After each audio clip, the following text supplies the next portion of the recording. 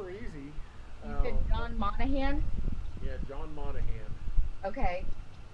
So one of his biggest claim to fame was him and Shane had made a big batch of apple butter cider, and it was right in about 14-15%, and it was delicious. Kind of like caramel apple, but not so strong. Like it doesn't just scream caramel apple, but it had like hints of caramel and apple and mead, and it was just a good combo.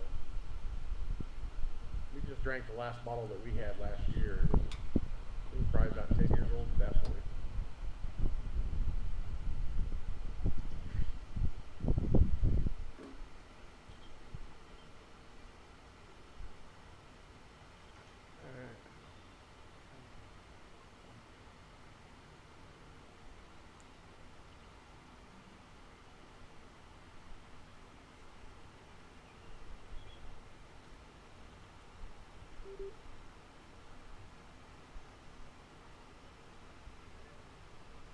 All right, I think I got this workaround where I'm dialed in on the call on my phone, and that's got the Bluetooth speaker hooked up.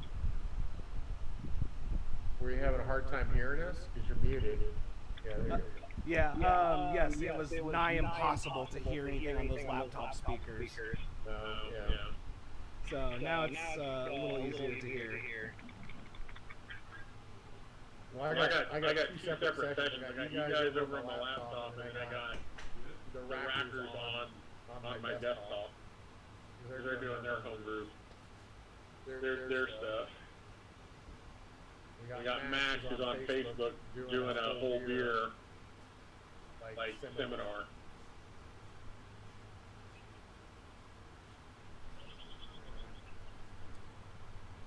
Ah, perfect.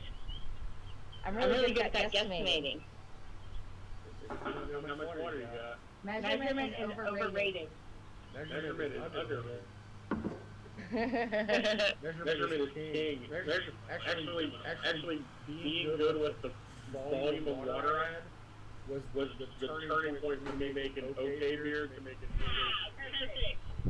Yeah, I finally dialed in my, how much I need pre-boil and how much to put in the mash with my fancy starch technique and how much to use for that. Yeah, that was like getting my water volume. Like when I got Beersmith, I started using it, and it tells you exactly how much volume you should have based on the amount of grain you have, and it does perfect calculations for it. And then measuring out my pot so that I could know exactly how much that was there. What's going on? You're muted. You're muted. Yeah, I was just showing him how the stream was working. I see you all over the place. Taking up too many spots. Yeah. It's muted though.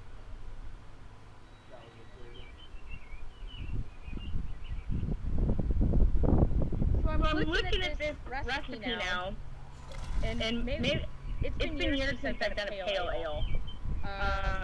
But it's only like 0.3 ounce of bittering hop. That seems so low.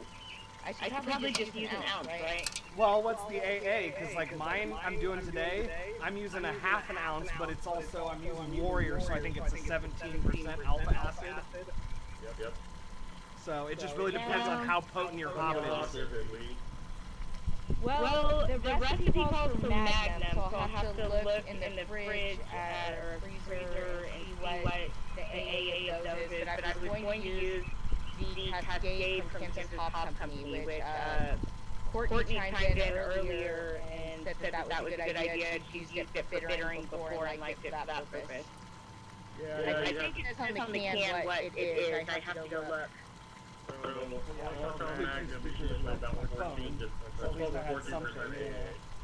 What is Magnum? Yeah. Okay. So if you're using Cascade, it's probably about 6%. That's probably about right. So I should not use an ounce. I should stick to the recipe. You should, because Cascade has lower alpha acid.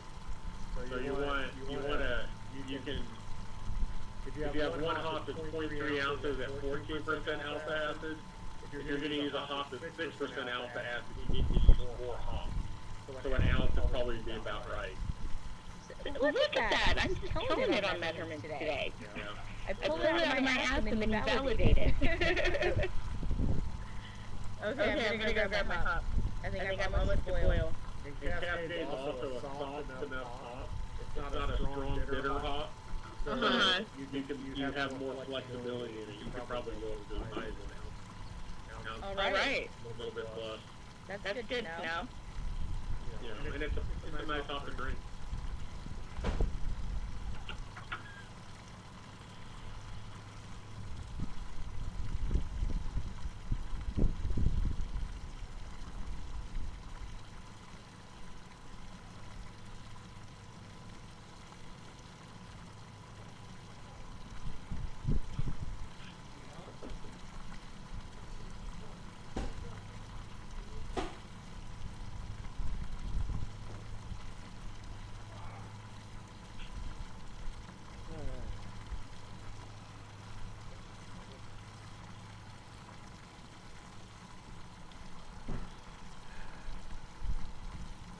Ramping up the boil slowly but surely. We're at 172 degrees right now. Then I'll be able to add my bittering hops. A lot of the homebrewers up here use that mash and boil, and I'm watching them use it. It takes forever to get up to strike temp. Yeah, I mean, especially if it's the 110, 120 system or whatever. But even with the 220, 240, I mean, you're doing a lot of energy to get it, pumped up when you have a large volume. Well, okay, so at the shop they have one that's got a busted pump, and I'm about ready to make an offer on it and say, hey, man, I'll just buy it off you because the heater part still works fine, the PID and all that. Okay, yeah, the can says that this is 7% alpha acid. Is this not the cutest freaking thing in the world? Yeah. Their hops come in these little cans. Lee, is that .3 you're talking your only addition, or do you have a couple additions? This is my only bittering addition. And then at 15 minutes, there's 0.25 each of Citra and Mosaic, flame out 0.3 of Citra and Mosaic, and then half an ounce dry hop of Citra and Mosaic each.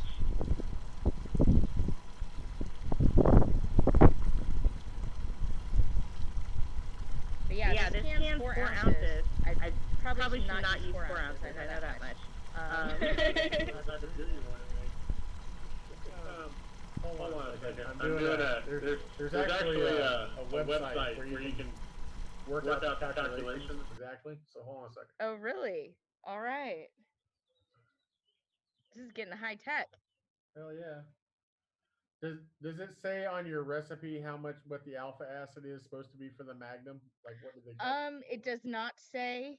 I can go grab the hops that I have in the fridge that came with it, but I don't know if that's even specifically what Angela used at a brewery because this is the homebrew equivalent. Yeah, but the packages that James sells you has the alpha printed on them.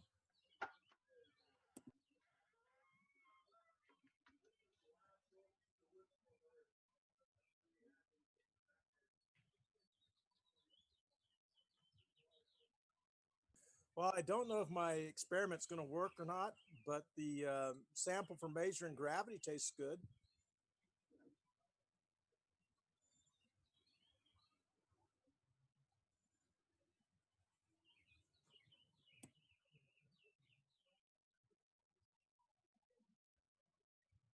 All right, 10 more degrees on this. I'm at 182 now.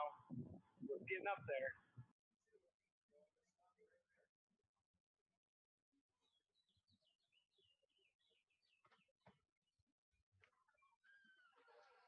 Hey Lee.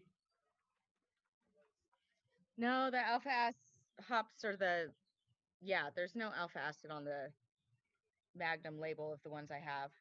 Making an assumption that the alpha on the Magnums is supposed to be 13%, which is splitting the difference, 12 and 14. Uh-huh. If the alpha acid of Cascade is 7, then you should use 0.7 ounces at the boil. Okay. All right. I guess I'll go get my scale out. Honestly, if it were me, fuck it, throw in an ounce. And That's how yeah, I see, I roll. was just gonna do like a fourth of the can, but I should probably get the scale. All right, so what that will so throwing in the difference between 0.7. So when you do recipes like this and you're looking for how much IBU is being contributed Uh-huh. in the bittering for that particular hop addition. So with the Magnum, it's 16 IBUs. Okay. With Cascade, it's 17 IBUs at 0.6 ounces. If I go to an ounce, that makes it 30 IBUs. Oh shit, that's a big difference. Yeah. From 16 to 30. Okay. Yeah, that's going from 0.7 to 1 ounce. Dang. So it basically doubles. That's like exponential, huh? Yeah, kind of. I mean, but also, if it were me, fuck it. And Yeah, I mean, I it'll, can handle 15 more IBUs. well, it's going to be a little more bitter up front. You could also do like half of it now in the boil, and then add the other half in the taste edition. Yeah. And then that way you won't have such strong bitterness, but you'll still get flavor out of it. Ah, I like that idea. I might go that route. Yeah.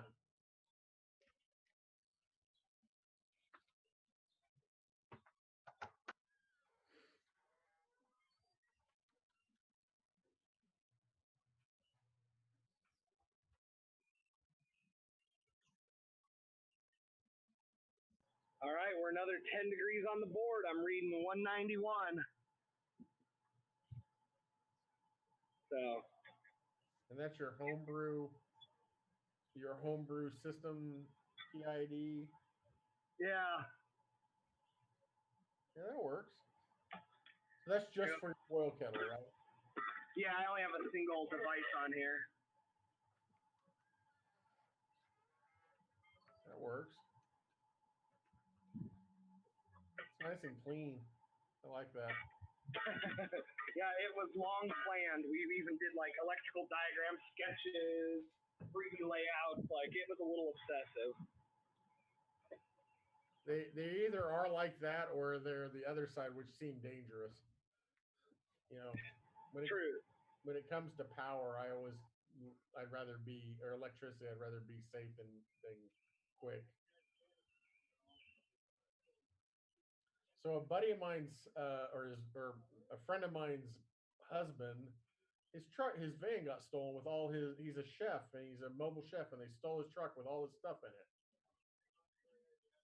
Just a simple little white panel van, and they stole it, and it had probably $8,000 worth of culinary stuff in the back. And he's like, I don't give a shit about the truck, but they had like my knives and my slicer and all this shit.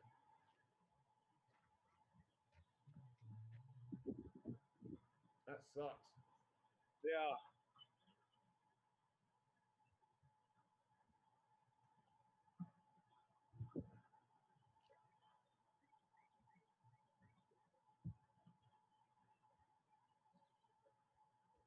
Oh, we're starting to boil.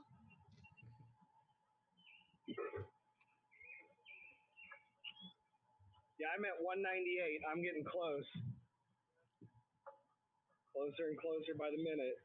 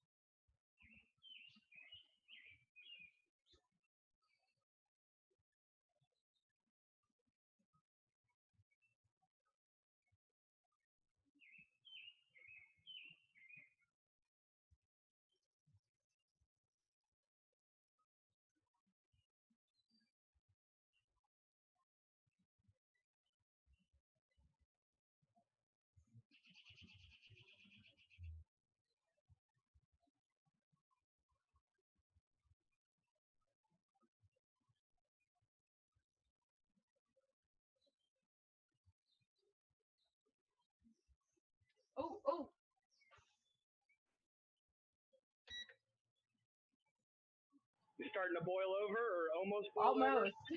It was close. I'm busy over here Snapchatting, and it was like right at the top.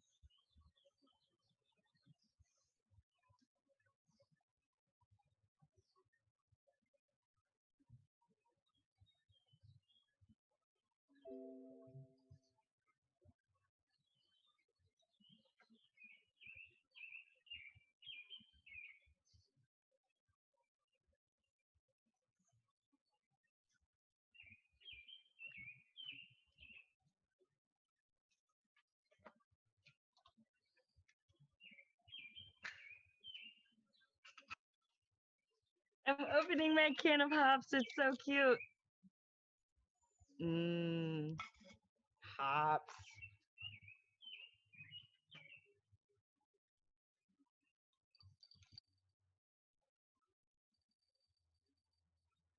Yeah, I'm getting ready to need to measure mine because I'm at 208 right now. So boil is here. Time to start my timer and get my hop in.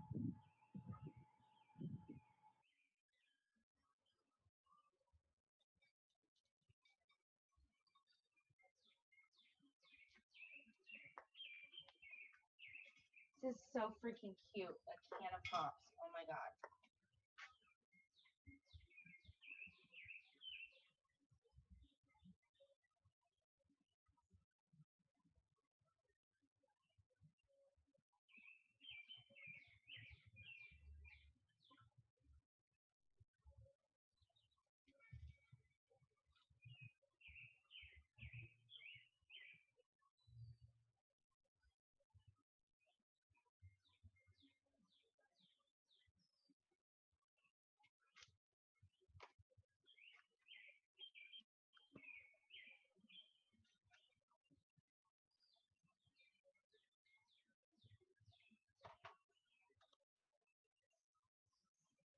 It's such a small hop edition. So tiny.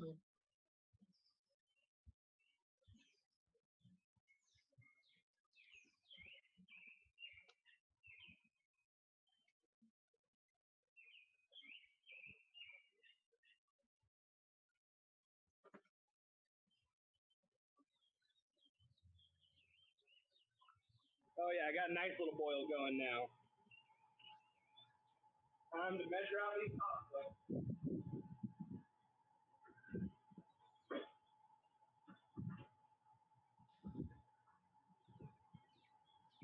I need a half ounce of my warrior. Oh shit, where's my...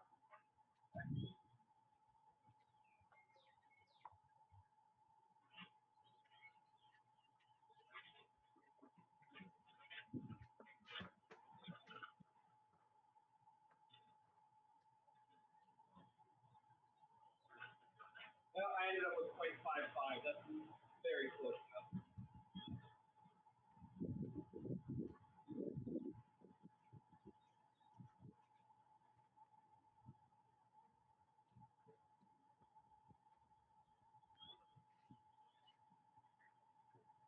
For some reason, one of my cameras isn't working. All right. Time to add these bad boys in. There goes my half ounce. Time to start the timer. What hops are you using? What hops are you using, Ryan? Those are the warrior. Okay. That's my bittering hop. And then I'm using this Buzz Bullets I got from Yakima Valley Hops to do the whirlpool or dry hopping at the end. All right. You like my technique to keep my mash temp stable? It works pretty well. I was gonna say, look at this. That's what's on my brew kettle. Same stuff. Oh, perfect. It works well. If it works, don't knock it, you know? Yep.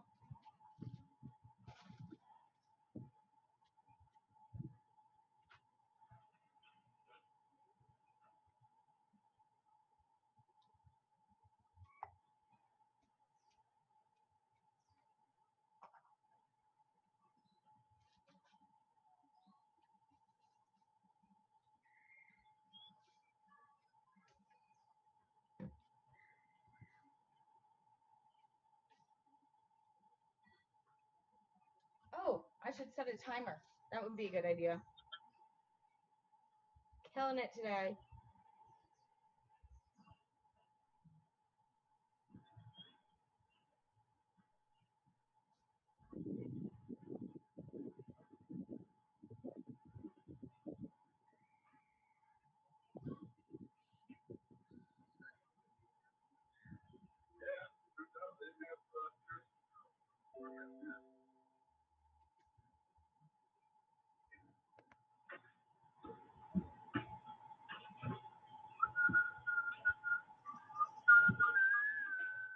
Jack, are you still watching and you're just not participating? What's going on?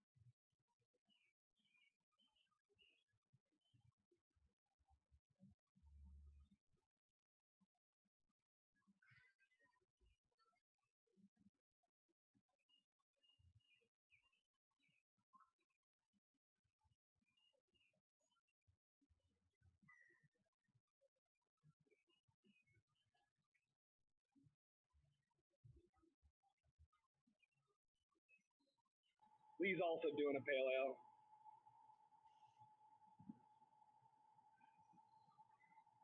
And she's about the same step we are. She's in her boil kettle and just threw her hops in, so we're all... Yeah, we're like in sync now. In sync, indeed. Hi, Lee. Hey, Mike. How are you?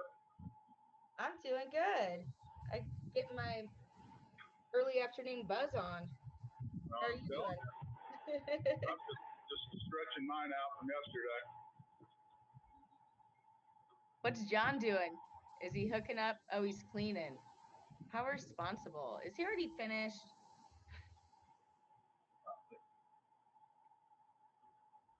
He probably is. He's probably ahead of us all.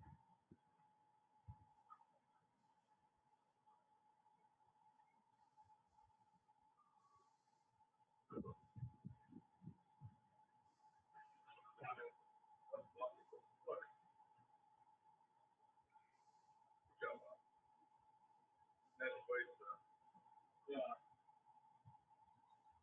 Haven't burned that.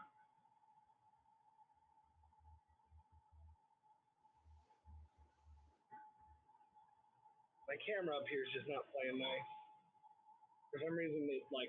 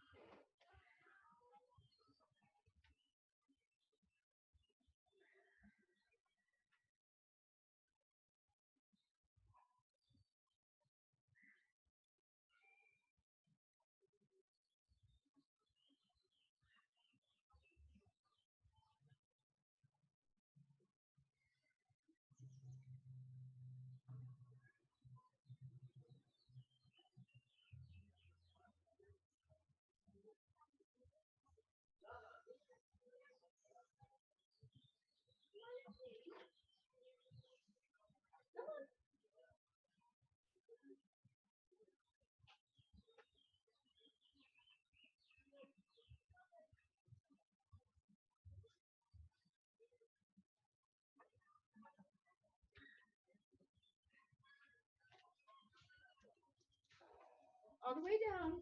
All the way down. All the way to the yard. Go to the yard.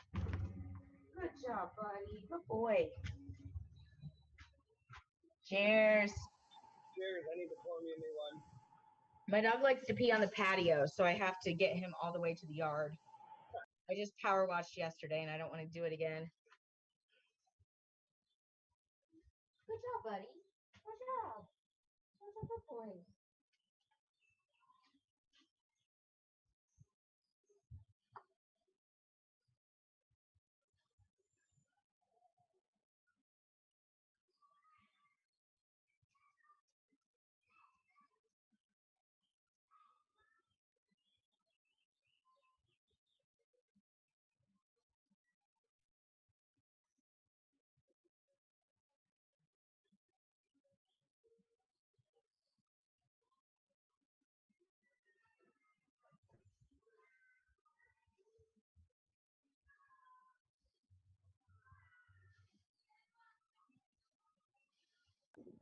About to crack that cross-strain service collab can. Ah, I'm jealous. I missed that one. Have you tried it yet, or is this the only can you have? This is the only can I have. All right.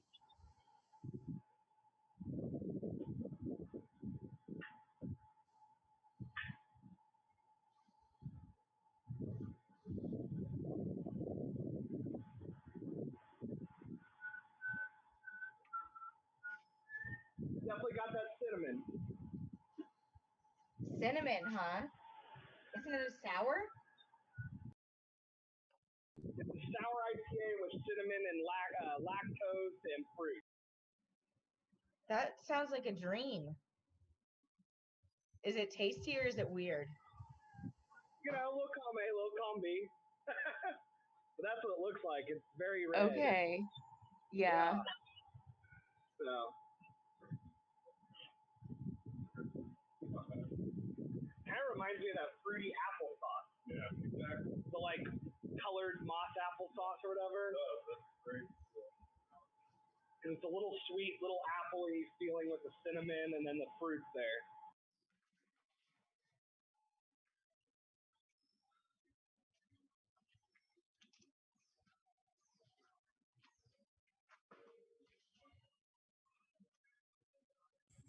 Okay, I know that speed's not really a good beer criterion, but I'm going to claim bragging rights for being finished first. Yeah, for real. I was like, wait a sec, what's he doing? He's cleaning already? Shit. I forgot how easy and fast it is to do an extract. Yeah, down and dirty. Just done.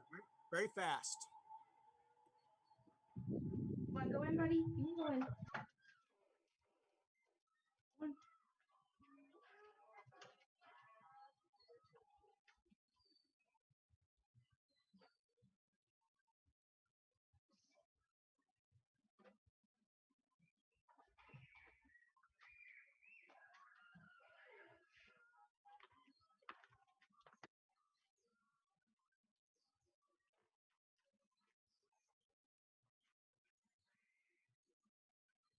Do you guys see my cat come out? She's hanging out with me now.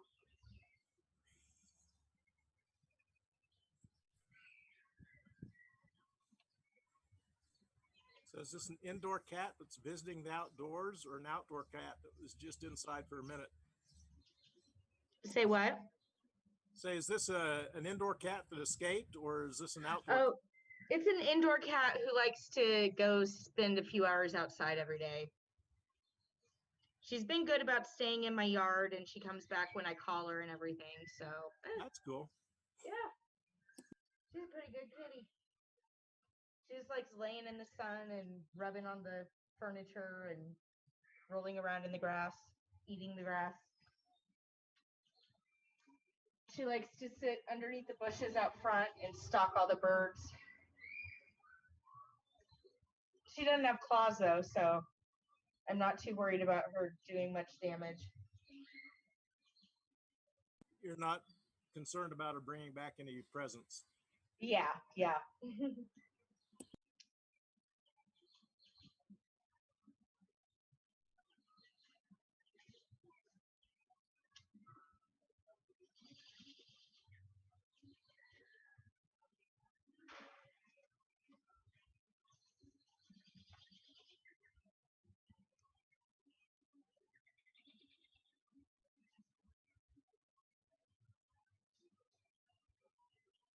Kitty, what are you doing, girl?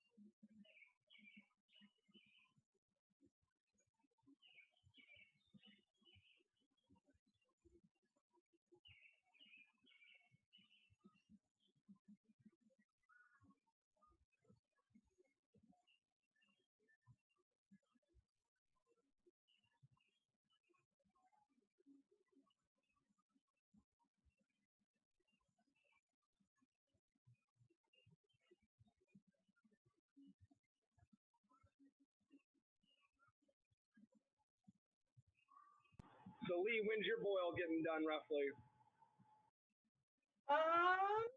44 minutes. What about you?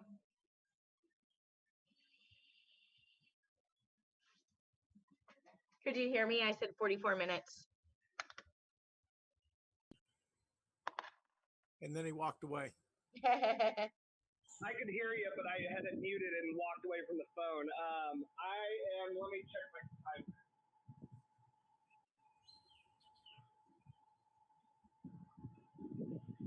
I'm at apparently 17:46. So I got another 40-ish minutes to go. So do you have two of them going at once, Ryan? And you're on mute. I'm showing on my laptop, and that's hooked into a bunch of other stuff, live streaming my brew day, and then I've got it here on my phone right at the kettle, so that way I can like talk to y'all. No, I mean, do you have two brews started? Oh no, I do not. Right now we're in one. So you haven't started strike water for another batch yet? No, debating doing the parallel construction at the next set.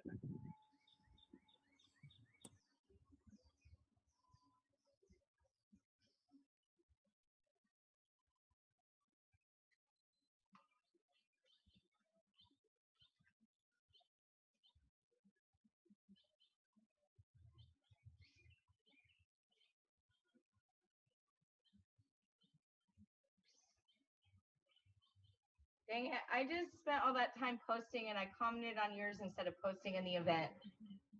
I just got the notification, but I had yet to look.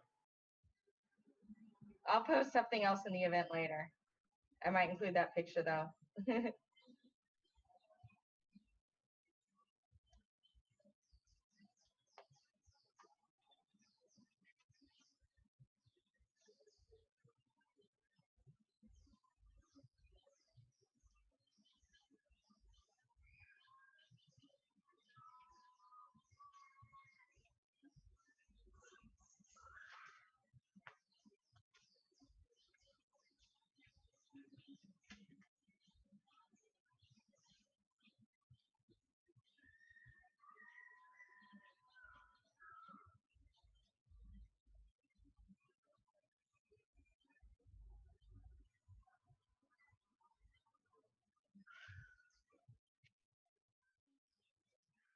Man, this is pool day weather.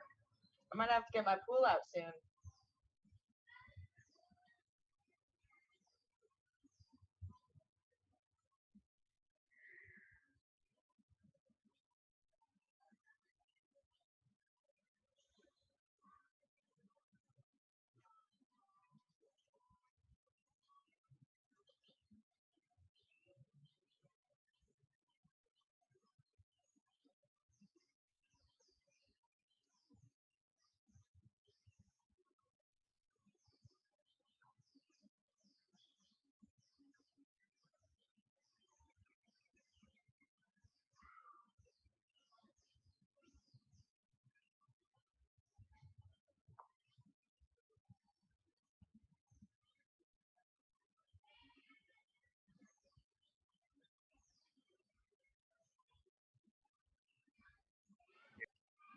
Oh, hey, what? Oh, hey, Travis. M&T Brewing, you got your own brewery name on your Zoom? Yeah, this is where we've been doing our virtual happy hours. So thanks for popping into those, Lee. Technically, it's Caitlin's, but yeah. I need to put this on my calendar. I think I liked it, or so. I was probably drunk and then I forgot. Yeah, I seem to get a lot of drunk, untapped toasts, I feel. Like midnight. But you guys are all slow. We're all done, cleaned up, and I'm back home with my teaser and everything. Dang. My goal was to be at this all day. I've got about 40 beers to can today, so people keep putting orders in. Well, I'm about to put mine in here this afternoon, so don't worry. Well, you better get it in quick because we're running low. On cans or beer? A little bit of both, but mostly beer.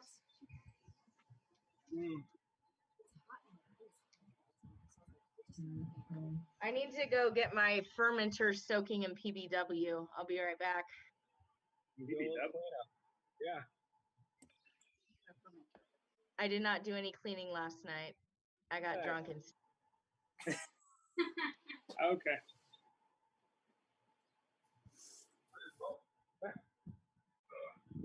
Why not both?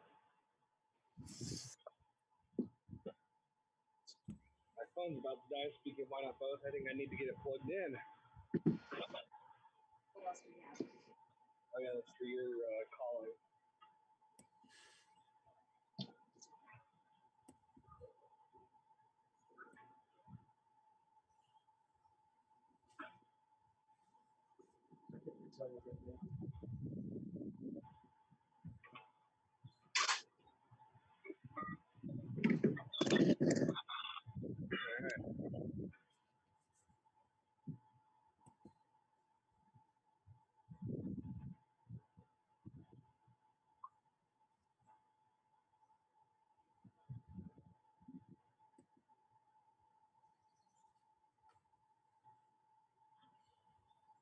Well, our boil off's looking pretty good, coming down bit by bit here. I guess I could show a little bit of the. Oh, look at that! Oh, look. Show my liquid level.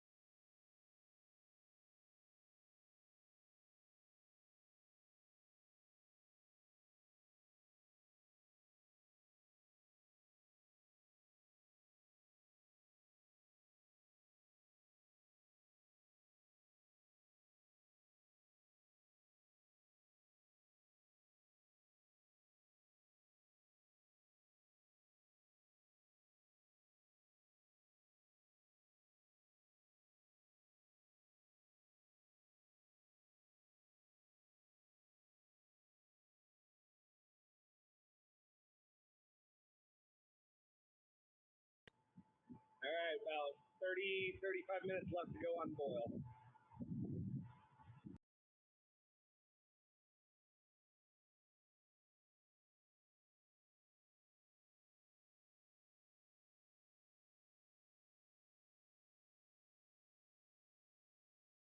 I missed Frank's sign off earlier. Did he say he was coming back? I don't know. Okay. We had a decent amount of us pop into the call at one point or another today because we've had Jennalia popped in earlier. We've had Frank in. Chuck was here, you know.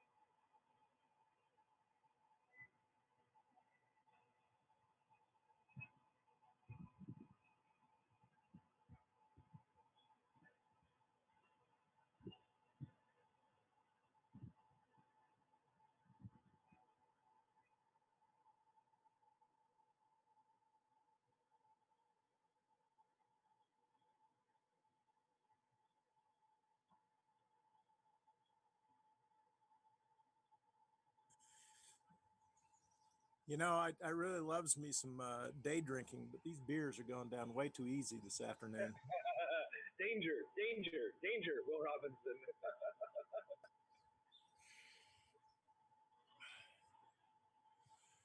That's not too bad. Most everything's cleaned up, except now I got a sink full of dirty brewing stuff. Did you hear me say we were drinking that cross-strain service collab? Oh, nice.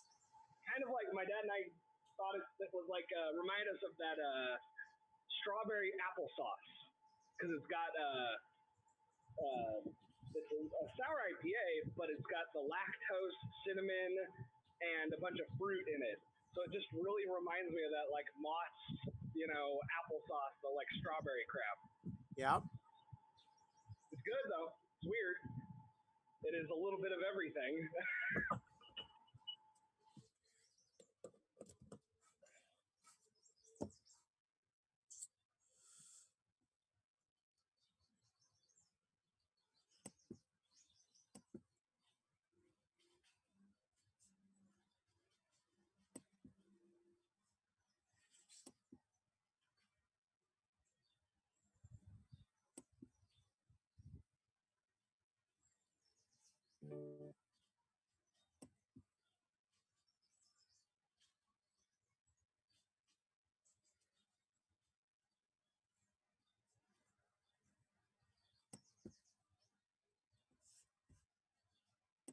Front left. All right. Front My boil-off rate's still going pretty good. I'm looking at 6 1/4 gallons right now, and I've got about 30 minutes left to boil.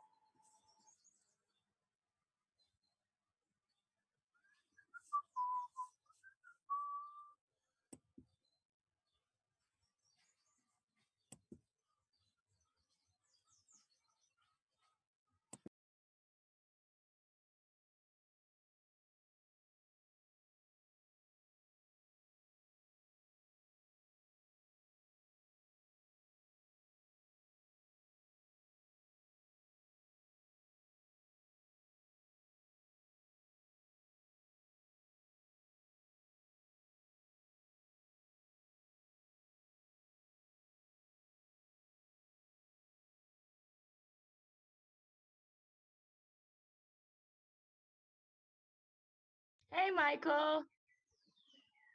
Granddad.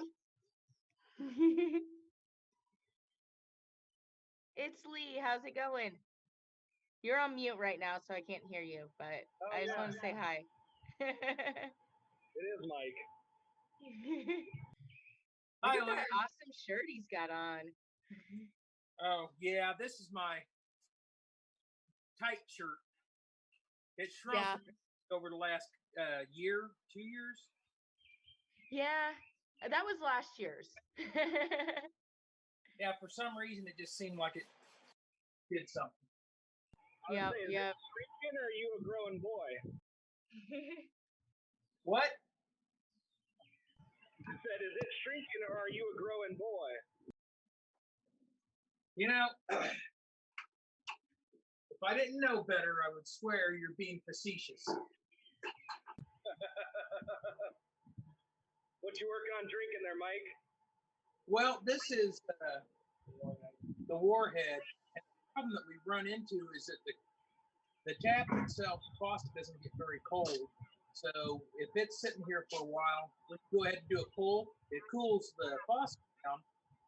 And then we do our first pull, we have less foam going into the can.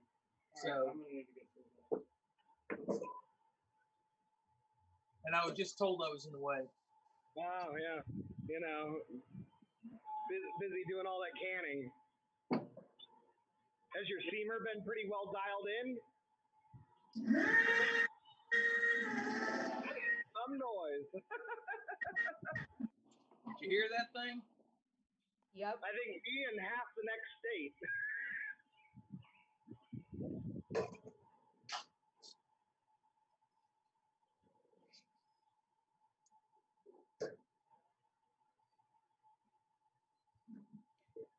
Anyone want to chug a beer?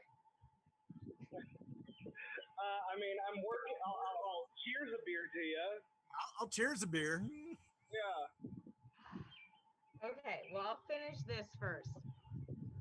But I got like 15 minutes till I need to do anything else, so I figure that's a good time to chug a beer, right? Well, cheers. Chug away.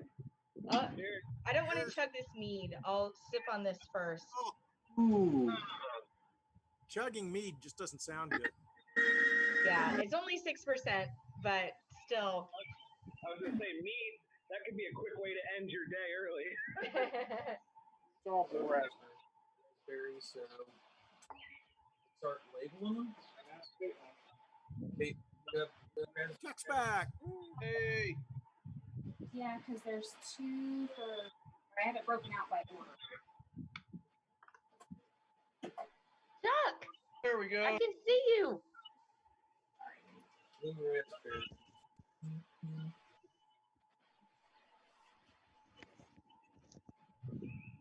All right, am I back? Yes, you are. All right, well, good. You know, it's the technology that gets me every once in a while. That's why I just brew beer.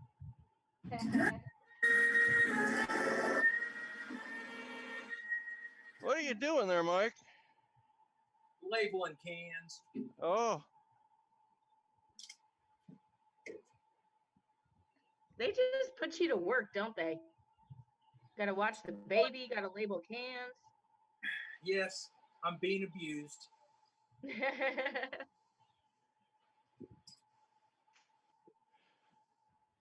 the baby's kind of fun to play with. Yeah. How's she doing? She's not yelling at me right now.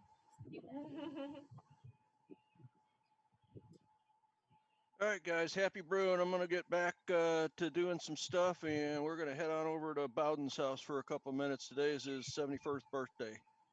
Nice. Well, say happy birthday for him. Will do. Be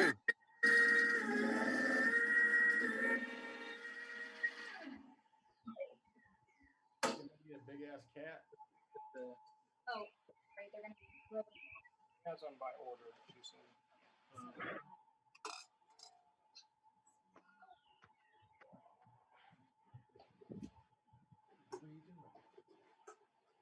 Well, this is still great.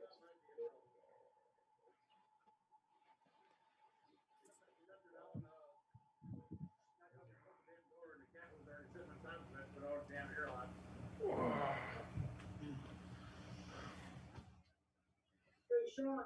Yo. Check your email. Check my email. All right.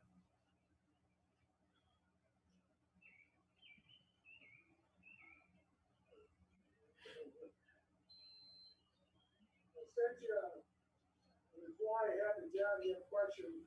Your customer on a couple of those yeasts.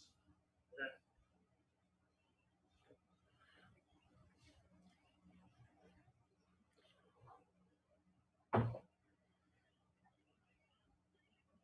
Pretty slow here. That keeps the world blocking, and I don't know if that stuff really does anything or not. Oh yeah, it does. It does. I still got a good bag of lemon sauce here if you need some of that. No, I still got I'm sorry, I got 2 pounds of it yet. To make it work, that's so clear. So pale. Your word is clear with this, all this corn and rice. Mine was like freaking not clear, it's cloudy, but pale. Yeah, I know. Believe me, it'll be fairly clear by the time it's done. Well, it serves like a different cable that it would be. Another year. I'm already seeing. Oh, that's okay. I'm gonna put this camera. Yeah. All right. Oh, I have yeast in there, so it's beer. It's tested it was 75. I didn't think of basement checks, but when I checked about 2 years ago, it was like 58. Yeah.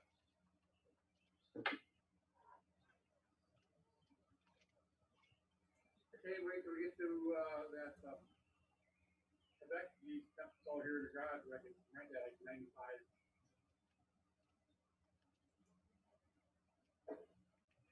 Earlier at 82. That Quebec, Portugal. I just left over here to drive. I drive seriously like 195, and that was like one of the best pale ale beers. It was so clean. I just can't wait to go in production with that this point. I ain't got to do it. I can just leave it out here, and that's great. But it's dirty, holy crap! It's like someone rolled your beer through a mud hole when it's done. But then they get that. Yeah, I really like that. At least that one batch I did with it. That's from Omega? Yeah, the Omega Horizontal. Yeah, I think Omega is shut down right now. Well, I think they opened back up now. Yeah, they opened back up about a week ago. Oh, good.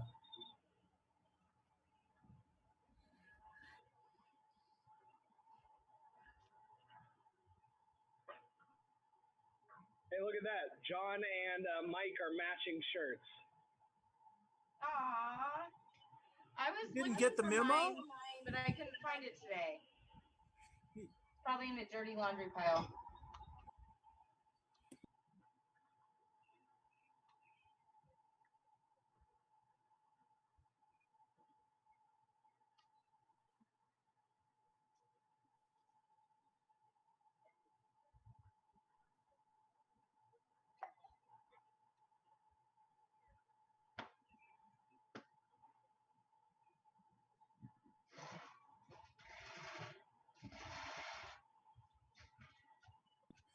So has anybody ever grown cucumbers in a container before?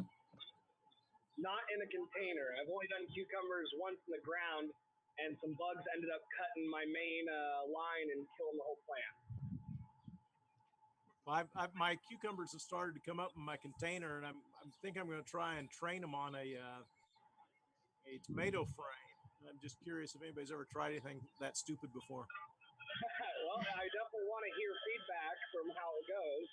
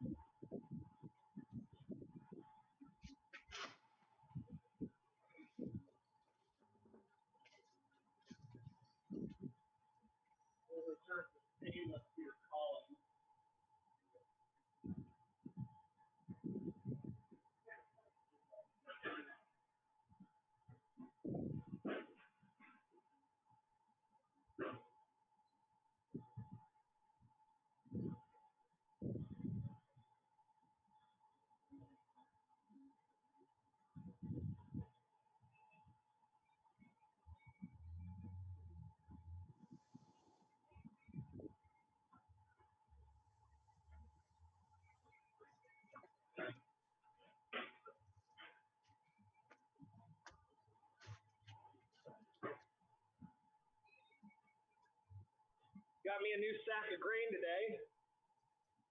So more 2-row because I was almost out. What, like a 50-pound sack or what? Yeah.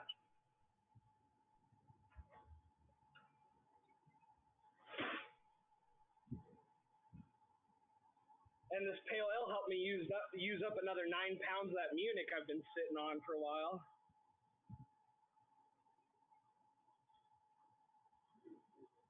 This pail was 9 pounds Munich, 3 pounds 2-row, and a pound of caramel 40. Okay.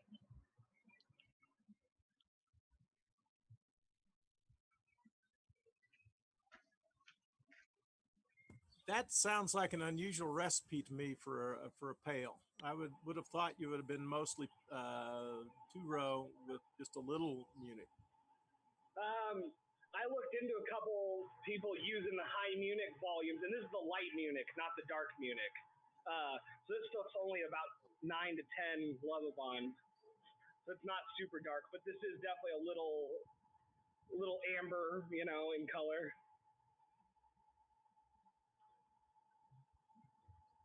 But I desperately want something to use up some of this Munich I, for some reason, bought a whole sack of. At this point, I'm getting desperate.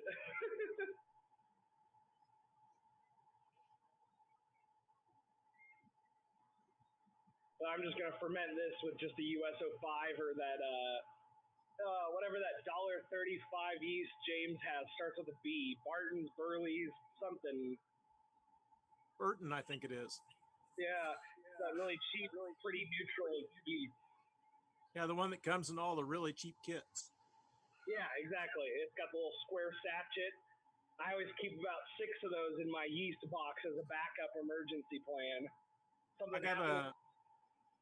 I've got a pint-size mason jar sealed up in my refrigerator, and I've got like 3 packets of Safe Ale 05 and 3 packets of Safe Ale 04. And my thinking is, if I ever get to a point, oh crap, I don't have yeast, I do. Yeah. Just make sure you rotate them. You only got about, 2 years, I think, on each of those dry sachets? Yeah, but if you keep them refrigerated, they'll last almost forever. Yeah.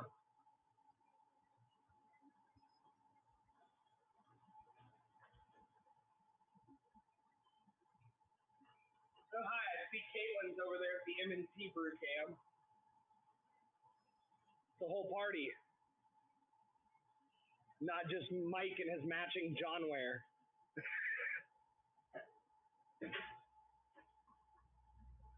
Tell you guys just need to pay attention to the memos. Yeah, I didn't have that year's Brewfest shirt, so I couldn't follow along. I had to go with my Ozark beer one. I have to take a break sometimes because half the time I'm just wearing a service one.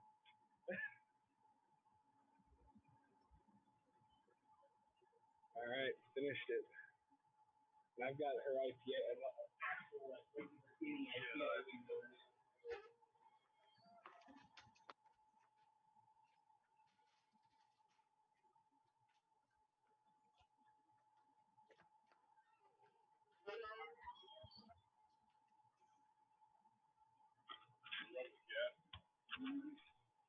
It looks like a hard garden hose one, doesn't it? Not too narrow diameter, I think.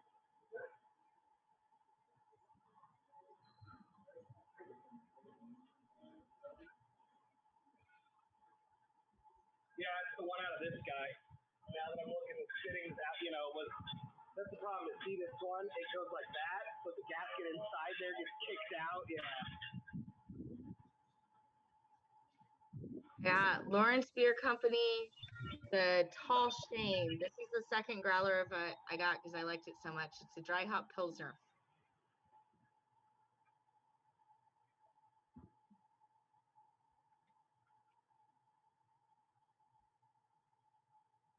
Randy's back.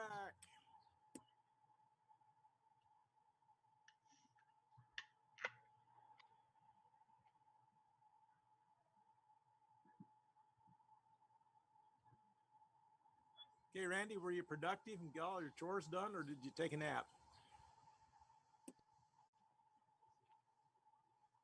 Randy, you're muted. You got to unmute yourself.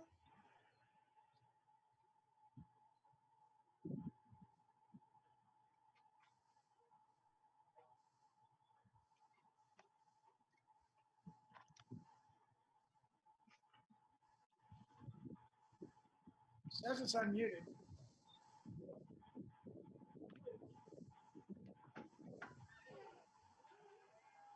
Can you hear me? Yes. Were you productive or did you take a nap? Well, it's out working on my porch using that wonderful power sprayer you gave me. Looks great. Good. I'm glad it's working for you.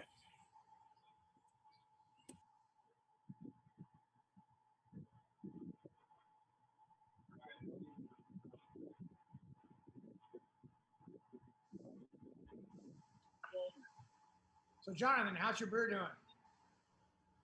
I'm done. Oh, you're done? You're done? Yeah, I got a sink full of stuff. I'm going to do some dishes later, but, I forgot how. Yeah, I have a power sprayer to make short work of it if you want. But, I tell you, I forgot how fast and easy it was to do extract brewing. Oh, isn't it so awesome sometimes? Used to be the kits weren't that great, but now the kits are awesome. So, well, I was doing this, and it's like 4 different things that are experimental for me. So I thought, if I'm experimenting with everything, I'm going to do it as easy as I can. Yeah. I'm about to make my beer chug video. All right. Get it, Lee.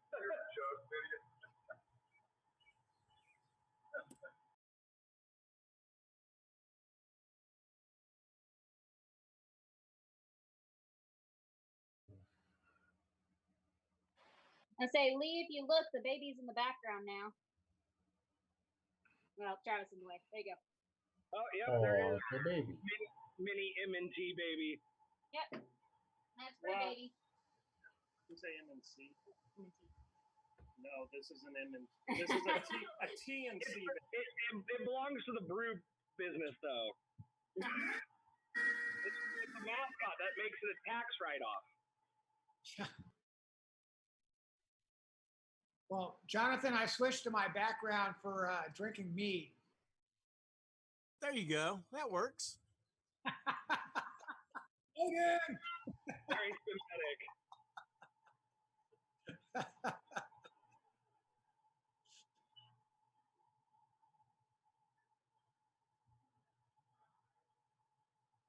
Now, Jonathan, tried my mead? I haven't tried your meat. Well, I will drop off. But I've got some 3.5-year-old barley wine, bourbon barrel barley wine, some 3-year-old raspberry mead. I'll drop it off on your porch. Cool. I'll love that. Make sure you don't plan on going anywhere after you have it. Yeah, I can imagine. Make sure you're quarantined in place. Yeah, it's a quarantine in place.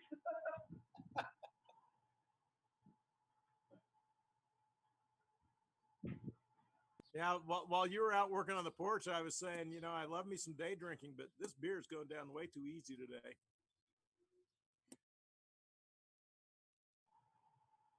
Oh, my 2 beers are my drinking it last week, and got my farmhouse keg it this weekend. So another week I'll be able to drink it. So I'll be set for 2 weeks.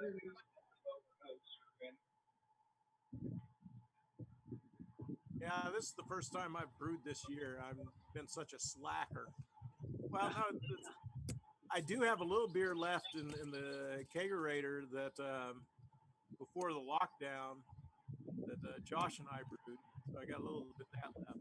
I don't count that as brewing because we went over to his house and made the mess over there.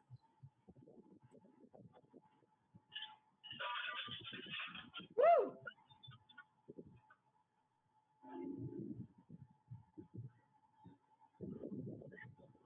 Well, you sound like you're having way too much fun over there.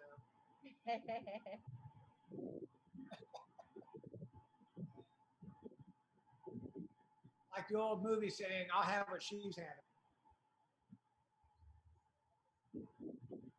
Say what?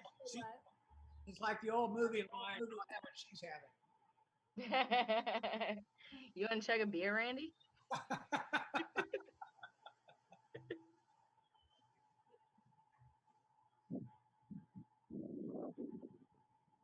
Oh, time for another beer. Oh.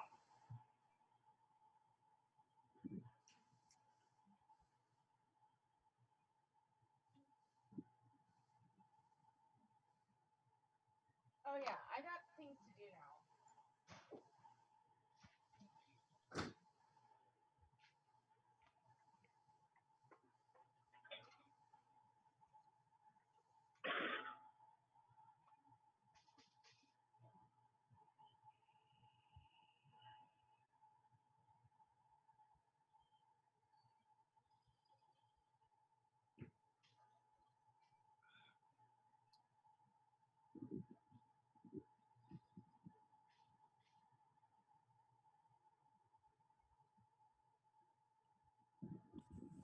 Yeah, I think I may be doing this wrong. I may have to go in the garage and break out my hammock and set it up out here so I can take a nap.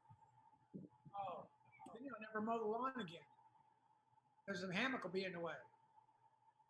No, it moves around easy enough. I can move it out of the way. Now, see, I came up with an idea several years ago. of combining a sprinkler system with wires like a cordless, or what do you call it, trimmer, cord trimmer. So you can water your lawn and the water powers the trimmer so it trims the grass at the same time.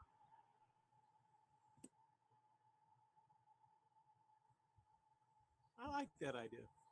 The only problem is you have to set it up. You'd have to set up several so the circles, you have to set up like 2 sets of circles because you're going to have all these triangles in between the circles. So you'd have to have like 2 different systems. But I mean, why not? Yeah, that works. I mean, a couple of years ago, I had some.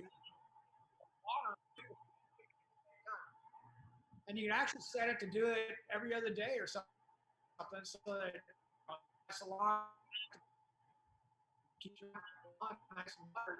The only problem is if it rains a lot, then how do you mow your lawn? Yes. A couple of years ago, I had the guys out working on my air conditioner, and I had my hammocks up in the backyard. And the guy comes over and he picks up this string in my backyard. It's just a little piece of string that I had tied around the tree. And the guy picks up the string and he looks at me. He says, "You have this here so you can lay in the hammock and pull the string and rock, don't you?" And he was right. And he was right. Well, I know they have it now, but they just need to bring the price down. But they just need to have electric Roombas that mow your lawn for you, automatically mow your lawn, and they go over and charge themselves when they run out of electricity and go back out and just mow your lawn every day. Yeah, I was actually reading about those, and those are kind of interesting in a way because they do a random pattern. They don't really do anything tricky to find out the limits of what your yard is. They do a random pattern, and all they're concerned about is not leaving your yard. But the thing of it is, you leave them on all the time, and they'll do a random pattern for a while, and then they'll go charge for a while, and then they'll go back out. And the thing of it is, eventually they'll cover everything. Well, the problem with my yard is I have so many different levels with rock walls and landscaping and so many obstacles. I used to have a riding lawnmower, and it took more time to do it with the riding lawnmower than a push mower because I have so many obstacles you have to go around. That's part of my.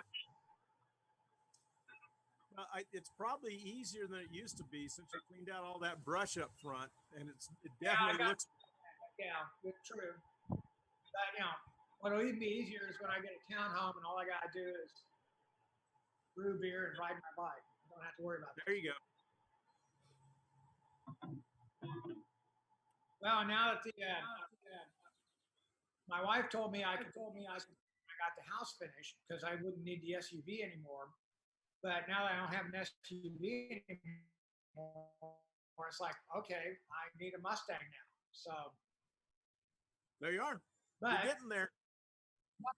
Quarantine. What do I need a Mustang for? It's just going to sit out in the driveway waiting for the squirrels to make a nest. So there's no sense in getting one yet.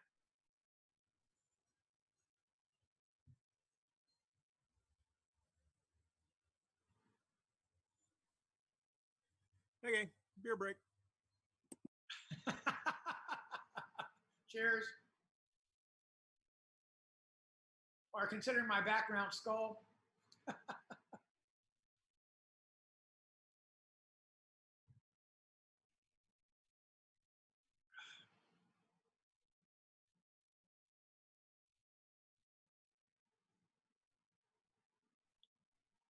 Jonathan?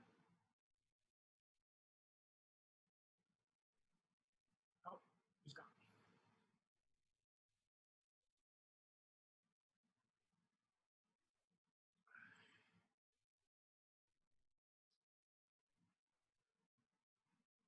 What do you think?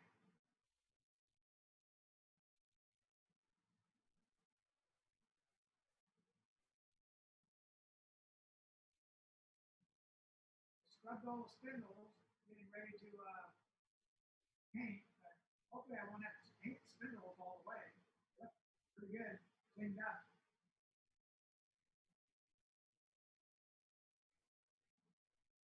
Good enough anyway.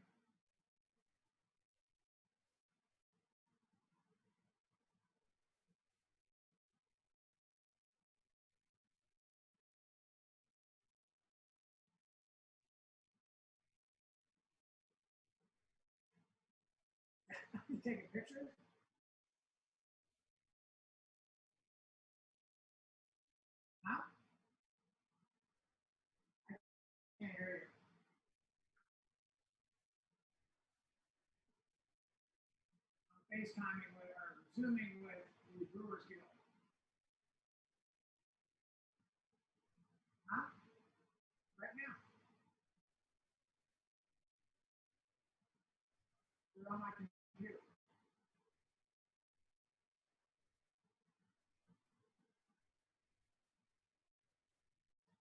Well, they have it at High V, so I don't know. I don't think it's a High V brand. Maybe it is. It's called Churn. It's a brand name. Yeah. There are different kinds you can complain. Give her something to complain about.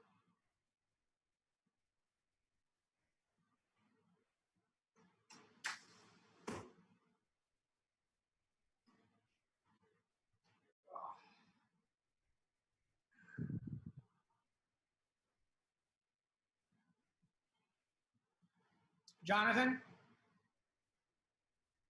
Yes. If you notice my background, this is the landscaping crew I hired to clean out the front of my yard. That's it. They really took charge of it too, you know.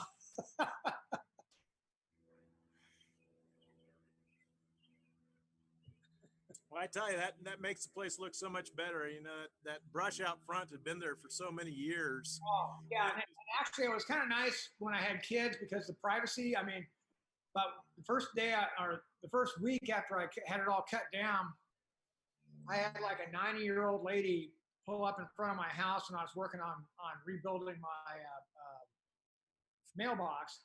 And she stopped and just stared at my house for like 10 minutes and drove away. And I thought, you know, she's probably lived in Lawrence all her life and never knew that house was even there. Because you couldn't see my house unless you went down the street and turned around and looked backwards. Yes, it was, you know, and because your neighbors share that driveway, yeah, you know, with that brush back in there, everybody just saw the neighbor's house. They never saw yours.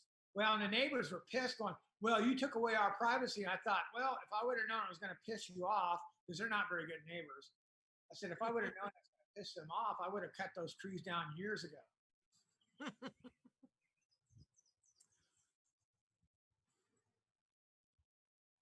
But it does look worlds better.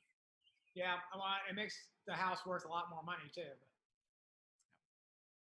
it could use a lot more work on you know, there's a lot of uneven spots and stuff, but you know, and I could plant new grass, but I figured, well, I don't think I'll get a whole lot more money putting that much money into the house. Someone else can come in and do that and enjoy If they want it, they can do it. If they don't, that's fine too. That's an easy fix. I mean, you know, maybe a truckload of topsoil and replant it, and you know, a couple of years you'd have a really nice lawn and it'd be great. But I don't want to do it. Don't blame you there. Well, and last summer I had the same crew come out and they did the same thing to my backyard, which was totally overgrown. And I had a storage shed back there that was all rotted away, and I hauled all that junk off and cleaned up the backyard. So it's totally different too. So does your backyard, does it run all the way up to the softball field? Not quite. There's a dog run of about 10 feet between my yard and the softball field. Who owns the dog run? The neighbors you don't like? Yeah, yeah. Well, to give you an idea of what my neighbors like, when we first moved in, my oldest daughter was like 3 years old, and she ran over and introduced herself to the neighbors and everything, like a 3-year-old. She came over and told me all about the neighbors, and so I went over and introduced myself. Said, "Well, Bryant, the neighbor," I said, "Well, I understand you're a French teacher up at KU," and he just puffed up and said, "I'll have you know I'm a professor." I thought, well, excuse the fuck out of me, asshole. Jesus Christ. You know, I just talked to a 3-year-old. Give me a break. You know, and he's been that way. I mean, we have an easement to use that driveway. And one time, one of my daughter's friends from high school parked in the driveway, and her rear end of her car was sticking out into their driveway a little bit. He called up and chewed my wife out and called her 4-letter words saying he was not going to be trapped in his house and get that damn car out of his driveway and this and that. I thought, what an asshole. I mean, but he has no qualms about telling people to come work on his house to come park in our part of the driveway. No problem at all with that. So, I mean, they're just total assholes. That's a shame. So I will not miss them when I move. I don't have any problems with any of my neighbors. I don't have a lot to do with most of them. The plumber next door, when we're not locked down, we'll sit out and have a beer, but I haven't had any problems with the neighbors. Okay. The ones with the No, the Cynicals on the corner. Yeah. I don't have any problems with them, but we just don't really have a lot to do with each other. Enough to say hi, but no real interaction. They don't invite you over to go up and down the elevator while you're drinking or anything? Like they did invite me over one year for their Christmas party. So, but that's all.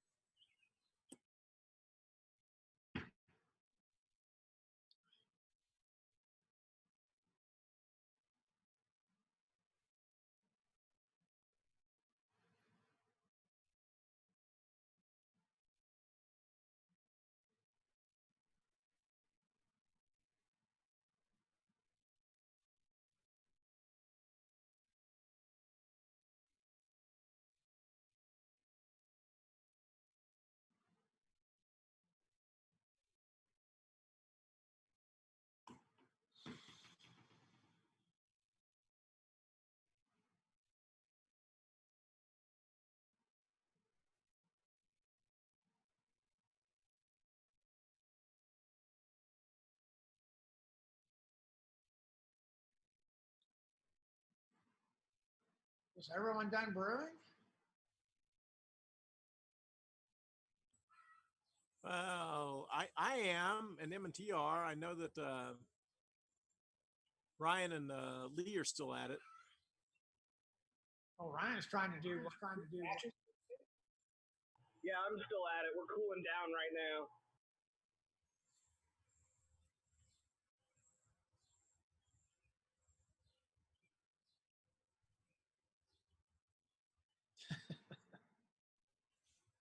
He's not cooling down right now. He's mixing up Star Sand. It's amazing how much beer it takes to make beer.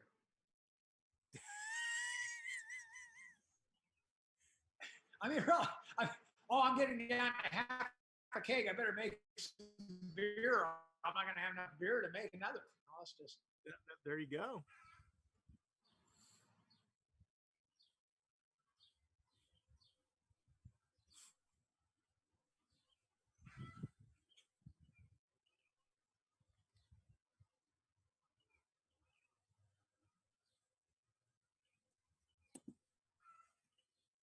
I gotta get another.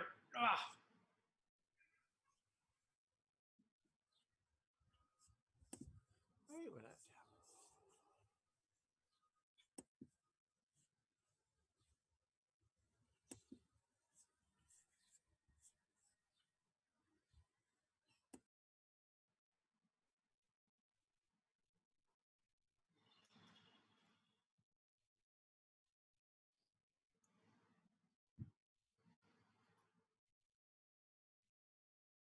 Well, Jonathan, I'm up in my man cave and I'm watching TV without the sound on. And right now, Tom Cruise is on Cocktail. You remember that movie? What movie? Cocktail. Oh yeah. I mean, he looks like Tom Cruise, wasn't it?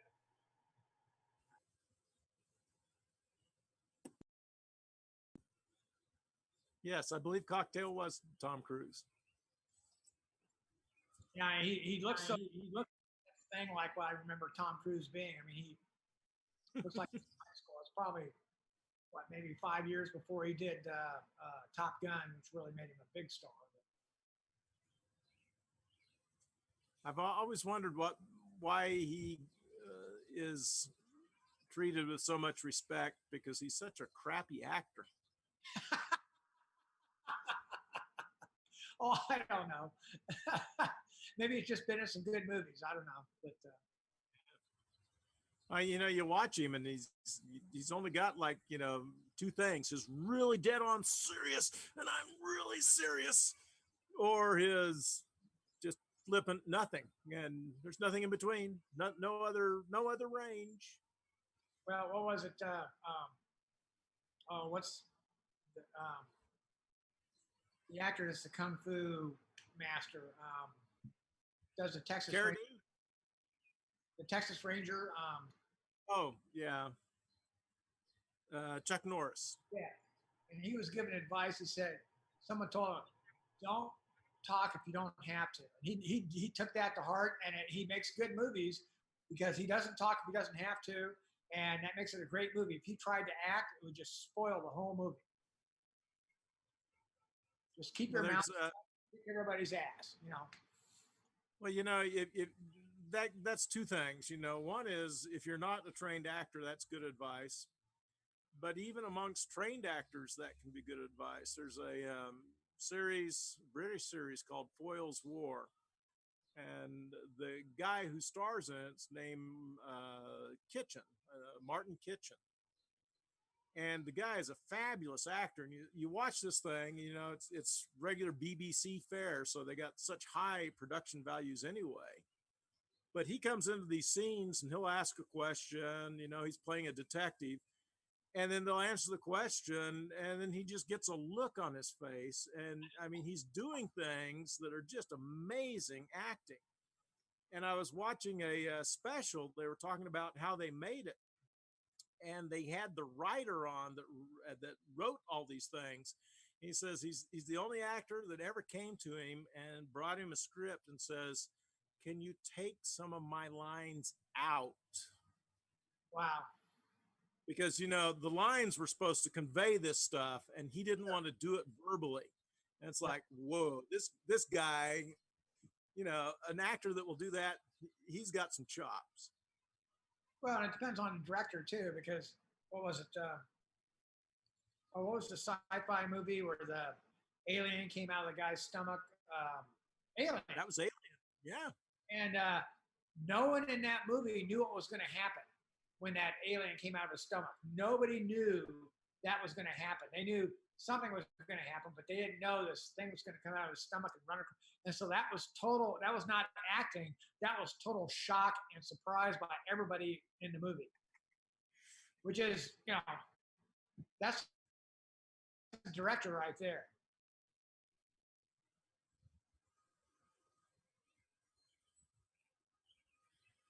Hey, Ryan's swearing at his equipment again. I can see it.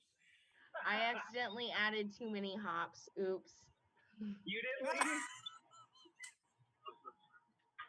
My dad says there's no such thing as too many hops, Lee. I know. I added more than the recipe, I should say. Lee, everybody knows you're a very hoppy girl. That is true. A lot of recipes, I just double the hops. If in doubt, hop it I out. haven't doubled the hops in this yet, so I'm still safe.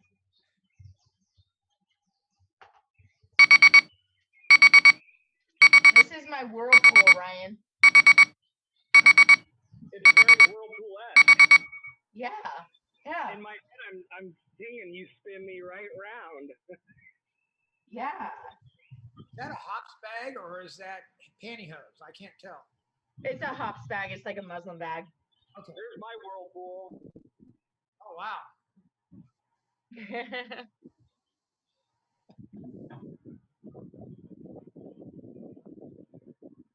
Just waiting for the temperature to come down. I'm at 92 degrees and water's flowing through my immersion chiller.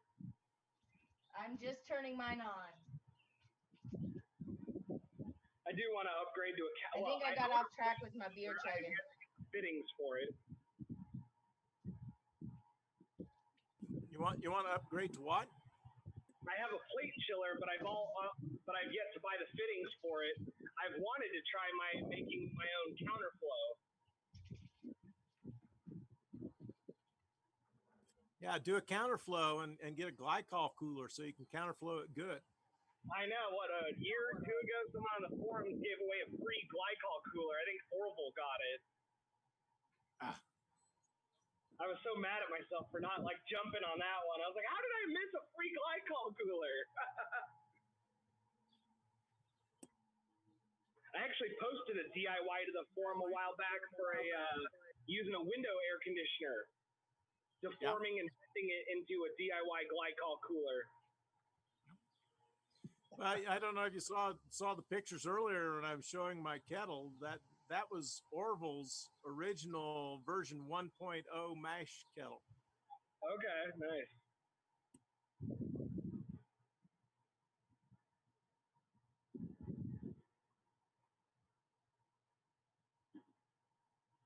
Man, this weather is perfect for brew day. It's just intermittent, partly cloudy. It's like 80. There's a good breeze. I cannot complain. I tell you, it's even better for sitting on the patio drinking a beer. I'm not sitting, but I'm standing and drinking a beer. How about that? Having some of the service stop the thought that any IPA she had in the sampler pack. And I figured during this call we'd need to crack the light. Figured during Maifest would be an appropriate time to crack one of them bad boys. There you go. All right, I'm cooled down to 85. This spring, summer tap water doesn't cool just quite as fast as it does in January. Well, that's another thing I noticed about doing this extract. I'm adding water after the boil, and adding that filtered water coming out of the filter at about 70 degrees, that cools it down really quick. Yeah, for sure.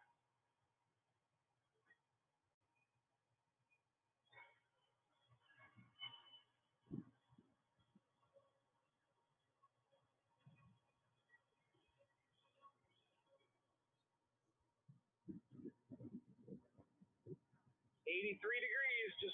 My goal is I'd love to get it to 70. I know I'm going to be pushing it without ice to do below that, but I'd really like to see 70. Usually this time of year, I can still get it down below 70, but in another month or so, tap water is just too warm.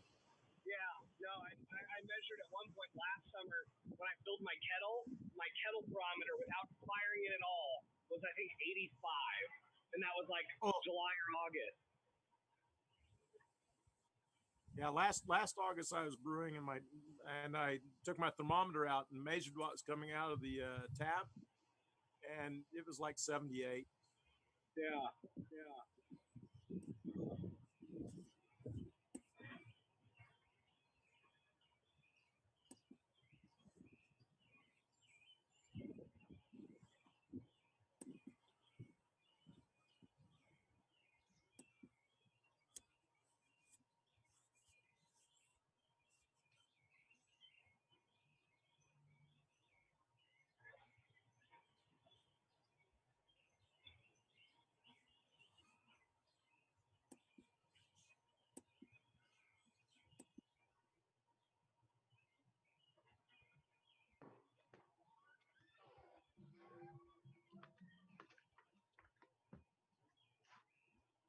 I'm back.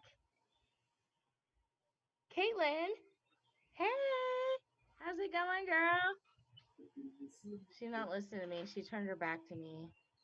Oh. All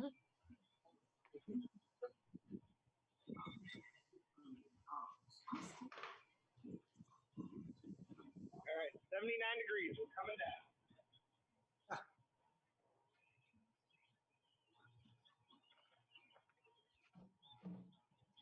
Did you say 79, Ryan? Yeah, 79. Oh, you're super ahead of me.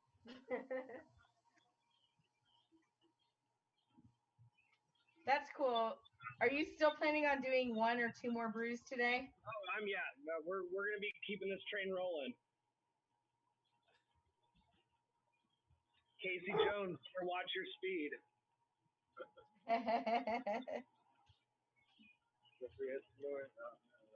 That's what we're gonna have to crack the Dwight. I have like during Maifest, what a better time to hop one over. I have. Hi, Travis. You feel better now that you're Just canned 40 beers. Nice. So the basement fridge is full right now, waiting on. Got to get the beer fairy out on his runs later. Tell Caitlin I said hi. I can hear you.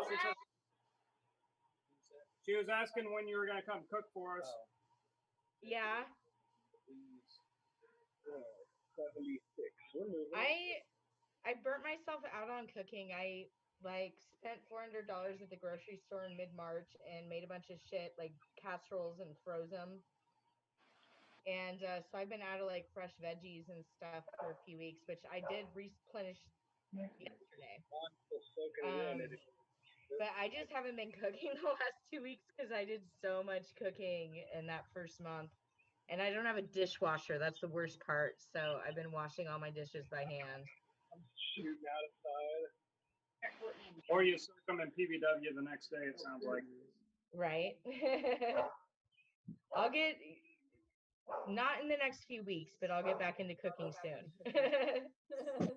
Hello, Matt. And turn off your mute. Matt's here. Hey, Matt. You're muted right now. There's like a little microphone icon you got to click. It automatically mutes you when you come in. There we go. Yay. How's it going? Hey, it's going pretty good. We're brewing away. So Excellent. Are you brewing on this day, or are you taking a day off? I get a day off from brewing.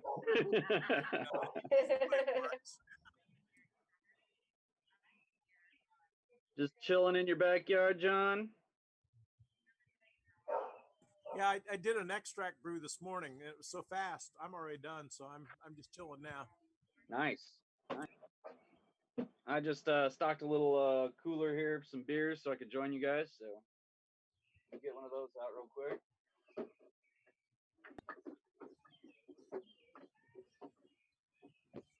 Aha, better. All right, beer in hand. Cheers. Cheers, everybody. What are you working on there? Drinking, Matt? Rad AF. Never mind, I can read the can. Yeah, there we go. Some Rad AF. Is that a recent canned vintage? Yes, very. Fresh AF, that's right.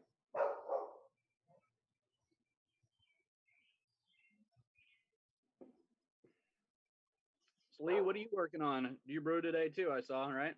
Yes, I'm chilling right now. I'm doing a clone of the Yankee Tank Riptide Pale Ale, but I subbed out for my bittering hop. I use Cascade from Kansas Hop Company.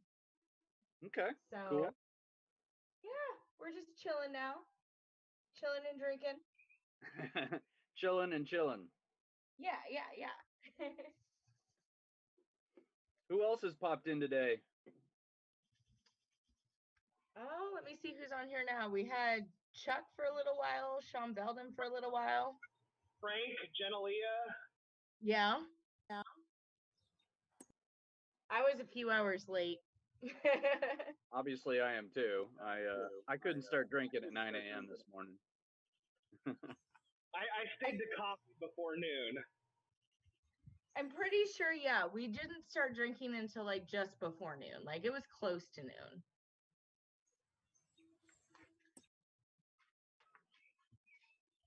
I like your background, Randy. It's cool.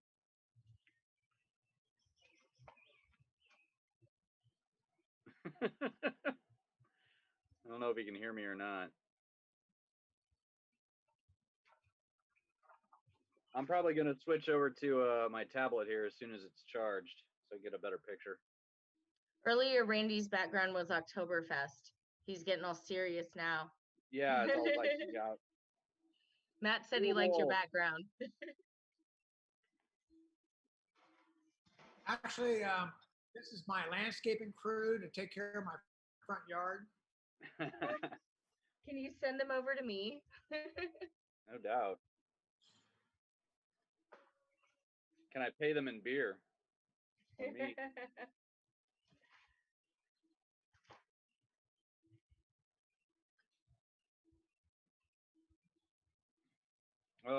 This just isn't quite the same, is it? Not the same, but it's nice to at least like talk to people on brew day. I feel like usually I'm just talking to my dog. Well, I miss you guys. It's been way too long. Hopefully I'll get back to a meeting here before too long or something. Well, we'll have a digital one here come in a week and a half, so you should definitely pop in for the digital edition. What do you want to do a seminar on, Matt, when you come back? Yeah, you should come do a lesson for us. Expertise. I'll think on that. I have learned a lot. Yeah, let me know. I think Ryan's going to do like yeast propagation at the next meeting. I'm working on, because I checked out like 3 books about malting and mashing. So I'm working on one about that. We've had requests for like barrel aging and blending beers, doing Solera beers. That'd be interesting. Yeah, but I feel like that's one that I probably have to reach out to, like, I don't know, Boulevard's Barrel Room or something like that to get that kind of knowledge.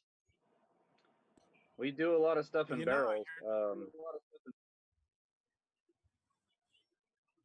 We just racked off a double barrel members beer. It's a South, but let's see. I think that one was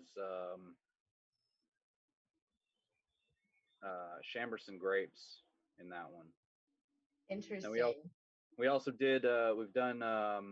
We've got like a tequila version, tequila barrel version of the Cerveza Conspiracy collab we did with Stockyard. That turned out pretty good. Cool. Ooh, I want to try that.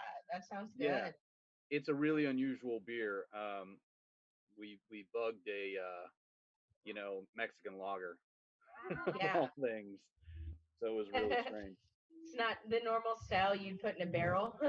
No, but then we threw a bunch of lime and tequila, well, from the barrel, on it, and it's shaping up to be rather interesting. So we get the barrel from Mean Mule, so it's also local. Right before all this went down, January, I went out to Mean Mule and got to try some of that stuff they do. It was interesting. Yeah, that.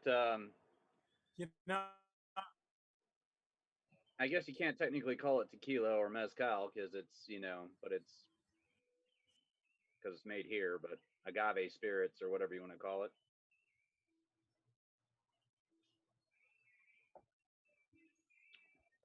I hate to point this out, but you're already at the main meeting here, because we haven't actually had a face-to-face meeting for a while. Time gets away. But, here in a couple months, you're going to need seminars to get people ready for Brewfest. I like your optimism, John. I do too. That would be great to get out to Brewfest. My honest thing is I think if we ended up doing it, it would be a modified. It wouldn't be the usual, it would probably be members, not members, plus guests. But who knows? I mean, September's a long time away. Yeah. Things, hopefully we'll have a vaccine by then and the whole world will be a little more normal. We'll have a vaccine by then. I mean, we're tracking it, but I don't plan on making a decision till late July. Yeah. You know, I was thinking the other day, and that's always scary when I try to do that. But I was thinking the other day that you know what you could do is set up markers, you know, just little flags, and everybody gets to stand by a flag, and they're all 10 feet apart. And then you have to take turns to go up through the taps. So, you know, We'll make a 10 feet maze. apart at all times. But yeah, exactly. That's what I'm talking about. But out in the field, in front of where, you know, it's just 10 feet apart. Yep. Then you go up to the tap, fill a beer, go back out to your marker in the field. That'd be different for sure. If nothing else, you could film that whole thing and then put it on YouTube and make money for the club off the ad sales. You guys, Look at these crazy Kitty's people getting in standing in my the field frame. drinking beer. Check out my kitty right there. She's Hey, like, Kitty. what's happening over here? Oh. I don't think she's been outside with me on brew day before. This is Kitty's first brew day.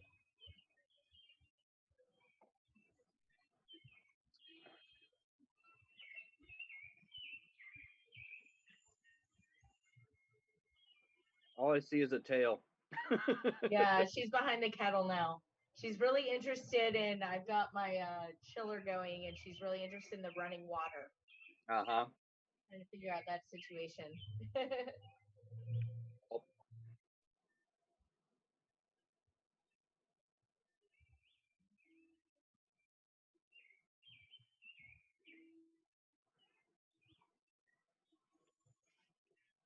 So this thing's going to what, 5? Ryan's planning on brewing another beer. Good on you, Ryan. Yeah. And he's a little bit ahead of me. But I don't know. Ryan, have you started your second beer? He's Ryan not is in the out frame of, right now. He is out of frame, yeah. He's got his phone and his laptop set up. So he's talking through his phone. And sometimes you see his dad walk by.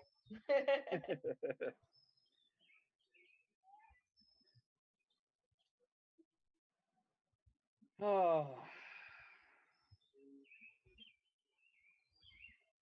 Let's see, I'm up to 12% on my battery here on my tablet. Maybe I can switch over. Yeah, my laptop's going to die in a little bit. I'm going to switch to my phone. I should go charge my phone now. Well, I got to go in a minute and get my sanitizing water from the bathtub. High class over here. Oh, yeah.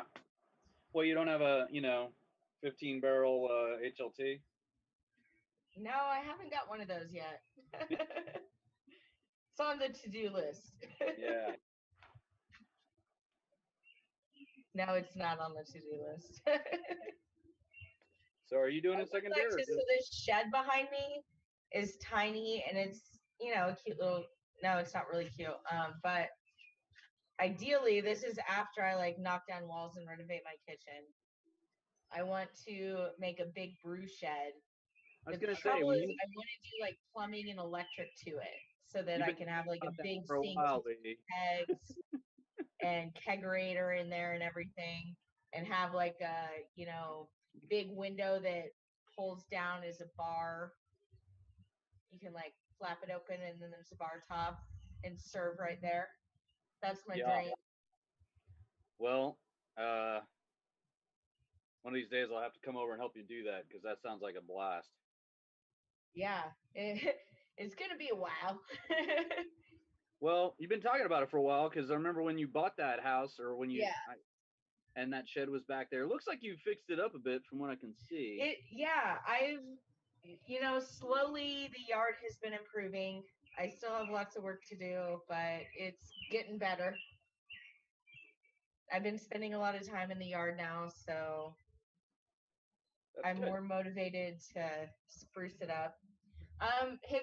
Where are you living, Matt? Did you find a place in Kansas City? still looking for a forever home, if you will. I'm currently staying with friends. And I'm hoping to buy I'm still hoping to buy, although the market is still pretty. Yeah, I'm wondering if here in like 6 months, because I mean we're certainly like nosediving into an economic downturn. If yeah, it doesn't seem like a good time to buy a house right now. Yeah. Gonna let things bottom out a little bit, maybe. Yeah, for real. Before I get underwater, like the day I buy the house. So. For sure. I've been blown away by how much my property valuation goes up in like just the 4 years I've had this house. Yeah. It's crazy. I'm definitely originally I wanted a house where I could do the whole, brewery and workshop and all this stuff, in the basement or what have you. And now I'm thinking, as little time as I actually spend at home, probably leaning more towards like a condo or something where somebody else takes care of all the landscaping and the yard maintenance and all that crap, and I can just come home and maybe even sit in a hot tub for an hour at the end of the day. Which I probably wouldn't really be able to do as easily at my own place. So, but but I'm gonna go grab my sanitizer water. I'll be back in a bit.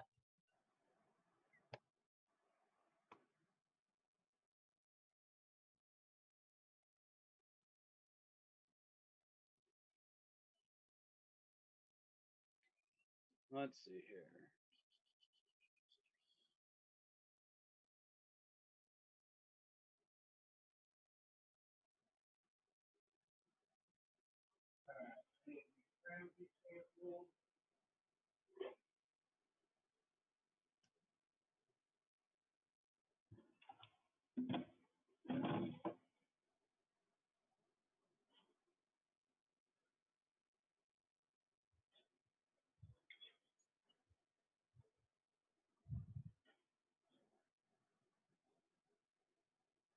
All right, my pale ale came in at 13.5 bricks final gravity, or pre-fermentation gravity. So what was your target? I don't know. I have to look at the sheet over there.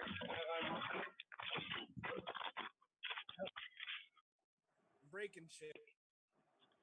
Don't break stuff. That'd be a party foul. Yeah.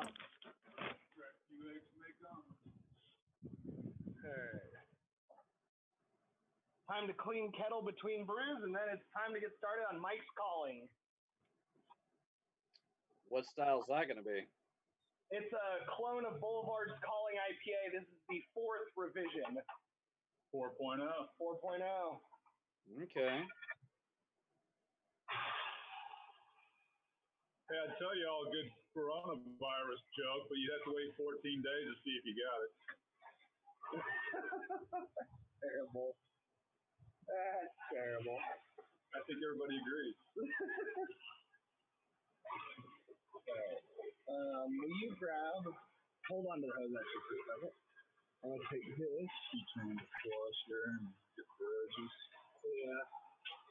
I'm going to grab the scrub brush in just a second, but for now, drain hose.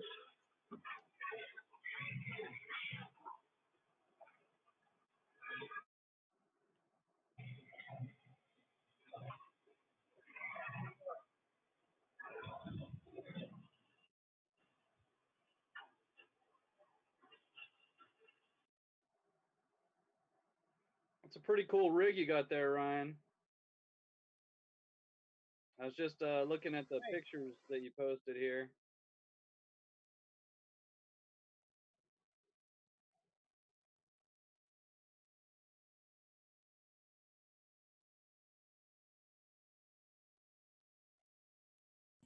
So Matt, do you still even have any homebrew gear left? Oh yeah. I'm keeping everything. I see all these guys who I guess if you own the brewery, it's one thing to sell off all your gear because you might not ever use it again. But I plan on keeping the hobby, at some point. I'm not going to be doing this forever. Do they have a small system at the brewery that you can experiment with? Oh yeah, we have a 1 barrel pilot system. So 30-gallon batches. What's your the normal big production system size wise? It's 15 barrel. Okay.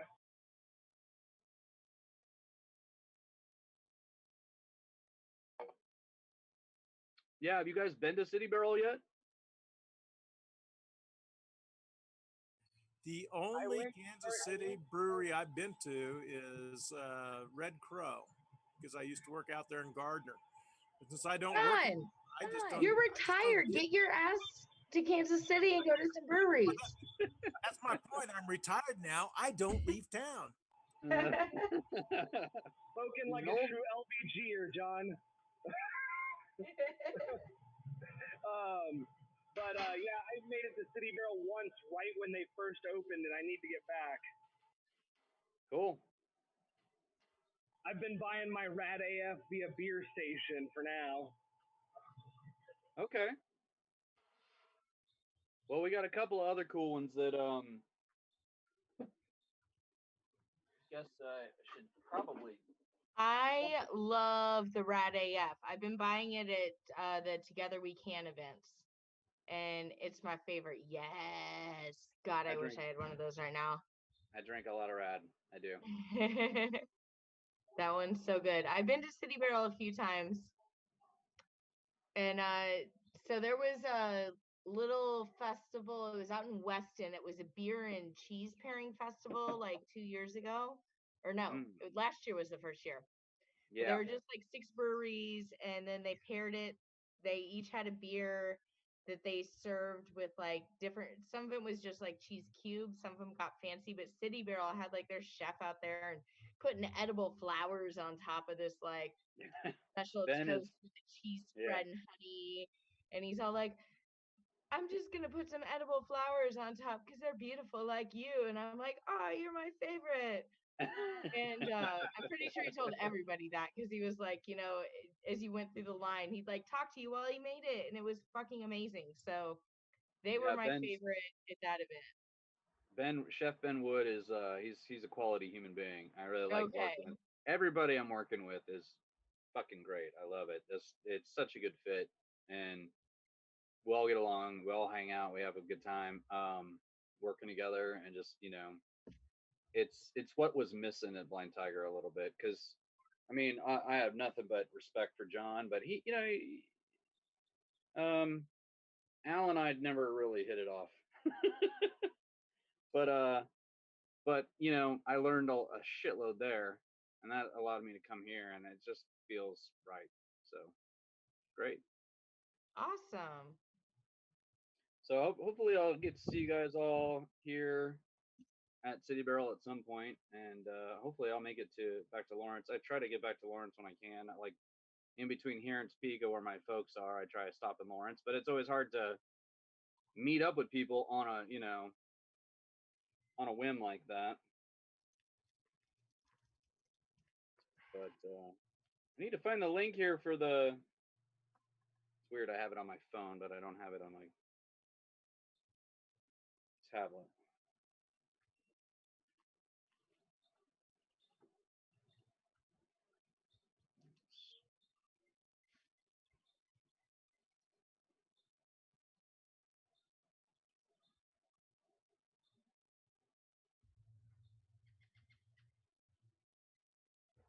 So, Lee, did you say you went to one of the Together We Can things? Yeah, I guess my mom's picking stuff up for me today, but this will be the 3rd one I've done. I think I've gotten like $120 worth of beer every time. Well, it's good, because that's what's keeping. I split with my parents. It's not like just me. But that's what's keeping places open. So thank you. Yeah, no, I've been very conscious of where I'm spending money when I do. I ordered puzzles from the toy store and some shoes from Eccentricity Boutique downtown, and those both, like, within a few hours they are doing free delivery within the city limits of Lawrence, so they just drop it off on my doorstep like same day I order it. No shipping. Awesome. Even. Yeah. I made it to all the breweries in town to get like some carry out food and beer. Very cool. I'm trying. I've noticed like I get lots of like happy notes and smiley faces and hearts and stuff on all my, which is awesome. Yeah, everybody, the feeling of like, love is like a beautiful thing right now. Everybody's supporting, local and the places they like to go to and want to see stay open. If we didn't have a canning line, we probably would have been in a lot rougher shape than we are. But I mean, we had to furlough pretty much everybody but the brewers and like the chef, and that's it. So we're all working our asses off. Like carry out food as well. Yeah, we're doing curbside, and we just started doing delivery beer. So our distro van is now delivering food and beer, or at least beer. I think just beer maybe. But you can come by and get, like we've got cool boxed, to go food. And okay, well next time I've been going to Kansas City like every week or two to hang out with my parents on the patio. So, and my mom's picking up all this beer today that I'm going to need to go get sometime. Maybe tomorrow. I feel like I'm going to be hungover tomorrow and not want to leave my house, but we'll see. Well, I won't be there tomorrow, but if you let me know you're coming, I'll be sure to come say hi. All right, yeah, I'll do that. Yeah, check the hours before you come because we do have reduced hours right now. I have learned that about places. I've been like ready to order, and it's like, oh, you're only open 3 days a week now from like 3 to 8. Got it. Yeah. I'm still going in and working every day, but because honestly, we're brewing now more than we were pre-COVID. Yeah. Because we're putting everything in cans. So even if it's not a brew day, it's a canning day or a cleaning day, so we can brew or can or clean or brew or can or clean. You know how it goes. Awesome. But yeah, I ran the canning line for the first time solo about 3 or 4 days ago, and it was awesome. I mean that thing is really intricate and just. Is there a possibility to lose your finger? Oh yeah, if you were stupid. Or drunk. I would not want to see what happens to somebody's finger if they shove it in the seamer. It would be bad. That would be bad.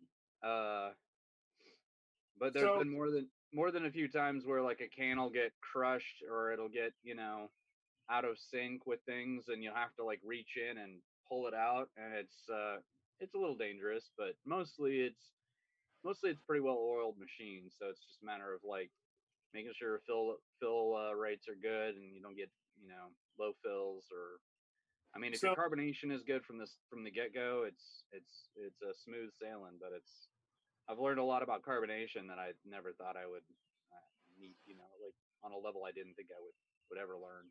So Matt, do you have to pull off a can every so often and open it and check the carb level and everything? I don't have to, but I do. It's all quality control, right? Well, yeah, we took a tour of the Nebraska Brewing Company when we were up there, and the guy happened to be running the canning line, and he was showing us kind of how that works. But it was interesting because every 100 cans or so of a batch, he would have to open one, drink it, make sure it's carb to the right level, not over carbed, and then he'd set it aside and do it again. So. Oh yeah, for sure. I mean, we definitely do that, and we're probably not running nearly as many. I mean, we'll do an average, like a full 15 barrel batch is right around just shy of 4,000 cans. And so, yeah, I mean, at least at the beginning, just to make sure that the scale's corroborated, you'll pull some cans off at random and weigh them just to make sure that they're the system thinks they weigh and what they actually weigh are the same thing, and pop them open and drink them. But usually there's enough low fills at the end of the day that, or during the day that you can just drink a couple of those. It's definitely a drinking event. We're not we're probably not nearly as sober at the end of the day as we should be operating heavy machinery, but you know, hey, let's we definitely do open them and weigh them and make sure the seams are all in check, and throw a few in a bucket of hot water at the end of the day just to make sure nothing's exploding. We'll do our Nagel readings on it before we run so that we know that our carbonation is you know in the right area for that style of beer or what have you. So, yeah, makes sense. Yep. Yeah, there's a lot of quality control that goes on during the day. Usually it's more for fun than, because you know, once you got it dialed in, you do your quality control before you even start the machine. Otherwise, you just end up with like 1,000 low fills, and that gets expensive quick. Oh yeah.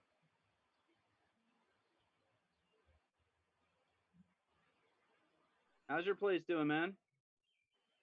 Mine? Yeah, you got. Well, I mean, how are Good. you doing? Haven't seen you in a while. Yeah, no, we're doing good. Mike's he's off the screen here. Mike's out here too. What's up, Mike?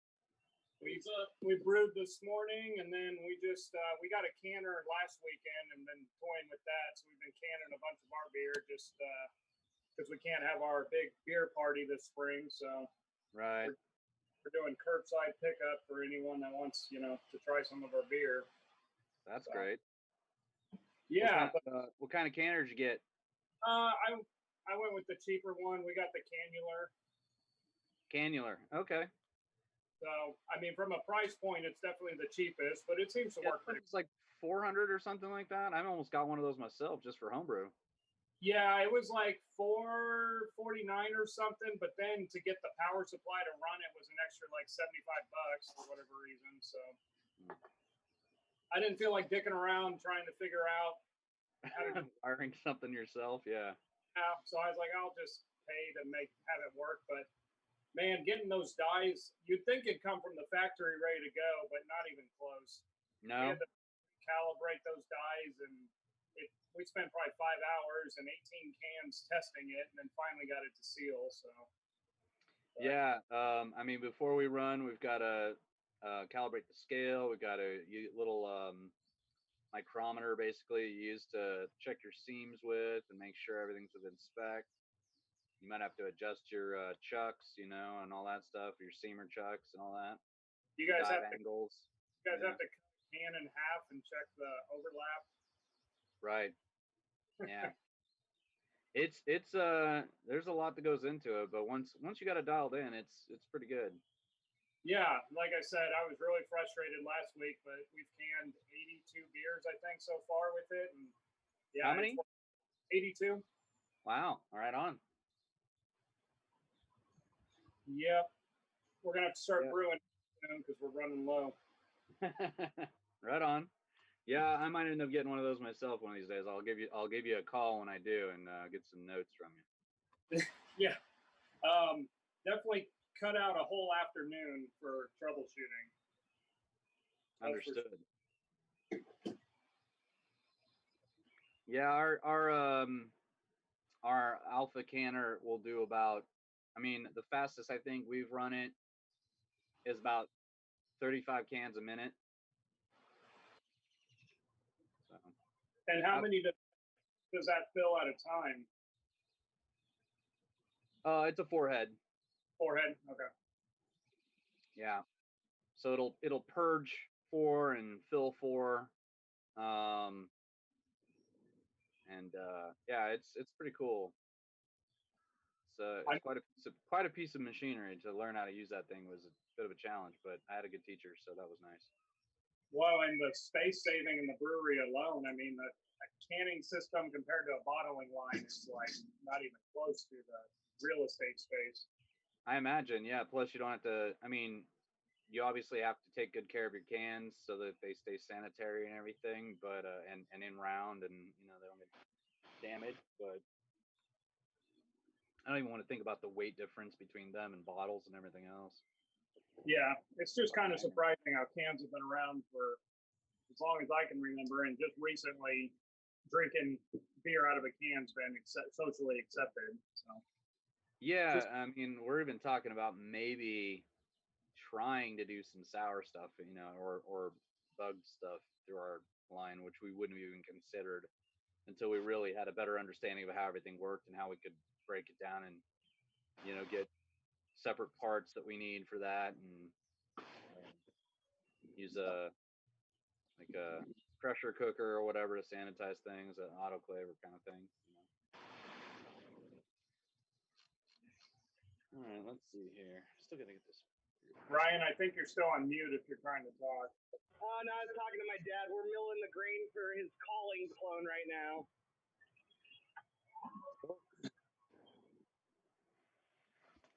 If you didn't know, Johnson County tap water, at least up here in Olathe, is coming in at 64 degrees. Yeah, we were able to get our mosaic this morning down to 66 through our plate chiller. I bought that plate chiller, but I have yet to use it. It's probably the best purchase I've made. That and the pump. Yeah, I'm turning on my pump right now. Well, if it will pump. That's the thing I don't like about these chuggers is they won't pull a vacuum, you know. No, you gotta prime them well. Yeah. I'll tell you right now, man. If and when I go back and start home brewing on any kind of scale at home, I will be putting a grant in line with my pumps so that I don't have to deal with that shit. Number one thing I do. What's our volume on this, or start with? Right now we're at 4, 5, 6, 7, 8, 9 to 10. So I don't know if you guys find a chance to see this beer out in the market anywhere. I think it might all be sold right at City Barrel. This one's called All Together, and it's a collaboration that we did with actually lots of different breweries got in on it, but Other Half is really known for their hazies and stuff. They put this out. The whole principle being that it was a worldwide collab to support all the workers who got laid off. You know, hospitality workers, front of house. You know, all the people who are without work right now. So we brewed this beer, canned it up, and I want to say at least 50%, if not more, of the proceeds from this beer are going to all of our front of house people, all the people who got laid off. So I thought that was really cool. I was proud to be a part of it. Yeah. I need to go pick some up. I was gonna get yours. I have an order in for a 4-packet service, and then I was gonna get Sandhills, but they ran out of theirs already. Yeah. Did they do the West Coast version or the hazy? I believe both Service and Sandhills did the hazy version. Okay. Yeah, I would love to try theirs side by side with ours and see how they differ. Yeah, because everybody's got their twist, or they because I know right. I don't believe Courtney did it verbatim. I think she did 90% of the recipe and 10% her own little thing. Oh, that's cool. Like Courtney. So, I thought you were listening.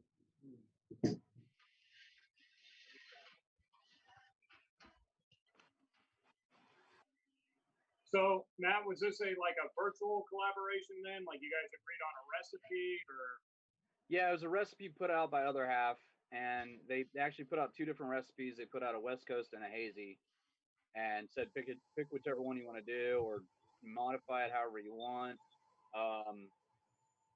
And then you could order these labels. I'm not sure how that all worked, but they're still branded to your brewery with the All Together circle on the other side. And I mean, they're pretty simple, but they're nice. And I think the idea was to keep it as cheap as possible for the most part. It Right. wasn't like a crazy recipe that was really expensive. Isn't it like a fundraiser thing? Like you donate proceeds to hospitality relief funds? Exactly. Like this one, I know our version, every bit we sell, like a portion, a large portion. I mean, it's not going to be one of those Trump chains, here's $20 kind of thing. It's going to be several $100s, I think, per person that we've got, unfortunately let go and want to have come back. So we're looking forward to helping all of our squad out as best we can. So that was the idea. And then we also did another collaboration with the Riot Room, which is also obviously shut down. They're struggling right now because they can't have shows or sell beer or anything. So we made this one before COVID happened. It was originally going to be called like Street Reaper or something like that. It was going to have this really metal theme. And then we thought that was a little tone deaf given everything that was going on. So we didn't want to do that. So we did it. We called it 6 Feet Apart or 6 Feet Under. It's got a pretty cool can design. Yeah, so it was a collaboration with the Riot Room, and we put a lot of like tart cherry and citrus and grapefruit from the hops, and there's some hibiscus in there to give it this beautiful red color. Tell me the name of this beer again, because I need to try it. It's called 6 Feet Apart or 6 Feet Under. Okay, has it been released yet? Yeah, it's out. We just canned this last week. Dang it! So it was probably in this week's Together We Can, and I didn't know, so I didn't buy it. Maybe. Is it going to liquor stores or anything, or I got to come get it from the brewery? It'd be easiest to get it from the brewery, but it should be at liquor stores. I think they're figuring out right now how they're going to split the proceeds, because I said it's a collaboration with the Riot Room, so we're trying to give them money also to stay open through all this, or to come back from it when it's all over, because they can't have shows or anything obviously right now. And I love that venue, so I was really happy to be a part of that. I thought that was just really cool. And Dallas came out. He's the owner. He came out and brewed it with us. Awesome. Yeah. We zested many, many oranges, blood oranges that day. Many oranges gave their lives for that brew. Yep. No, that's the whole title. Or fulfilled their destiny. That's even better. I like that. Yeah. Yeah, it was cool. We had like this giant Cambro of blood orange juice that he's pouring into the kettle. I'm like, yeah, that's pretty metal. It did. It looked like blood. It was crazy. And it's got this beautiful red color to it. I'm really happy with how it looks. It's tart and dry end. It's a little earthy from the hibiscus. Yeah, it's out pretty good.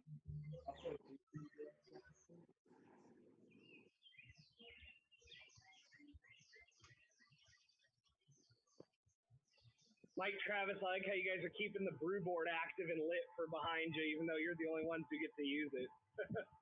Well, I do like seeing the keg levels because they update all the time. Yeah.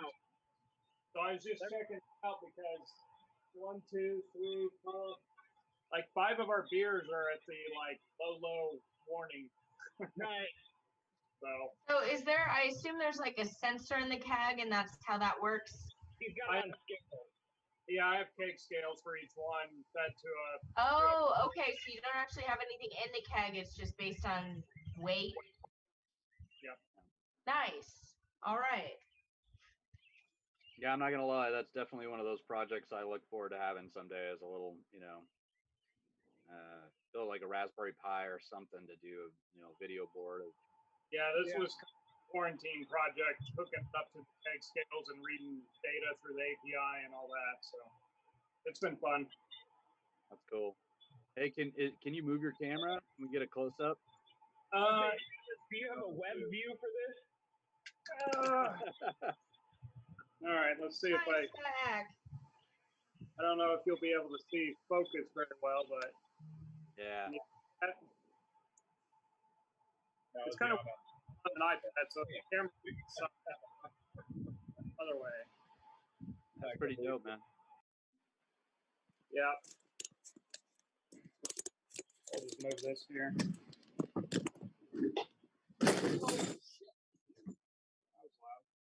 You Well, guys, the I only think I might have downside to is- like go get ice and do an ice bath in my bathtub or something to get this beer fucking cool. We're sitting at like 80, 84 were the readings last time, but it's been going fucking forever. Yeah, groundwater is probably. House is like 75 degrees right now too, so. Yeah, like I said, the water out here in Joko is down to 63.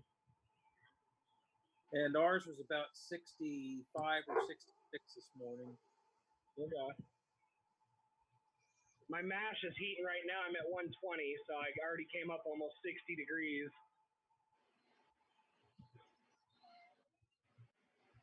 Oh shit, so you started the second beer. Yep, we got the grain mostly milled, and the water is getting up there. Striking. All right. And this is going to be Mike's calling version 4. So Ryan, is this the fourth time? It's the fourth time you've done it, but did you make tweaks each time, or is this the same recipe 4 times? It's been tweaked slightly. Is that every Josh time. DeVee? So we're constantly in revision.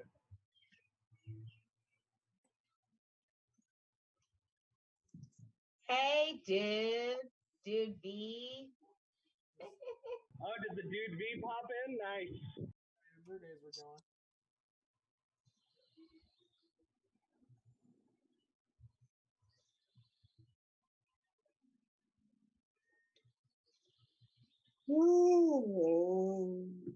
Well, Ryan just started his second beer, and I'm trying to chill mine, but I think I'm gonna have to go get some ice and do a ice bath in the bathtub.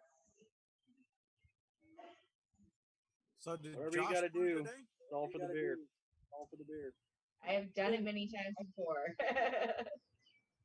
I was gonna start the other night and plan to brew, and then kind of let it get away from me, and then I've just been in the garden all day today, so trying to get it set up.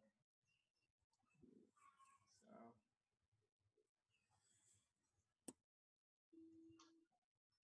You finished at the right time. You know, it's getting cloudy now. yeah. I'm just taking a break. I got more to do. I'd say with this breeze, this feels wonderful out frickin' side. This is awesome. Perfect day.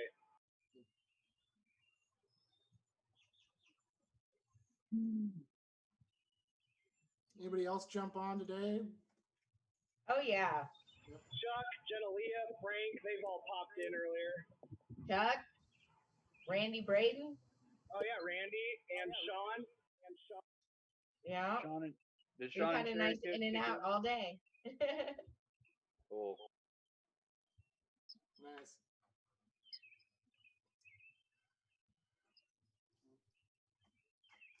I guess I better grab a beer real quick. Yeah.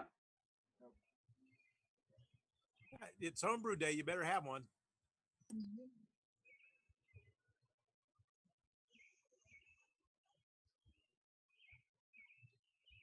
I got my little brother into homebrewing after many, many years.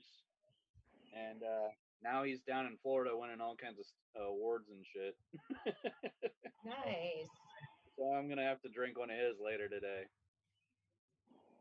But I didn't want to start with it because it's a big one. But I will definitely drink some homebrew today. Go big or go home. I still have Josh's coffee Kolsch. I'll have that next. Cool. Yeah, I don't know. I think it's doing all right. There for a while, it seemed like the coffee aroma and flavor was kind of dissipating, and then I'm drinking it. Not now, but I was yesterday, and it was like back. I don't know. It's weird. Maybe it's just different days. I have different tastes, I guess. But Could be that, but yeah, aromas and stuff, flavors, the roller coaster a little bit. tend to notice that more in things that I age longer, like meat or something. But yeah, I don't think I ever throw anything out anymore. It's like, oh, this is gross, and I just Wait. wait a little longer, try it again, maybe it'll be good. I was doing kind especially of a now that we're making, especially now that we're making lambics and shit. Those things are weird. You know, I mean. Oh, you guys are making lambics? Yeah, we've done. So when City Barrel opened, they did a method traditional lambic with the cool ship and everything. And it's been in barrels for a year now. We did another one just recently, and it's been in barrels for probably 2 months now, something like that. And now we're gonna, when we do a third one, then we can blend them and do a goose. So I'm pretty stoked about that. I don't know anybody around here that's doing that except for maybe in like St. Louis or something. Okay, I'm down to 75, so that's an improvement. You're getting there. Yeah. I don't really want to go, but assuming there's a nice little ice station place that's just like a little hut down the street, and you put in $2 and push a button and get a 15-pound bag of ice, so it's really convenient. So it's oh Kitty, come on out, girlfriend. Kitty's back. I just saw her head popping out the door.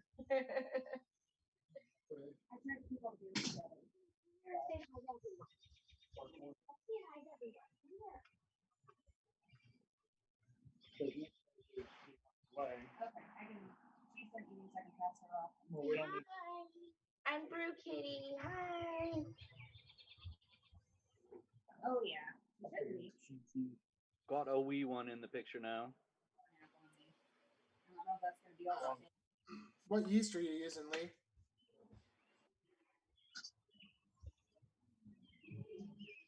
Don't get your fuzz in my bucket.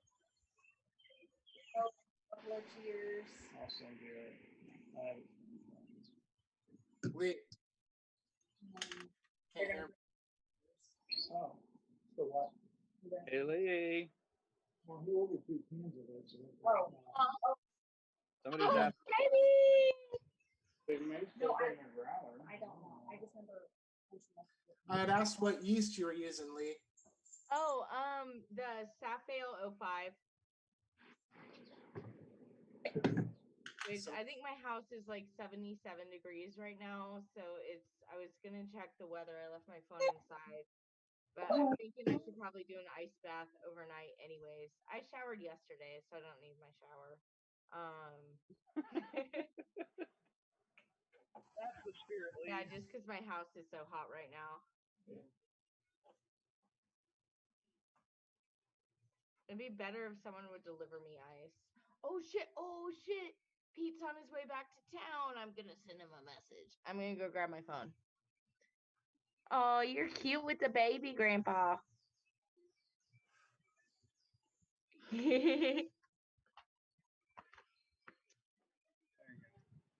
Like I look old enough to be a grandpa. I was expecting something to come out of Matt's mouth about that one. Man, Okay. Nope. You ain't old enough to be a grandpa yet. Or you don't look it anyways. Much gray as I got in my beard, I'm not one to talk. Did someone say chug? No. No, but if you want to, we can. Let me figure out if I have to go drive down the street and get ice first. That would be good planning.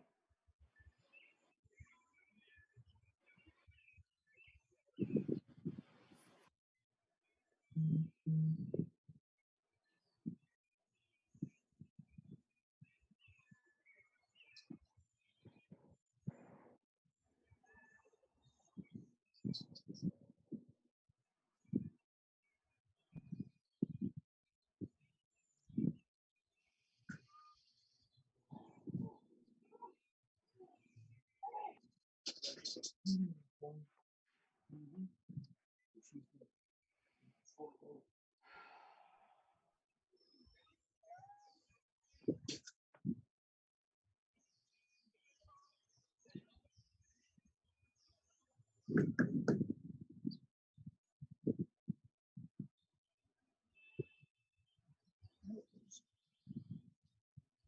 what else is new in everybody's world? I haven't seen you guys in forever.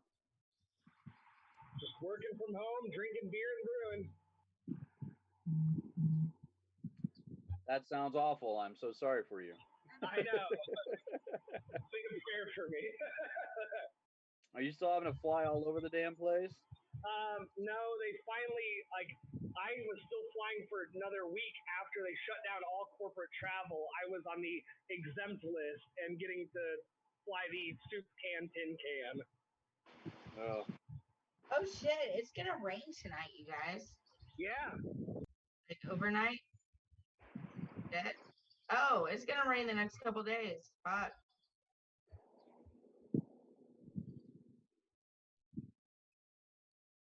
Of course, the day I have to go back into the office, it's gonna be raining all day. That makes sense. I've been working from home too, and the first couple weeks were frustrating, but now I'm kind of pissed I have to go back to the office, and I just want to work from home.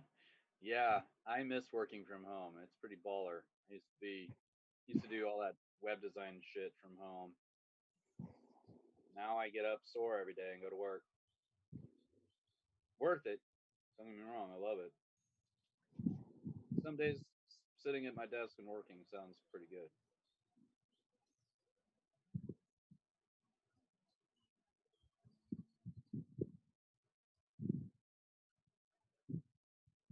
We got 74. We're dropping.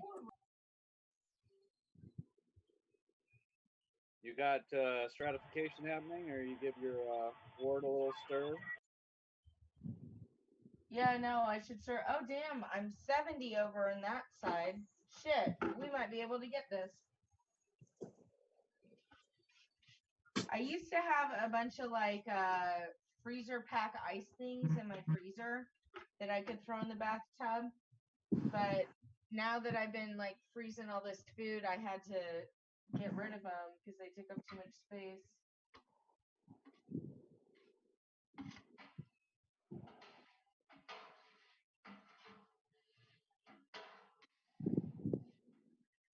Yeah, it gets cloudy when I stir it.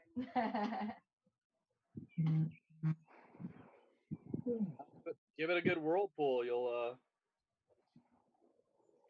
get even more stuff to drop out. Ron, you'll cool a lot faster. What do you mean, give it a good whirlpool? Just like stir it? Yep, fast.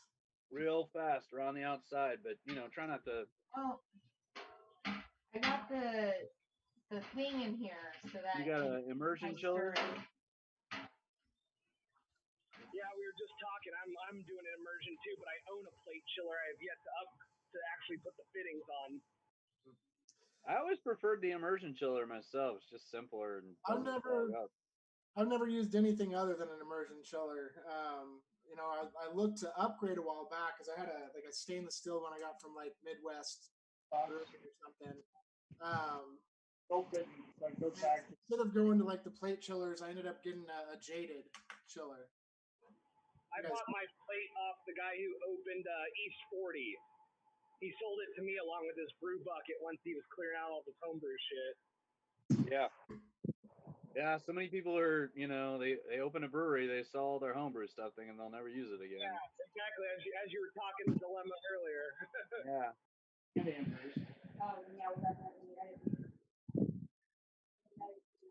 Well, I asked him, are you picking grinds up too? I got them on the order here that I picked them. So, okay.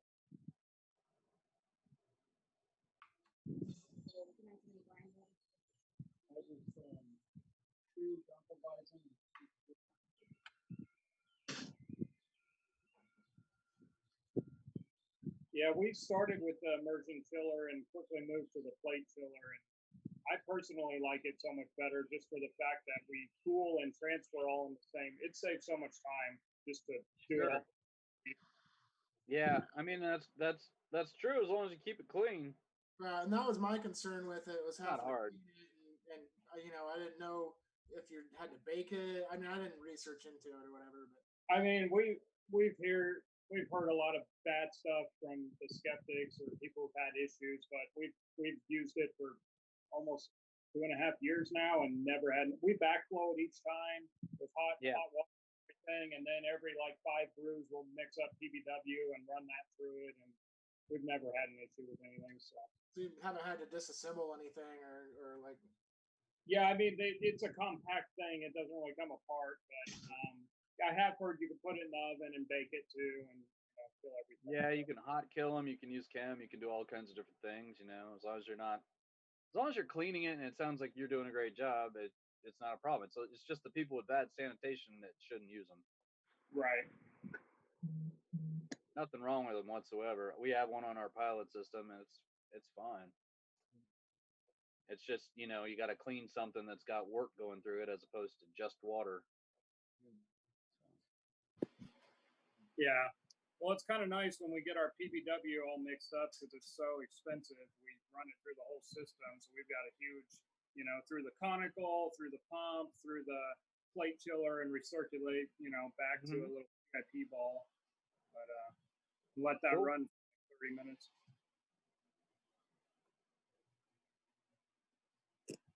How's it going, Lee? You got up and close and personal there. Oh, and she's muted. My laptop died, so I switched to my phone.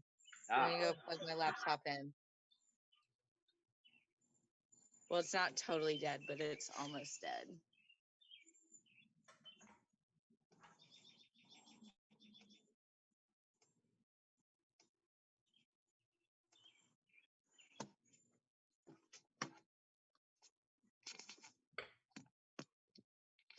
Now, oh, Frank's not here.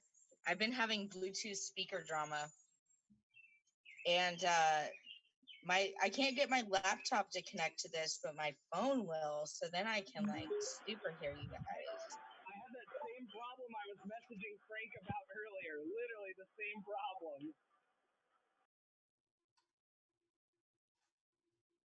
Even sent him a screenshot of me trying to connect to the damn get it to play audio on my computer.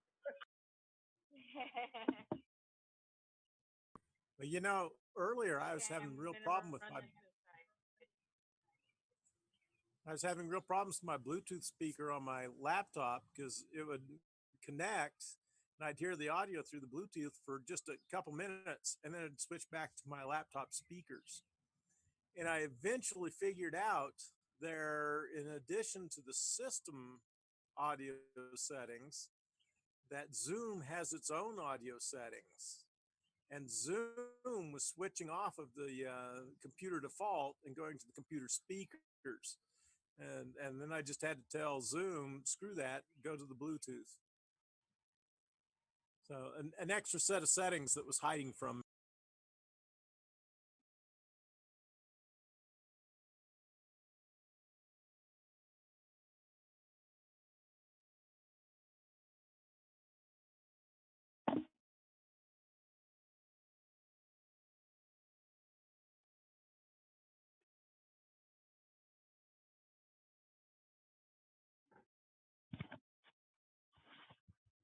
Is anyone talking right now? Can I just not hear anything? No, but we can if you want us to. No, it just goes. That's the weird thing about Zoom is somebody always feels like they have to be talking.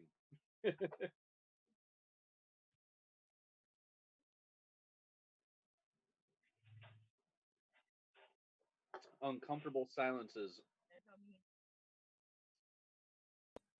I can unmute and maybe you can hear the neighbor's chickens.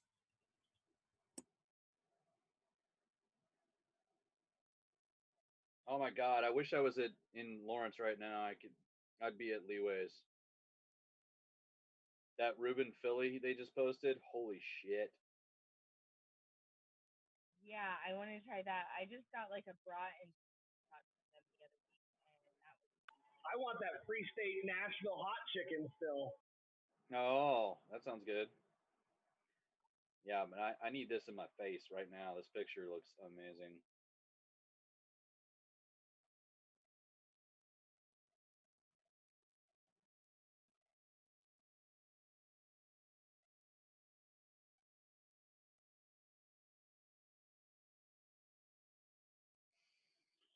Okay, let's see. How do I?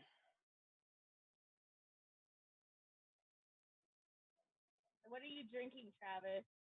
I see you looking at your tap. Oh, you're drinking water.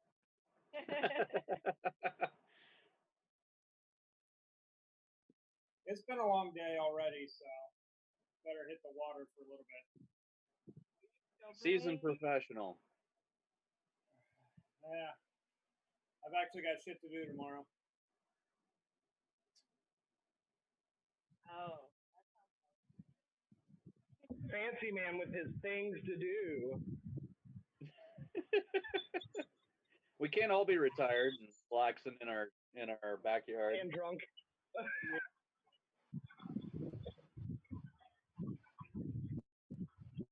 Has anybody started like a quarantine project? Like, I'm gonna learn French, or I'm gonna learn guitar, or anything like that? I've helped my mom with a handful of household quarantine projects. Ain't that the damn truth? Done wainscoting, a miniature partition wall in the backyard, mudding and painting part of the garage. It's yeah.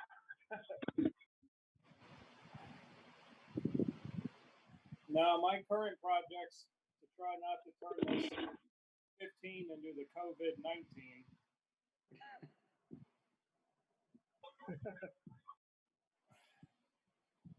It's been really hard being home all the time with all this beer and food and everything else.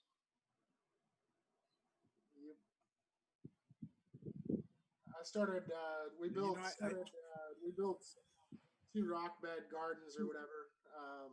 I've never done any like vegetables or nothing in my life, dude. I'm not excited about it. But I decided, I needed some food supply for this fall or something. I didn't, when this started, I had no idea what's going to happen. But so we just today planted a bunch of our plants that we started from seed and stuff. So a little late, but hopefully they'll last and come through. But that's been a shit ton of work. Yeah. I got 2 12-foot by 10-foot sections. Nice. That's the one that I get all the hot potatoes for LBG events from. Yeah, my housemates here put in a raised bed with tomatoes and herbs and other vegetables and stuff. And they've been doing a lot of painting and stuff around the house, just, updating stuff. Taking advantage of the days off. So. Yeah, when you're not brewing. Oh, yeah. Well, no, I'm mostly going to work, and they're doing that every day I come home and something new has happened to the house. So. Okay. But yeah, I get to keep working, and everybody else gets to just chill and watch TV all day. It seems like. I don't know if it's good or bad, but I had gotten to the point where I had almost quit drinking. Whoa! I was down maybe a case of beer a month. But now that I'm locked up at home by myself, my drinking has picked up again. What's the cause and effect there? I don't know. Mm-hmm. Well, we're glad we didn't lose it. Social drinker, so I don't know what that says, John. I need to pour this in a glass. It's too pretty to drink out of the can. Nothing's really changed for me. I worked from home before all this happened, so I'm still working the same hours, the same way. But I am drinking a lot more. I know, everybody is. It's crazy. It's like we've sold more canned beer since the shutdown started than we did before. Because all you motherfuckers are day drinking all day long now. It's like, oh my God. Oh my God. Amen. And as the weather gets better, I'll do more. Yeah, it's true. I usually get started about 2 p.m. Midday. It's afternoon. I think that's perfectly acceptable, right? Oh yeah, it is. Don't get me wrong. I'm all about it. And you guys are helping to keep the lights on, so I'm all for it. But that's a dirty glass. Anyway, I don't know if you guys can see this. It's got like red with a crazy pink head on it. It's pretty cool. I need a flash. Where's my light? No.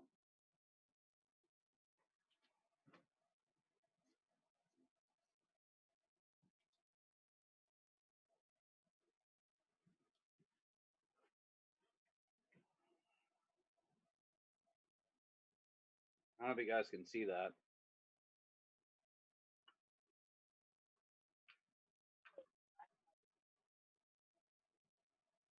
This is that 6 feet apart or 6 feet under beer we did. Yeah, you got your pink torch going. Yeah. Yeah, it looks pretty.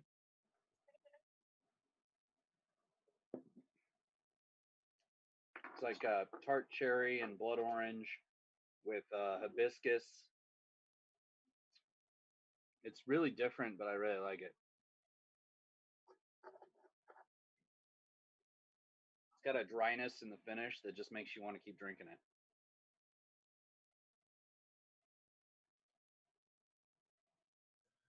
Well, I'm gonna have to get off here. I was just popping in to see how things were going. I'm gonna get back outside. We're living, we're living and drinking. Yep. Yep. Take care, Josh. Good to see you, man. Good to see you. Glad you dropped in. Yeah, of course, man. Good luck on the rest of your brew days. Thanks. Yeah, now that I got a sink full of dirty brew gear, I'm gonna have to drop off too and go back to work to do some cleaning. See you guys later. I've got my second mash rolling now, but I'm about to start my third mash in my little baby ton here soon. Your little baby ton? Yeah, I've got a 5-gallon cooler.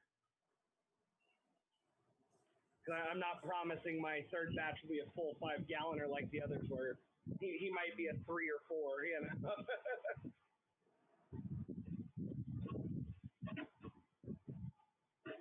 know. Well, it's been great seeing all you guys. Anybody that's sticking around, I might hang out for this beer at least. We got one more to drink here. You can always pop back in later, see if we're still all live, or if we're all everyone's cam is everyone laying on the ground. At least for the next hour, right? Yeah.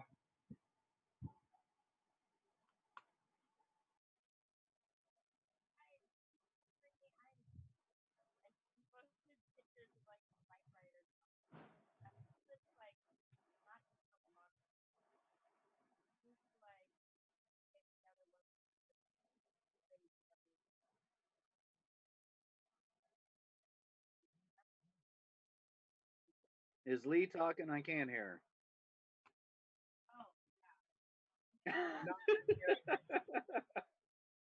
It sounded like you were saying something, but we couldn't hear you. Still can't hear you. Oh, do I need to talk into this thing? Yeah. Oh, Bluetooth speaker, fancy shit. Yeah, so he lives like a block from me or something, but I still haven't like hung out with him during quarantine, even though we do porch beers all the time regularly. I dropped him off some beer. He was like hanging out in Kansas City with his girlfriend during the start of this, and then she found out that she was in contact with someone who tested positive. So he like came home and quarantined for a few weeks. So I dropped him off like some beer a few times, but I haven't seen him at all. So I texted him earlier today and was like, "Porch beers?" Question mark. He was like, "Oh, I'm coming back from Kansas City on this bike ride," and I was like, "Bring me a bag of ice?" Question mark. And he just responded, "How big?" So I think I'm gonna get ice delivered, which means I can chug a beer. There you go. Another beer. And then Pete's gonna get here, and I'm gonna be like passed out.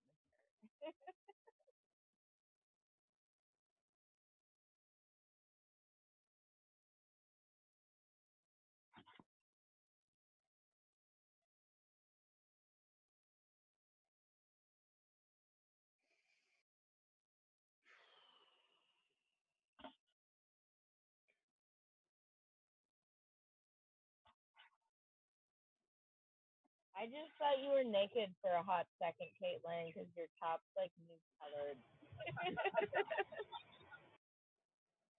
Just standing in doorways, posing. I love it.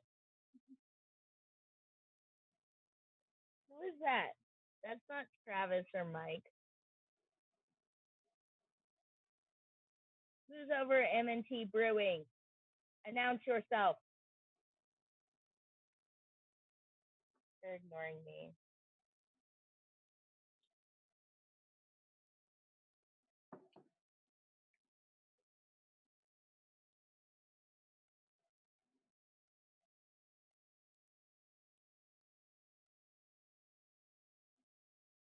That I'm about due for refill. I've been drinking this Lawrence Beer Company Paul Shane, so it's a dry hop pilsner, and I like it a lot. This is the second growler of it that I've got. Dry hop pilsner? I'm enjoying it. Yeah. It's still nice and light, but it's got that hoppy flavor. I mean, yeah. That's my jam too. Earlier, I was diametric Yeehaw, which is a double dry hop New England style mead, which I didn't know was a thing, but I really like that. Apparently, New England style mead is a thing. Yeah, it's weird. You go from making German lagers all day long to then you do all this weird hazy and sour stuff, and then all you really want is a nice German lager again. I do long for a good hoppy pilsner every now and then. Yeah, I would recommend this Paul Shane from LBG. Take it out here. What's it called again? Paul Shane. Okay. I'll have to check that one out next time I'm there.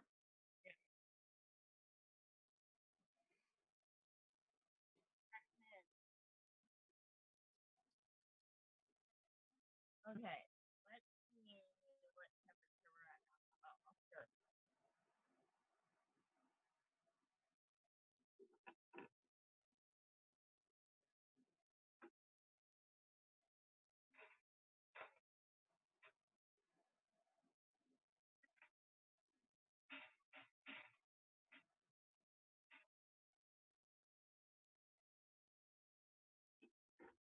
Now it's not cloudy.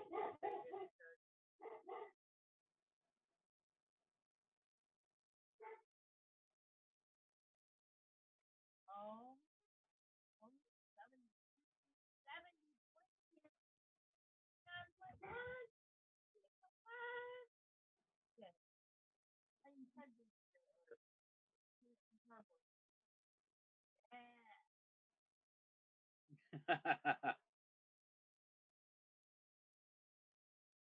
Killing it. Okay. What you at? Oh, girl.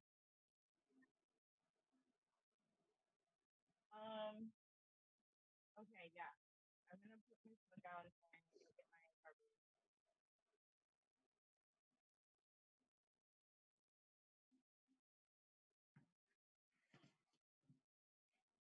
Damn it.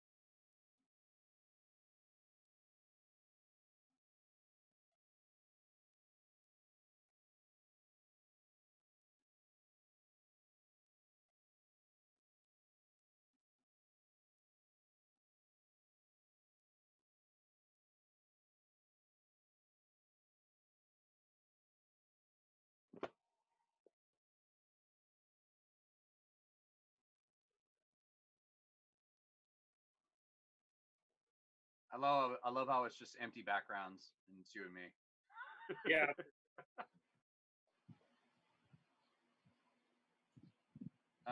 Shit. Well, I probably ought to go do something productive as well. Yeah, I need to figure out what's for dinner and get something on the grill or whatever we're doing. So That doesn't sound like it sucks at all. So, man, I've been ordering so much charcoal because I've been grilling pretty much every single day because I'm home and it's been nice weather. But I don't know. After a while, man. it turns to work. Well, cheers. It's good to see you. Good seeing you. Take care. Yep. Same to you. Hope all your guys are doing well and staying healthy. Yep. B, good luck with your chill and your beer, and I'll see you later.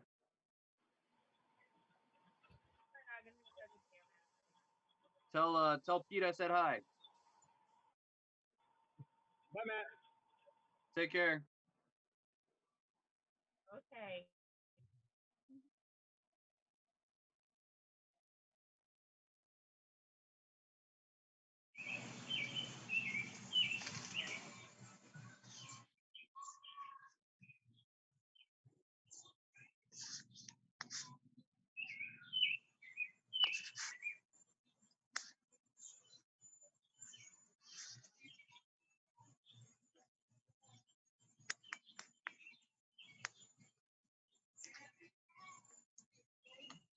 Oh shit, Ryan, is it just us now? Did everybody else get off?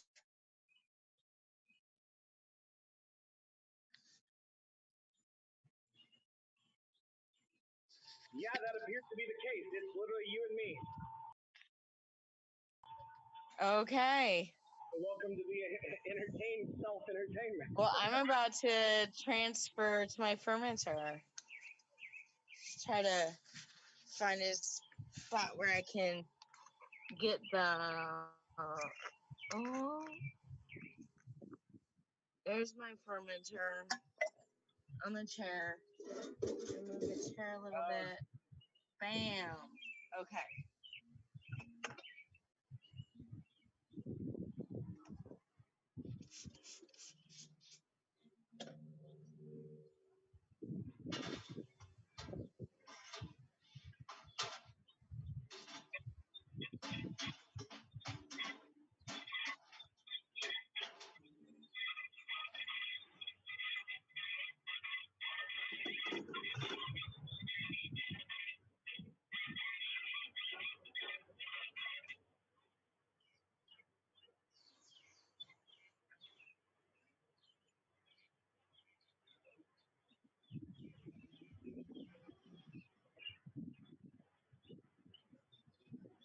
I think after today's brew day, Below 70. I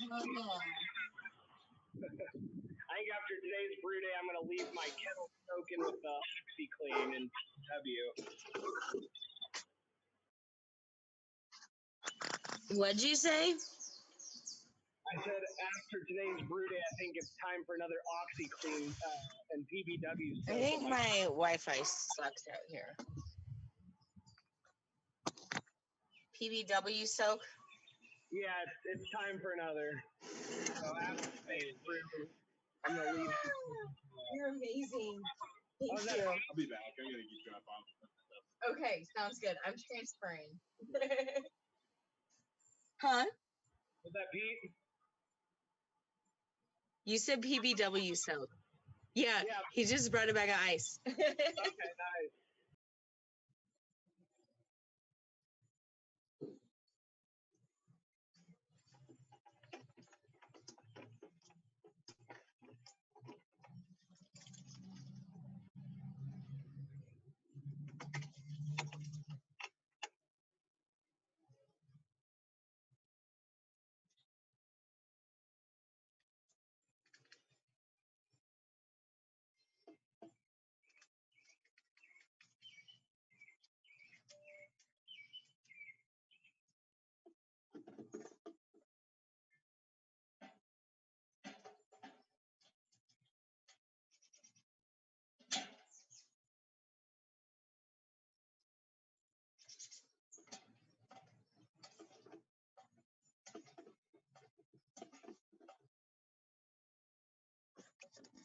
I'm gonna take a picture of this transfer for my.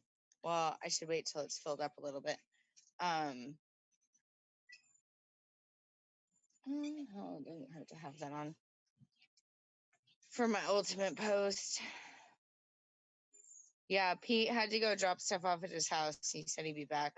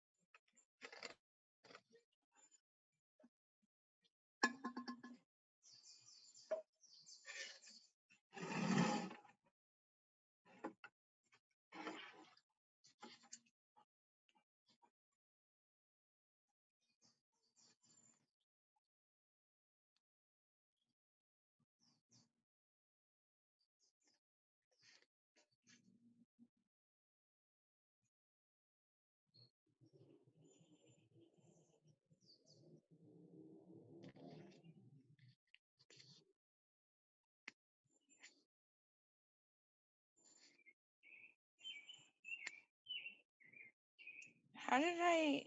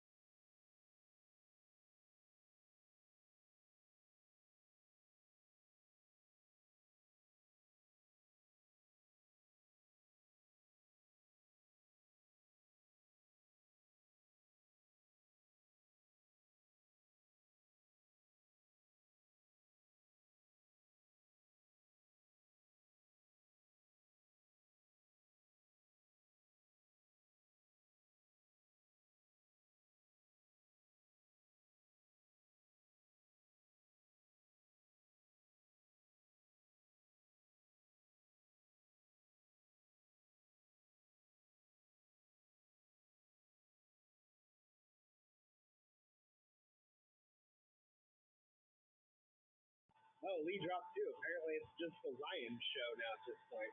Well, isn't this just exciting for you all?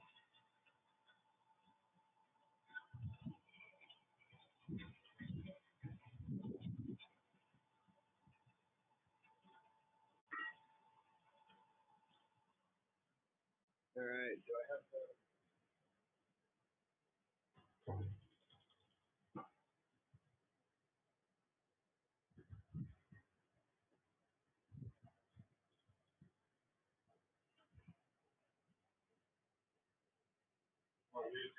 Yeah, just me. Yeah, I think her phone just, I don't think it was voluntary. If she didn't say yo, you know, it's all fun.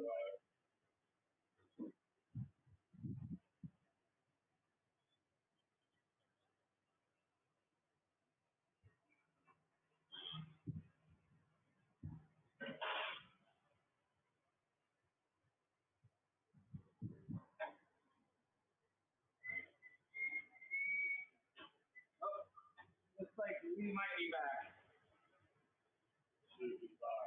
Yeah. Yep, there's the Lee. I was like, we lost you for a minute.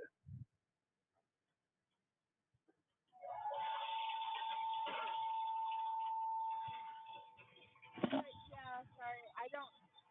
My Wi-Fi. It's weird on my computer. I can sit anywhere in the yard and I'm fine, but on my phone, my Wi-Fi doesn't like me connect up.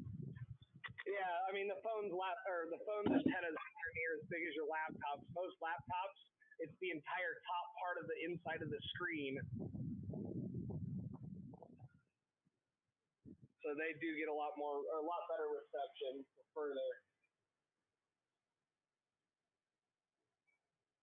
You up for another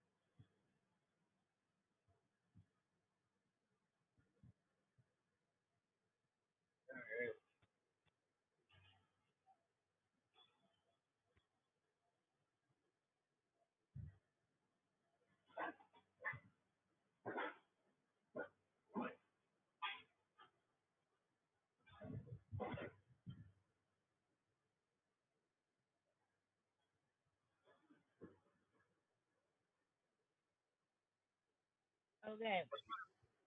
So I need another beer. And I think I should drink a homebrew. And I still have Josh's coffee cold. So I think that's what I'm going to do. Lee, I heard you talking, but I had stepped away. What'd you say?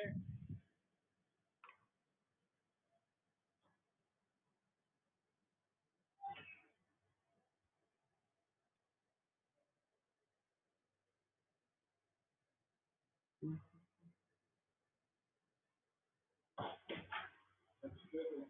Burger. Pretty good one. Yeah. See this fresh.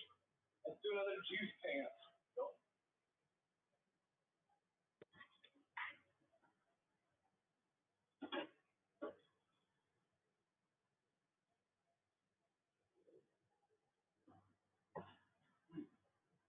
Juicy and fancy.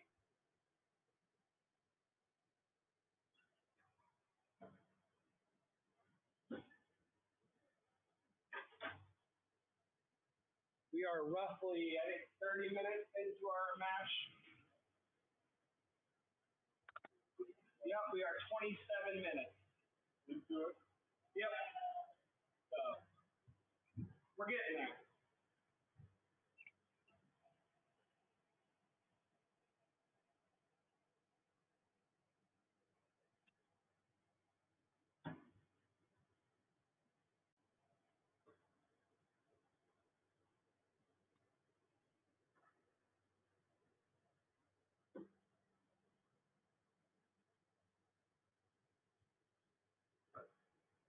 I love the board.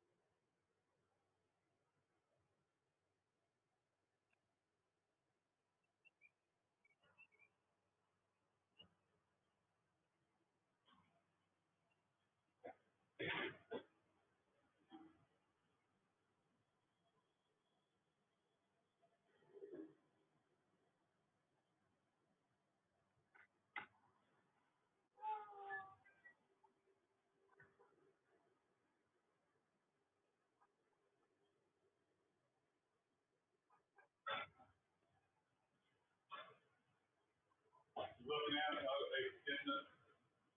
Your tops are okay, or your tops are done. Your bottoms might have been able to go a little bit.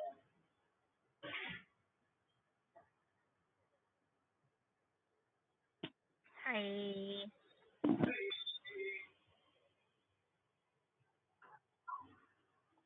Good morning, Vietnam. No, I almost played that this morning when we all started the call. All right. My mash is half done for this one.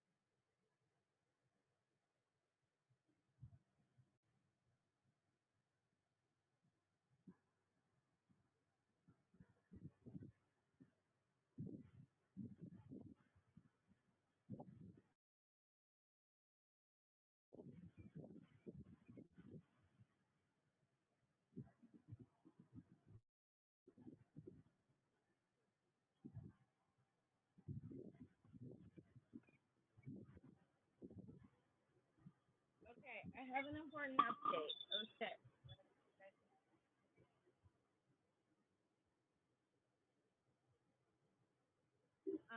The homebrew I have is a coffee blonde, not a coffee cold.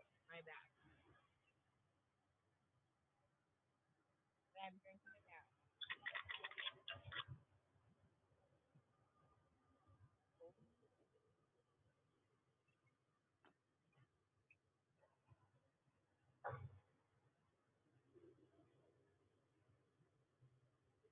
Oh, that's really good. Damn. All right.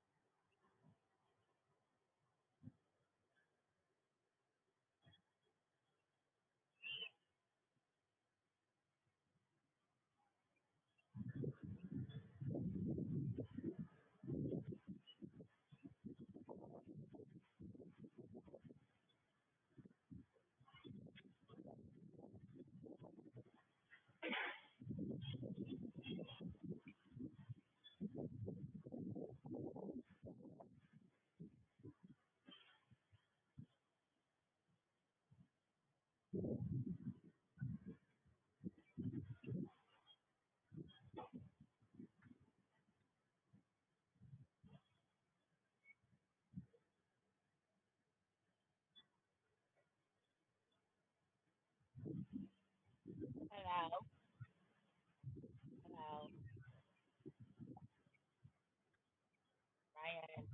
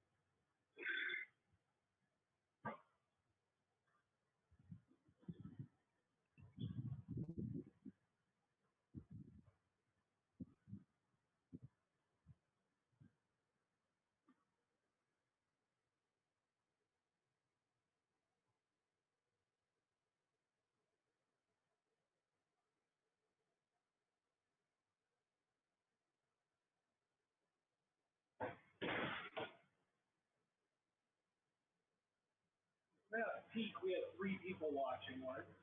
3 people. No, we've had 0 to 2 is our typical load.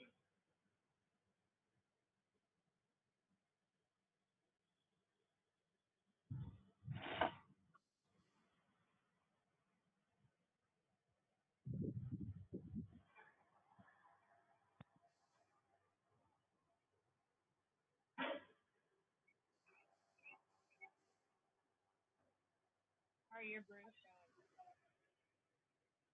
Oh, still waiting on MASH to finish up. We got 20-ish minutes left, so time keeps on ticking.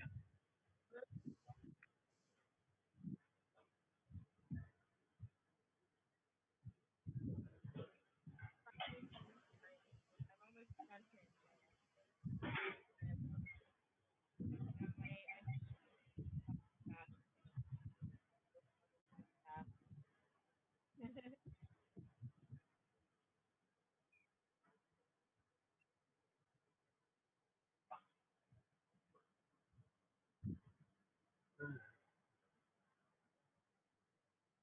But yeah, just waiting on my mash. As soon as it gets done, we can move on to the next brew. Okay, so this is your second beer that you're making that? This is my second beer, yeah.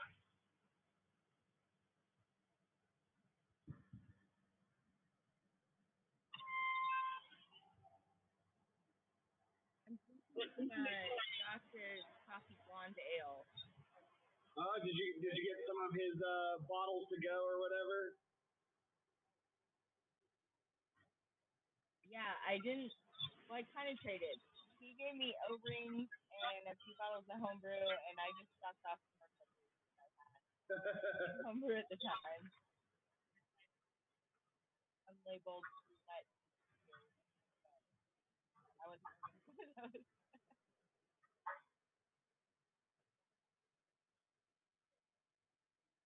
I still haven't had, but we'll get there. I gotta go up to the attic. All right.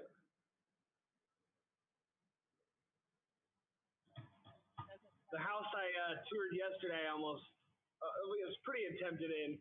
It had a whole attic that was accessible by a half stair up. It was cool. Ah. It just unfortunately had more foundation issues than it was worth. Oh, yeah. So, search continues. You should buy Randy Braden's house. It's really cool. It's on like the historic register. Is he selling right now? Yeah, you were gone when he was talking about it, but yeah, he's fixing up his house to sell. He hasn't looked at it yet. He's still like painting the garage and fixing up the front porch. Is he wanting to stay within Lawrence, or where's he thinking about moving off to? No, he's just moving to a townhouse. Okay. Moving out of the maintenance required world. Yeah, exactly. I think he said he wants to just ride bikes. Frank! Frank, he's back. Yes, he's back. Back again. Frank is back. Yeah, I'm gonna do some things. Very few left. Yeah, it got empty for a while. For a hot minute, the Wi-Fi dropped, and I was the only one here. I was like, I'm so lonely. But Matt Bechtold was in earlier. Wait, yeah, somebody's over there. Take it. Oh, no, I don't have any snapshots. Okay, are we gonna sit back and bait the helicopter? That's my best. That's my choice.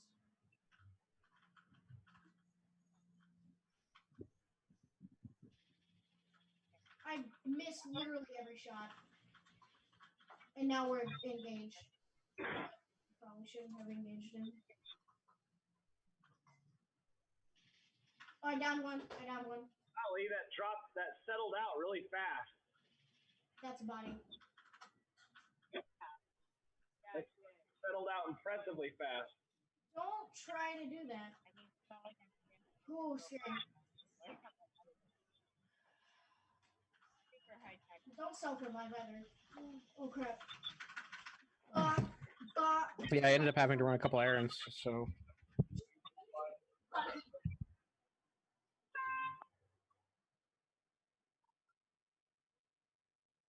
Yeah, I ran by and visited James earlier about noon.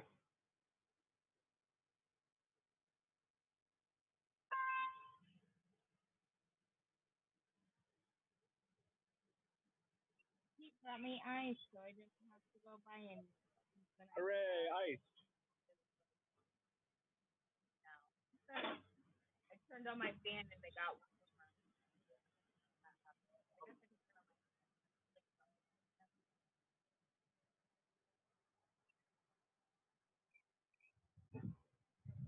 17 minutes remain. Almost done.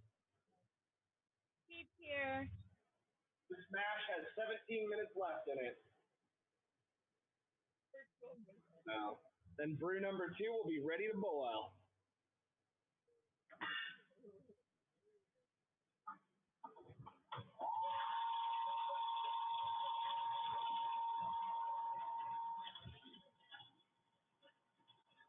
So anybody doing anything special for Monday night while watching TV? Pardon my ignorance here, but what's Monday night?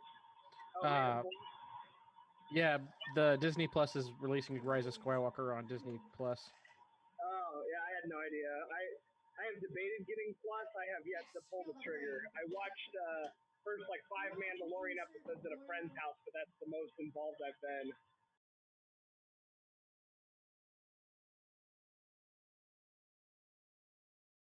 Yeah, we got a free year subscription when I bought the new TV, so we've Nice. definitely been using the shit out of it. And Maggie was like super hyped to see that it had like the Gummy Bears and like Darkwing Duck and DuckTales and A classic.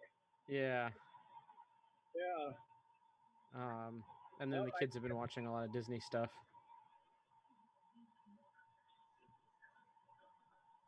But yeah, the Rise of Skywalker was like the only Star Wars movie of the last 6 that we haven't seen in theaters. Okay. Yeah, I went to almost all of them at premiere at Alamo. So, well, the last 3, I guess I should say, or 4. Whatever I guess. So there was 7, 8, 9, and then Solo and the other one, Rogue One. Yeah. I think I saw 4 of the 5 at Alamo. I think I'm gonna turn on a video game. There you go. Well, I'm getting ready to go inside and eat a burger real fast. Burger o'clock while MASH finishes out another 15 minutes. So I shall be back. I'm not actually going to leave. I'll physically be going.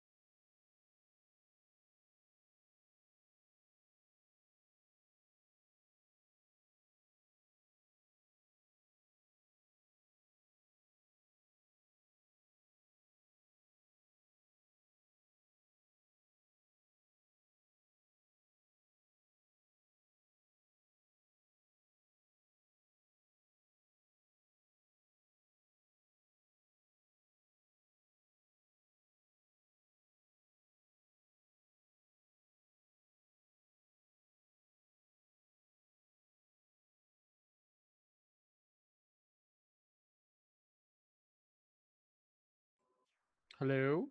Hello? Welcome back, Oh, there we go.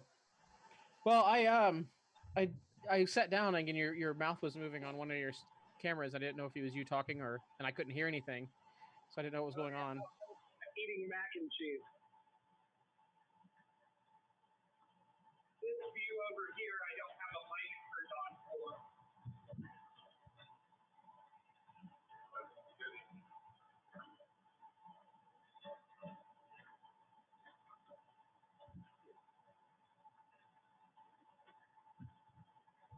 I'm afraid I ended up with one fewer webcam set up for my live stream than I wanted to, but you know, it works.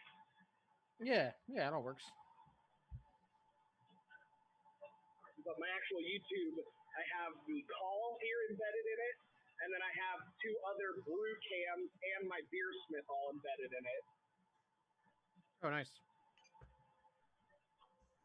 And you just do that via OBS, like base OBS? Yeah, I did Streamlabs OBS, yeah. Oh no, you're doing Streamlabs now? Yeah, I switched over and I got a cool backdrop set up for it. Yeah. It just makes it easier. Like you can set up like transitions and stuff. It makes it a little bit nicer to Yeah, I definitely need to learn about adding all the widgets and stuff. I don't have any of that rolling right now. Yeah, basically you can do like an alert box to like for people that comment, or you can put like Streamlabs like Yahoo or YouTube chat in the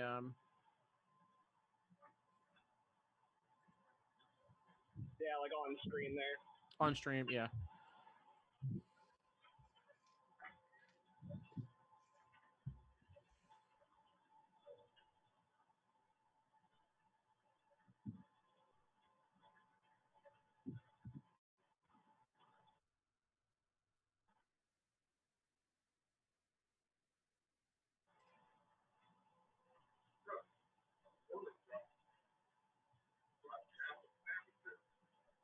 Only one half burger on it?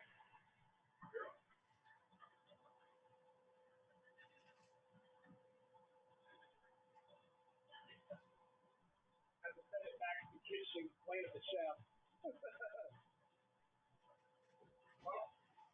Somebody I was under the impression that 4-pound cabbage was. Well, they had a lot of fat. they did. You could see it spitting. But, it's just long, but I still want the burger. Yeah. All right, what do we got? 64 minutes. 6 minutes to mash out.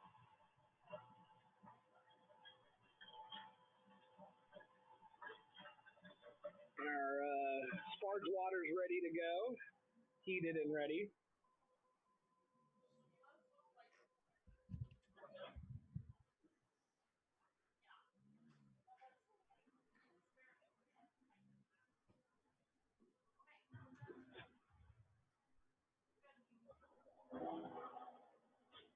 Oh yeah, don't forget, we're gonna check the pH of the mash.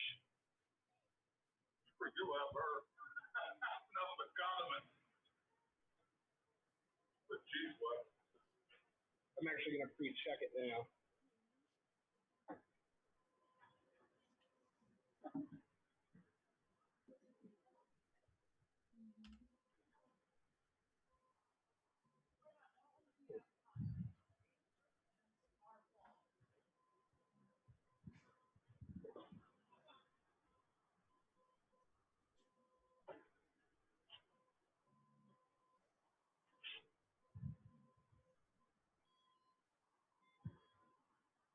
And maybe I will break out the Mr. Beer or Dr. Beer. Seems to be right on the strip range overlap.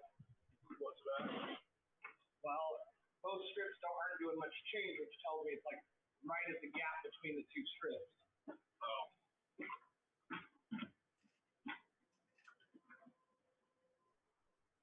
Oh, sorry, not Dr. Beer, the beverage doctor.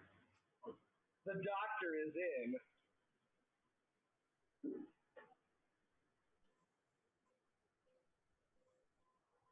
Yeah, it literally is like right near the strip range. I'm reading 488. What are we looking for? No, I think that's plenty acidic, but I'll check. I'm looking now. 488.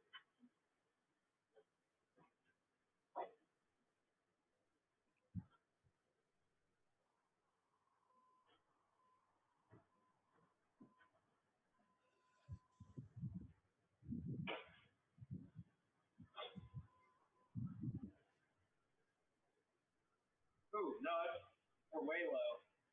Let's see if that's true.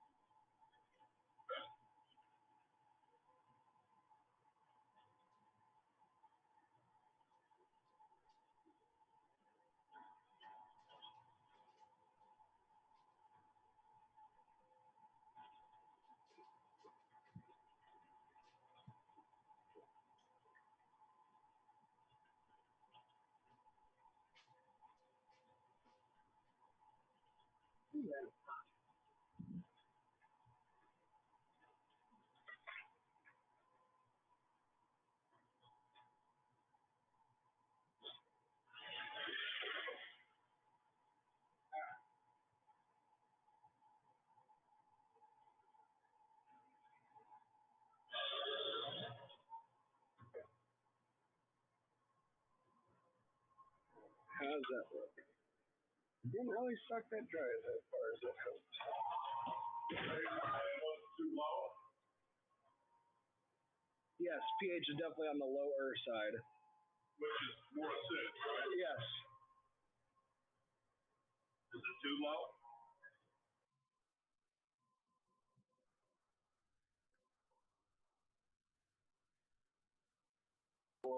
I mean, if you want to Google into that material, I don't know enough about it.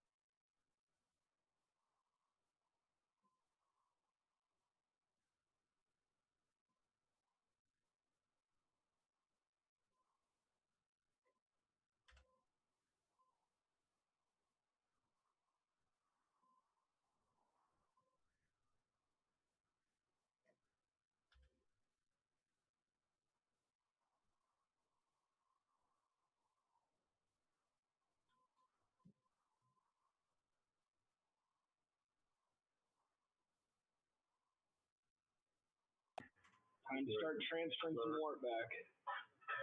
Ooh, hot. Go figure, 200-degree fitting. Didn't see that coming. Yeah. It's almost as if I have a pair of gloves for this I should be using. Mm-hmm.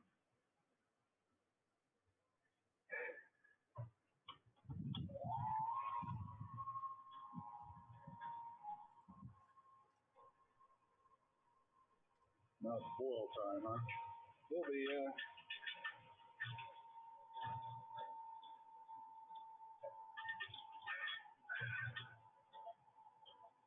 Nice color so far.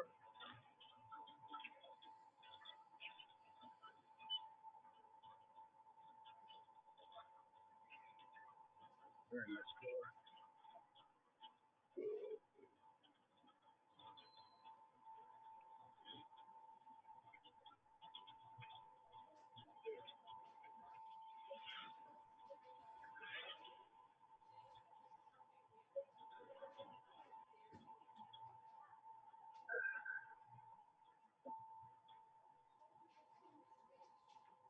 Start with this roll out a little bit.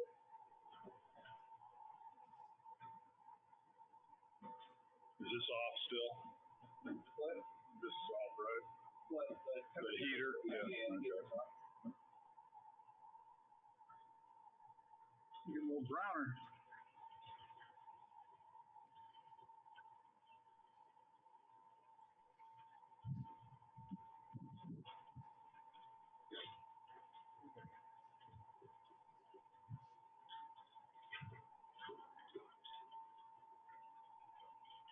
Raise the temperature of your mash a little bit there.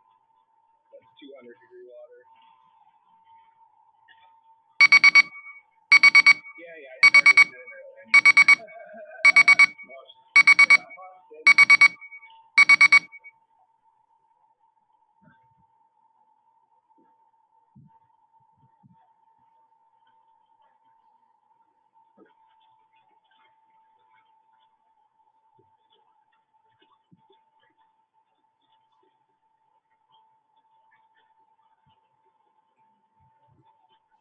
Well, that's quick. I was not supposed to rain until tonight. Yeah.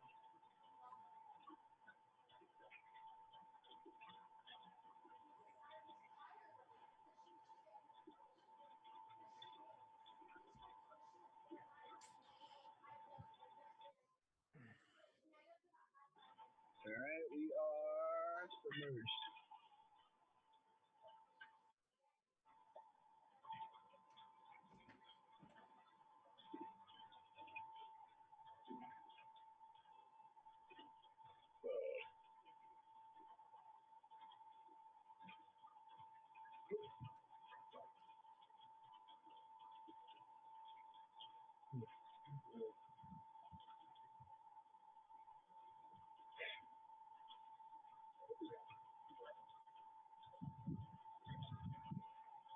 All right, we're coming up on the 5-gallon mark now.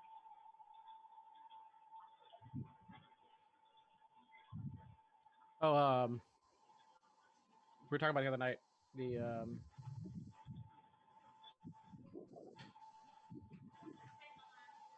drone wasting stuffs. Oh shit! Hold on. This is what it looks like on a computer. Hold up, sorry, I almost burned myself there. Ah. Don't have enough. Oh, nice. So I actually have my actual remote attached to the computer. No.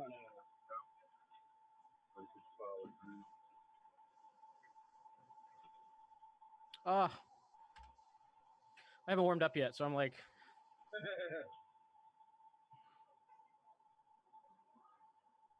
Playing some golf there? What? We're playing some golf there? Okay. Are we done? Yeah.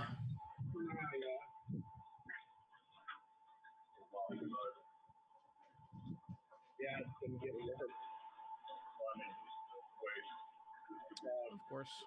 Prone to fall over.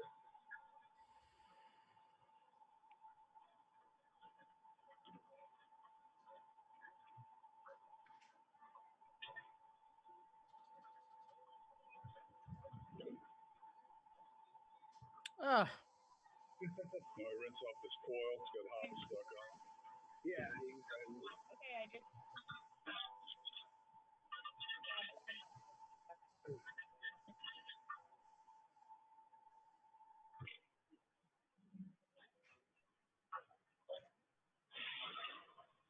Okay.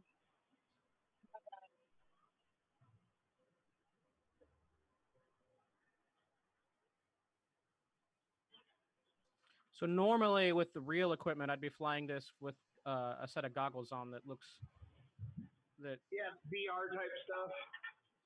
Yeah, it's more like real. It's like more like R than just VR. Yeah, Because it's just a camera feed into the goggles. It's all.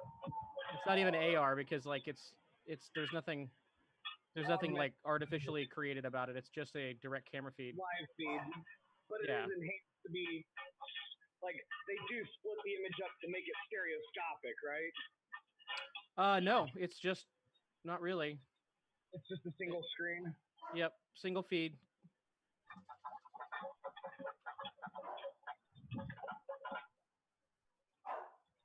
My best lap on this is like 15.7. which this is averaging like 60 miles an hour. Damn.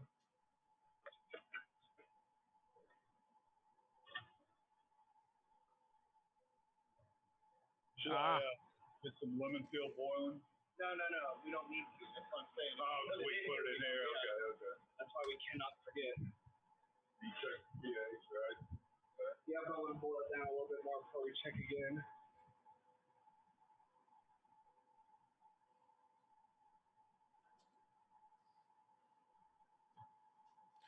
Yeah, I was playing with that. So that program or that game, if you will, just released a new physics engine, and so you can go on Steam and like download the beta physics engine, which helps.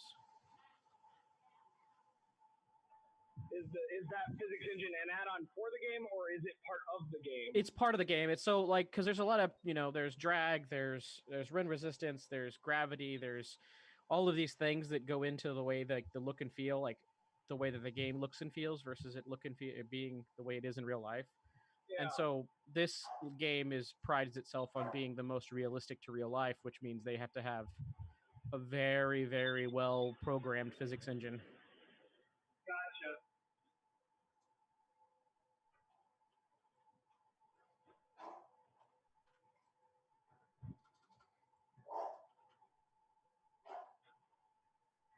It's right here.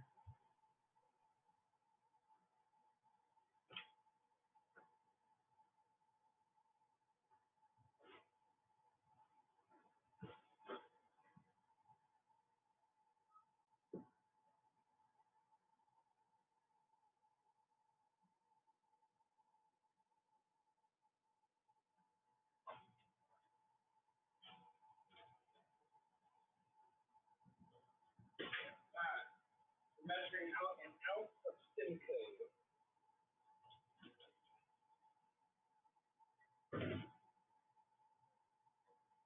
Now we got scale out if you would want to turn it on.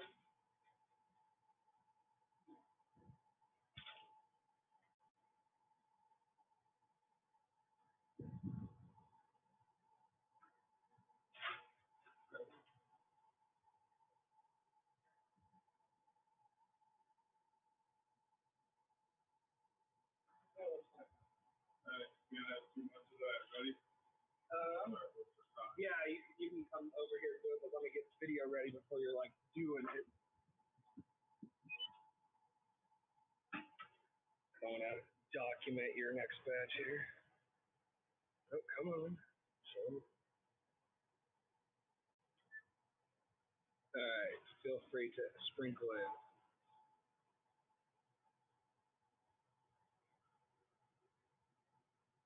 The gingerest of sprinkles. Indeed. It's all on the sprinkle technique. This looks like just like a close-up of his neck. That's pretty much what you're getting from that view. But I'm not. Here's the hops. Yeah, I'm not doing it for the zoom camera on the end. Oh, you got a third camera. I'm GoPro in this. I got Zoom, then I got the live stream, then I got what I'm recording for the post brew video redo. So do you have is all of your cameras set to grab raw instead of color graded, so you can you can match all the cameras in color grading? I mean, I'm just using the one, and no, it doesn't have that. You can go to that fancy. I'm not going that fancy. But you have my YouTube stream. You should go take a peek at it. Well, I have my DJI Osmo gimbal camera. Yeah. So this guy to record stuff. But the color grading, that inbuilt color grading that DJI does for their cameras is different from the inbuilt color grading that GoPro does for their cameras. So if you mix and match cameras, you have to shoot without color grading. So in your software, you can color grade them to match this to be the same. Yeah. So for the post brew day video, I'm using only one camera. I've just been filming targeted scenes. Yeah. I mean, I guess I might pull a segment out of the live stream, but it's unlikely I will. Yeah. Live stream video can stand on its own.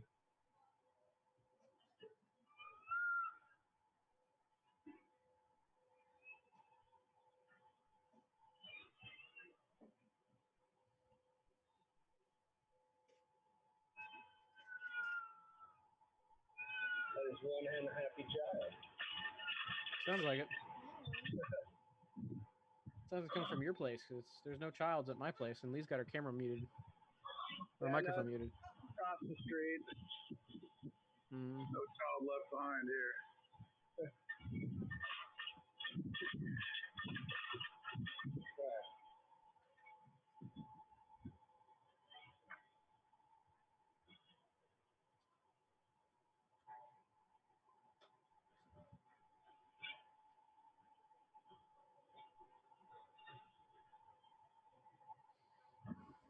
We're up to 187, coming up to boil now. What's our volume? I mean, right now we're sitting at a fat 7+, but our gravity is also a tad low because I pulled too much of that rinse water off, so I'm going to just boil off an extra half gallon or so. Try to bring it back down. Well, it can be a, what do you call,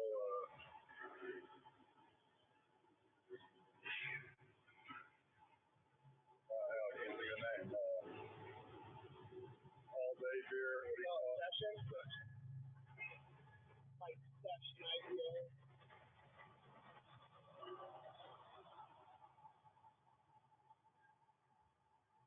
There's a 4984.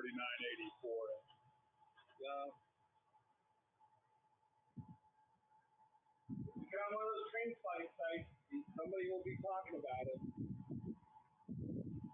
I saw a train.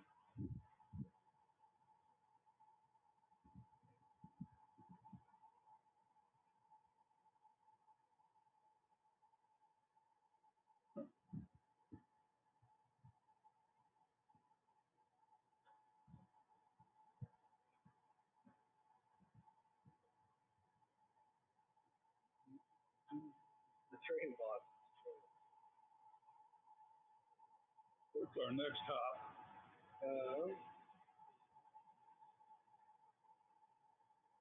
50-some minutes from now. We're not even to boil yet.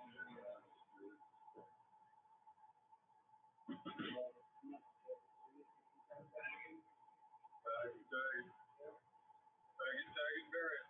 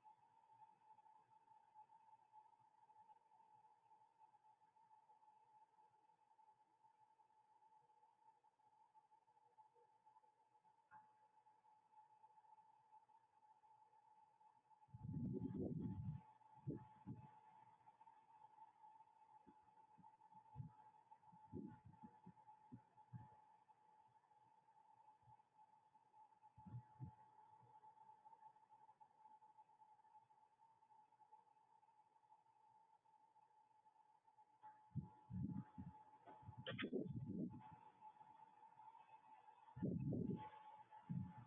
confused honeybees keep hanging around here.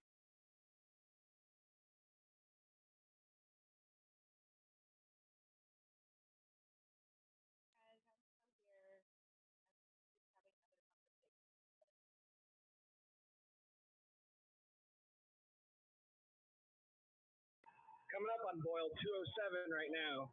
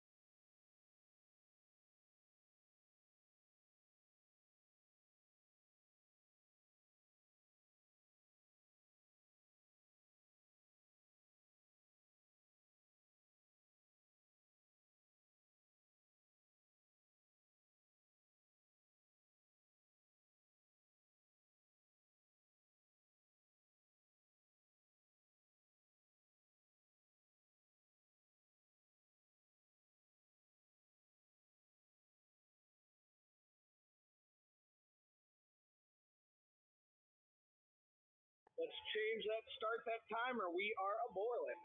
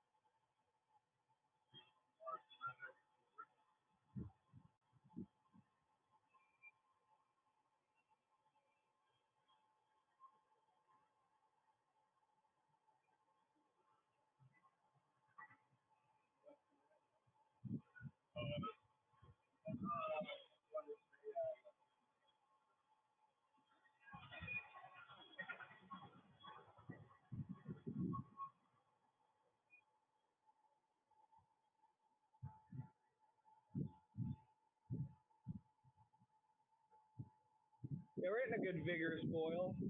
Not too extreme. Yeah. It's one of those things that, you know, it's not a perfect measure, needs to calibrate a little bit. But based on how much dissolved salts, you can also raise your boiling point. And we have some dissolved salts in place. brewing up in the mountains of Colorado. Yeah. You'd hit your boy. Well, it'd be cheaper energy wise.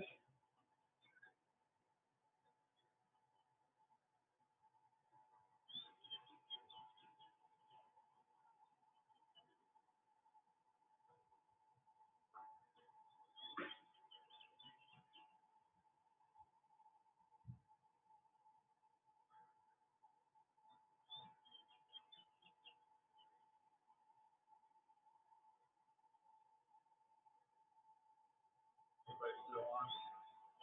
Frank's away, he's away right now, but I mean, it's tuned in to the call.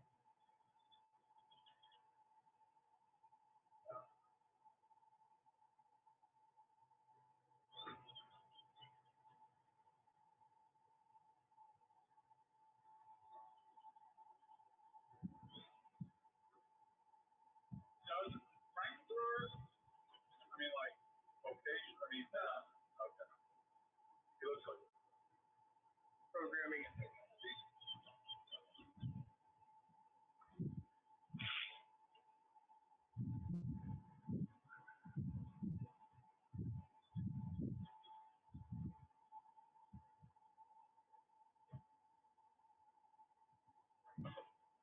Are you reading that match? No, we can go ahead and finish it. Sorry. I'll get Some out there being buried anyway. Yeah. I figured here soon it might be hard not to all that.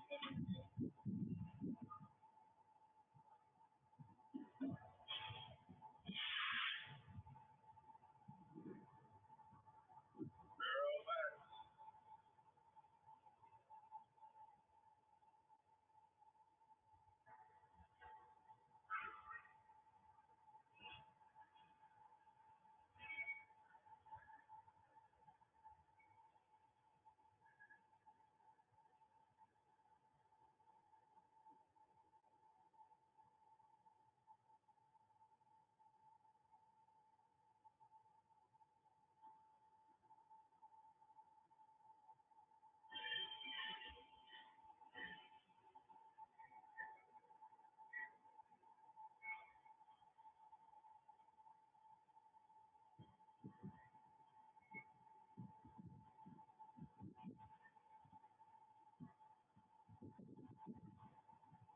Oh, swell.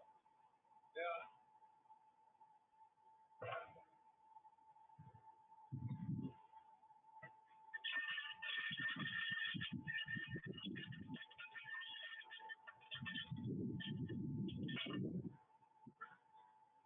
You brewing third batch, you say? Yeah, that's the goal. I mean, I still feel like it's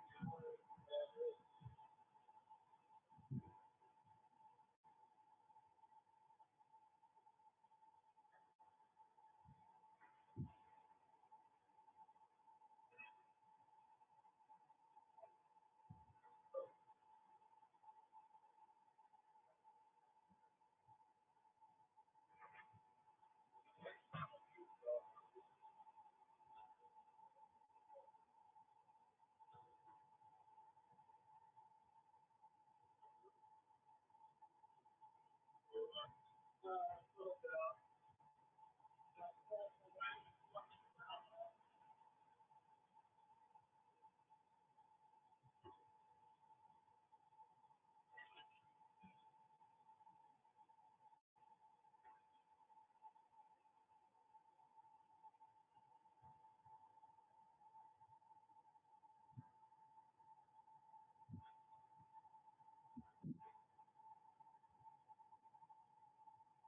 Alright.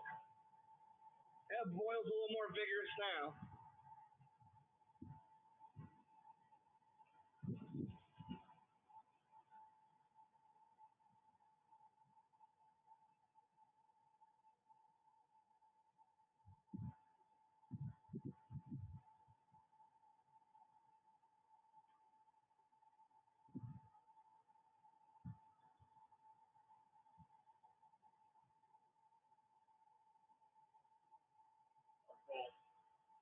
That's fine.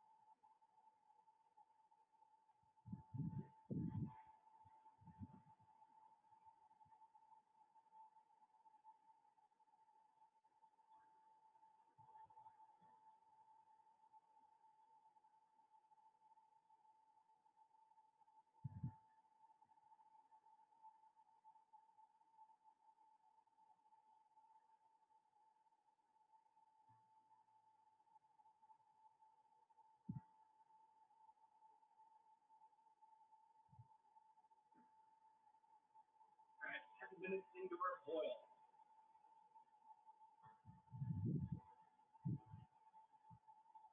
Chugging away, chugging away.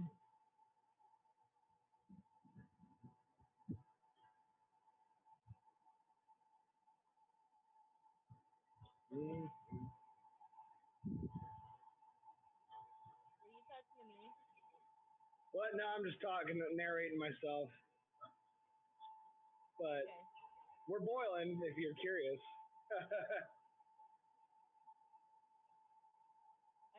We're over here drinking Service Yankee Tank Aztec Alchemist Black. That's Did you say the Aztec Alchemist?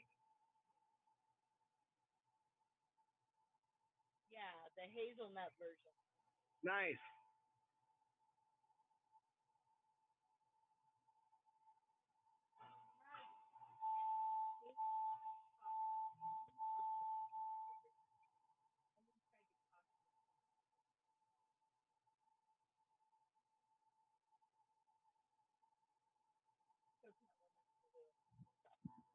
Did you get the mix pack of Brian? Did you try all of them or any of them? I did not get any of them. I should have, but I didn't get any of them. Yeah, this is my last one. Sorry. I really liked. I did the coffee and hazelnut. Okay.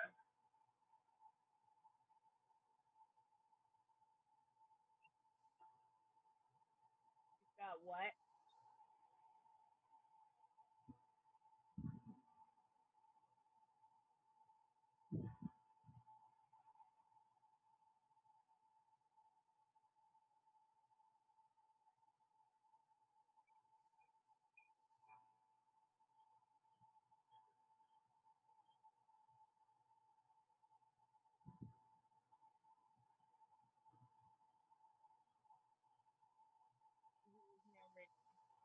Okay, I'm gonna mute again.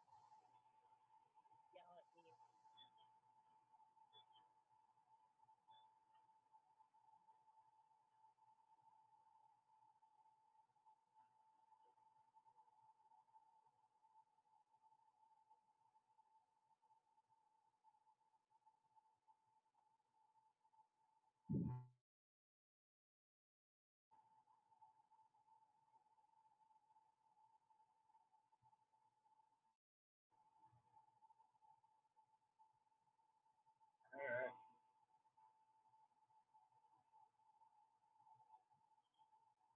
Seriously, this weather couldn't.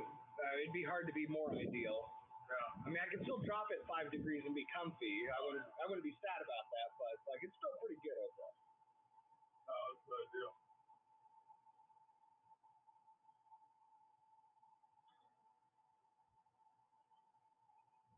Oh yeah, I've been meaning to do this with my oil.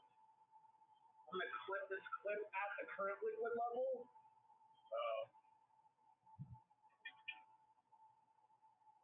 To your evaporation.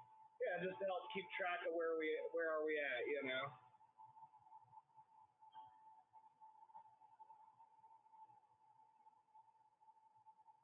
If you boil off more liquid, you're concentrating the sugar. Oh, okay, that's what I was just gonna say. Why didn't the alcohol disappear? We don't have alcohol. You don't have booze yet, yeah. This has got a lower volume. Correct. I mean, that's the premise of distilling.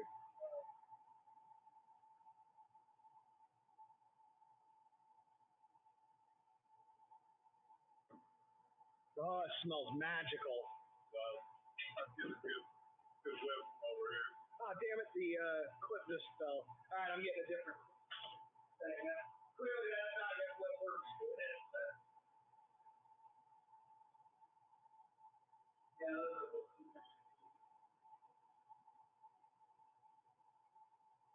something like this mini stick grip. You know, I want it to have a good grip, but I don't want it to go and crush the plastic.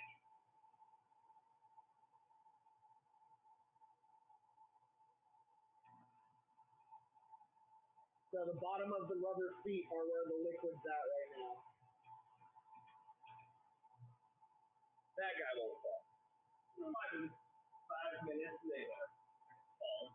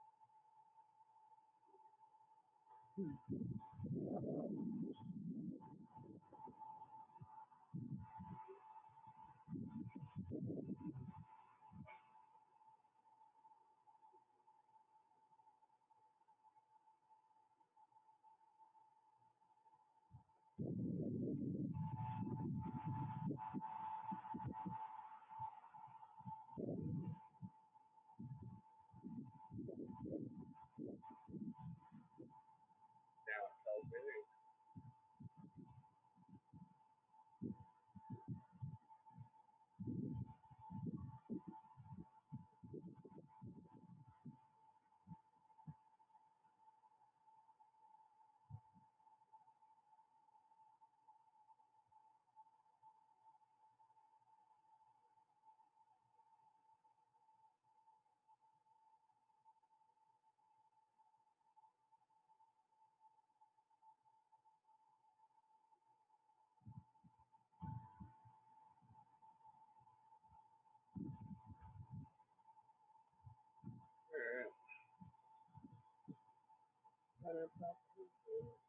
Boil is vigorous still.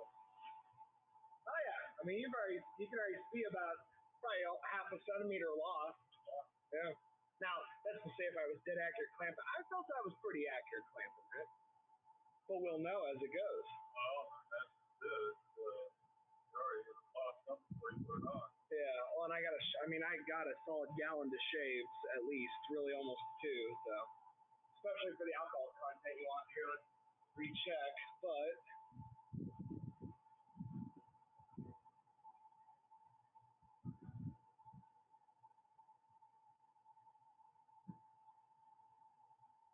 Right now, you're only sitting at about 12 bricks. That ain't no imperial.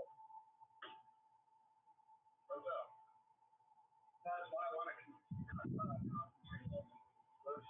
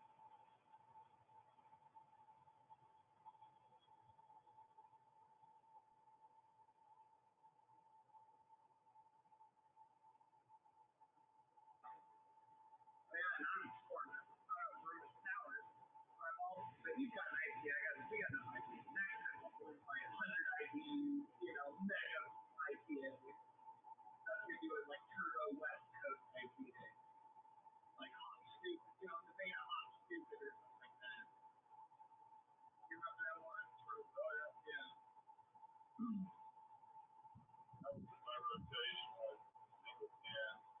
Yeah. The Lagunitas.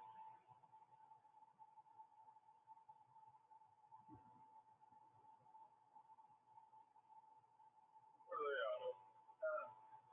Petaluma, California. Oh, it's that's where it is. I don't know. Like I know what the Kansas is. I don't know my California geography.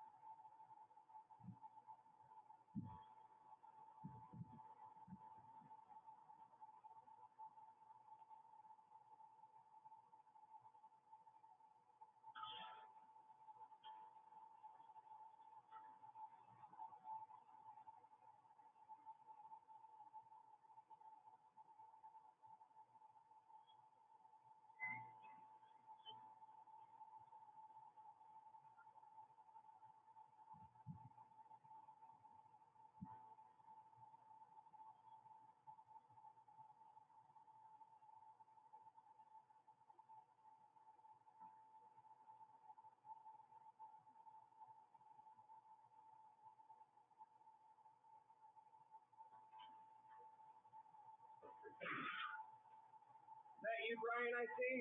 Or Saul pop in. Oh, did he already leave? Did I miss No, him? he didn't leave. He's just laying on the floor and doesn't want to share his video. Well, hi, gang. Hi, how are you? Just dandy, brewing away. This is brew number 2 of the day. It's exciting. Gonna go for a full 3. We're going full Monty. I'm gonna end up doing 3 without even having touched the propane setup. I could have done more. He's just laying on the floor and doesn't want to share his video.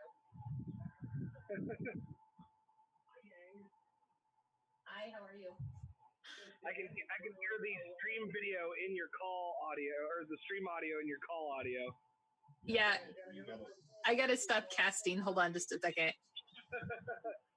You're tuned into the real thing now, you know. Yeah, there. Is that better? Yeah. At first I was like, wait, didn't we just have this conversation? Like my brain didn't fully click on that. Oh, yeah. I've got to, it actually might not stop for you. I turned my mute off. I gotta go restart YouTube to allow it to stop. Yeah, I've got cameras and mics galore out here. It's a pile of them. There we go.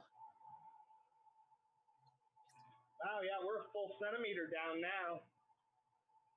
Now we're cooking with fire. Woo, fire!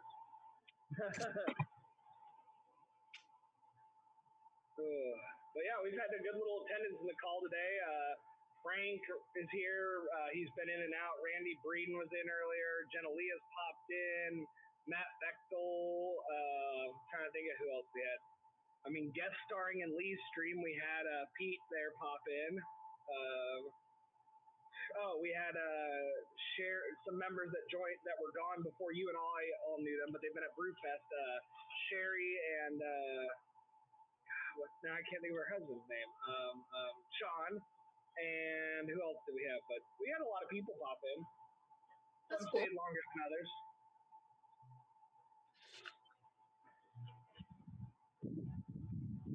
Very cool. We walked down to service earlier and got the new Cinco de Mayo pack. Nice. Did a little walk up curbside. Mm-hmm. Who was working today? Genelia was there, and Mads. Oh, Mad was there. Okay, she's who gave me my beer on Thursday. I think it was. Yeah, we haven't seen her in a while. We've seen Jalissa a couple times. Yeah. Well, admittedly, I need to get back up there because they owe me a altogether 4-pack. Ah. I ordered it earlier in the week, then placed another order Thursday during the day, and then they forgot to throw me my previous order when I came to pick up my new order, and I didn't realize it because I had other people's orders too. Right. I grabbed Ryan Mathis and Tanner's beers too, and just did porch drops for them when I did my beer. Same day I saw you. Yeah, we drank your stout because Brian didn't know how to read. He thought he was putting the ciders in, and Brian, you're color coded. Yeah, those had blue caps. I thought blue for blueberry. This was, by the way, before you sent your color key. Anyways, so we drank those, and then today we had the ciders. What did you think of the cider overall? Too much jalapeno? About right? Too much of the actual pepper flavor? Actually, I liked it after it had warmed up a little bit, like really cold out of the fridge. And it was good. It just wasn't like, I don't know, maybe it just grew on me with the heat over time. But by the time I finished it, I had wished there was another one. Hey, what beer are you talking about? They had my blueberry jalapeno cider. I dropped them off a Porch 6-pack, which included 2 of those. Yeah. Okay. I've got a lot more that of that one. cider to give. So Save me a bottle. One of these days I'm gonna catch, and then we can exchange. Save me a bottle of that. Yeah, well, next time Mama Keck's taking some Together We cans out, I can always send them with her.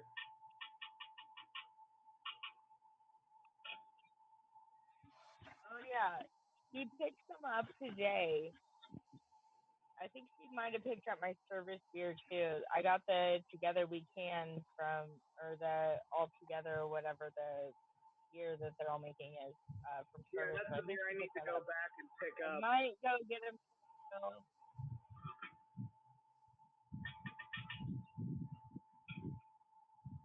But yeah, I either she needs to pick up Florence or I need to go to Kim City and it will happen. So I can tell my mom to swing by your porch and pick up beers.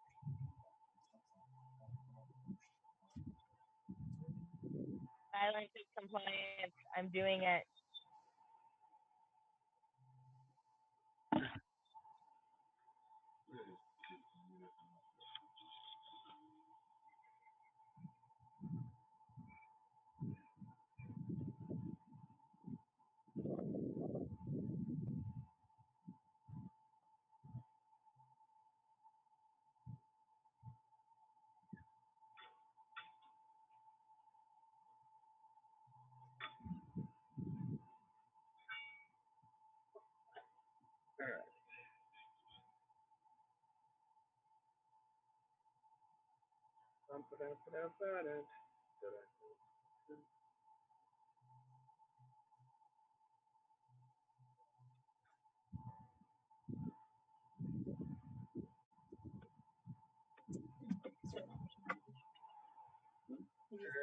All right.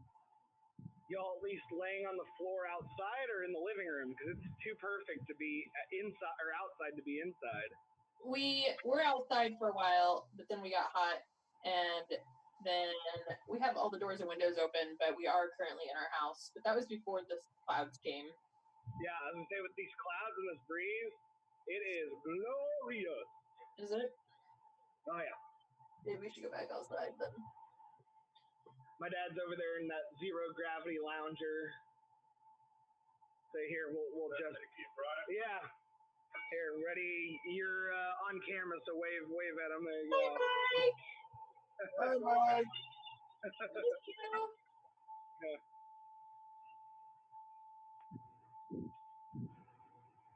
That's it. zero gravity I picked up there in Michigan last year. I Those had it chairs, on I only used it like twice the whole time I was there. I don't know where yours is. those chairs are super comfortable. Yeah.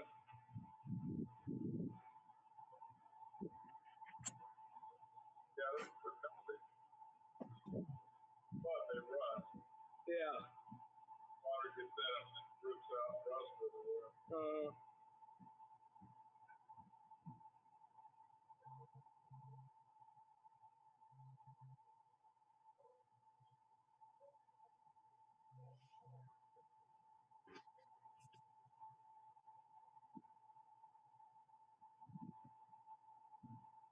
Oh yeah, this beer smells just fire.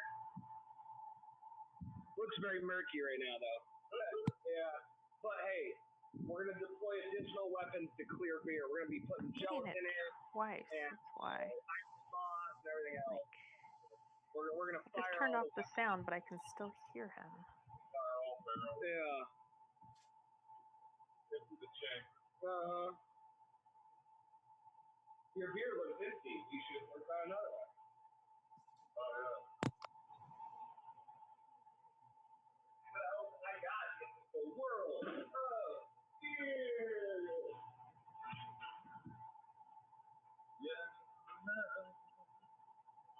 Hey, there's no yak right here. Oh yeah, that might be up for a yak. Oh, I don't know if I have anything else. Yeah, I brought heavy stout. We'll do daytime for heavy stout. Yeah.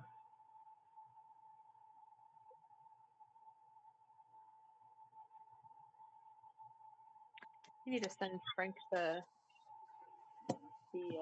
fire thing with the fire outside the house. You sent me. Yeah. Yeah.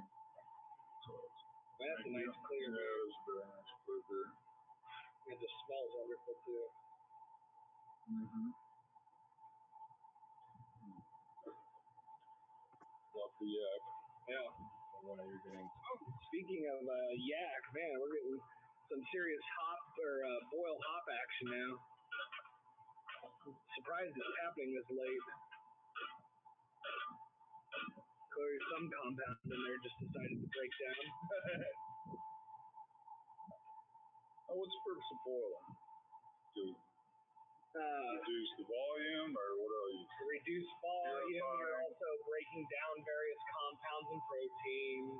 Yeah. You know, you're also Sterilizing. You're driving off some compounds like what, DMS and something else? I forget. You're losing a lot of hop aroma. You are losing some of that, but those early hops weren't necessarily designed all for aroma. Yeah. That Warrior, I mean, or Simcoe. I mean, it's not a bad flavor, but it's also a lot for the IBUs.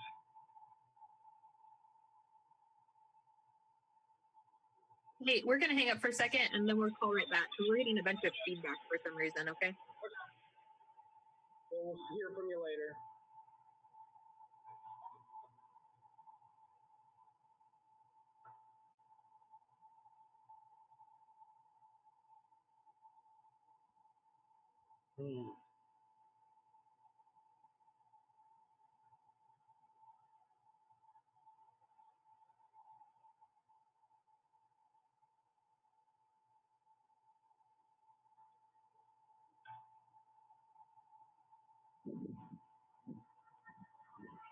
Turned it up another degree. We're gonna go full rip roaring.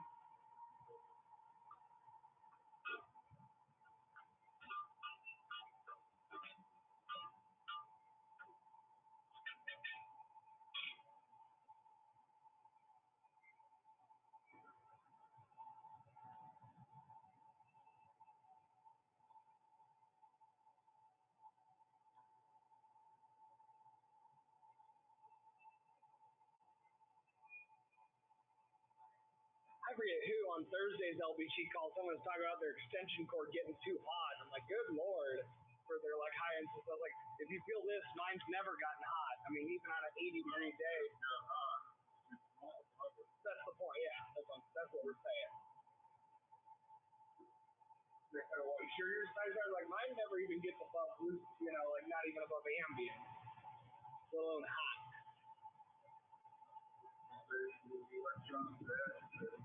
Yeah, gotta use your life.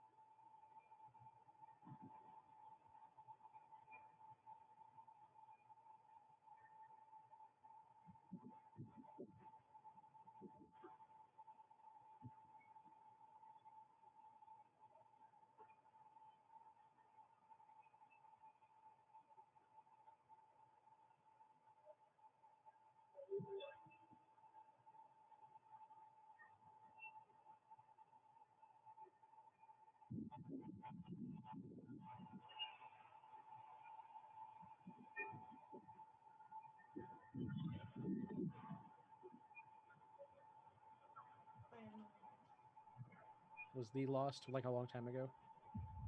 Maybe they flew here. Like from wherever.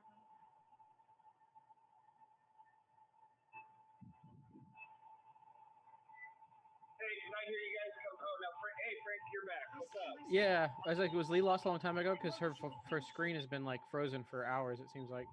Well, she muted. Oh, there she is. Yeah, but if you alt tab out of the app, it freezes you. Oh, I Like think she's on whatever phone. your camera is, like watch mine. See, I'm gonna there. Now I'm left, so now mine is permanently stuck on that till I come back to the app. Ah. That is the bummer about a mobile device. It just doesn't do the whole multiple things at once well. So, but yeah, working on my boil. I've pulled off about a gallon now, and we got about 20-ish minutes to go. So. I forgot to take a gravity. You what? Remember, you got to talk into your speaker. I take a gravity reading. Oh, you did? I have so far. I forgot to take a gravity reading. Yeah, I have remembered mine. I've even done incremental ones as I go. We're not moving up fast, but we're moving up. We moved up eight points on bricks.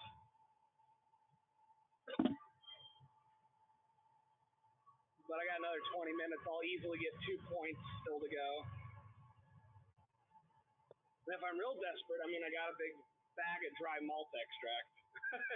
I can bomb this shit if I have to. This one's targets about an 8% ABV.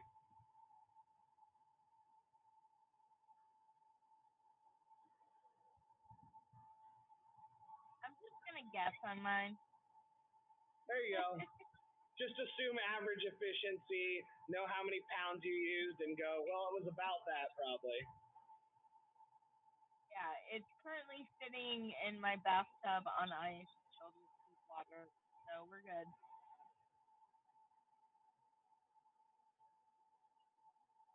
And I should be able to get my house cooled off enough overnight to kind of have it if I open my windows and stuff. After that.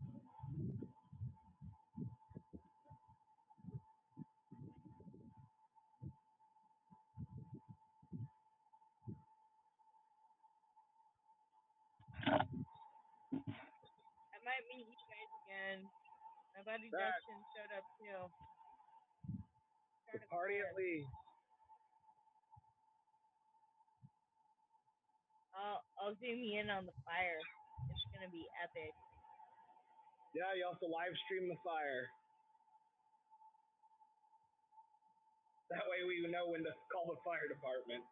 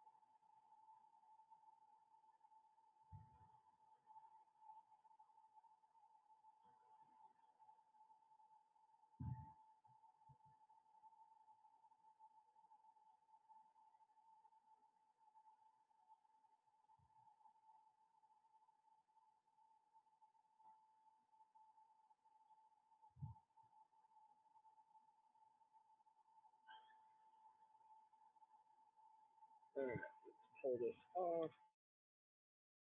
Grab this.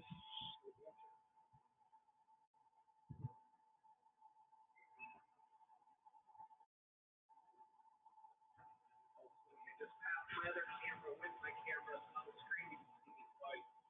Like,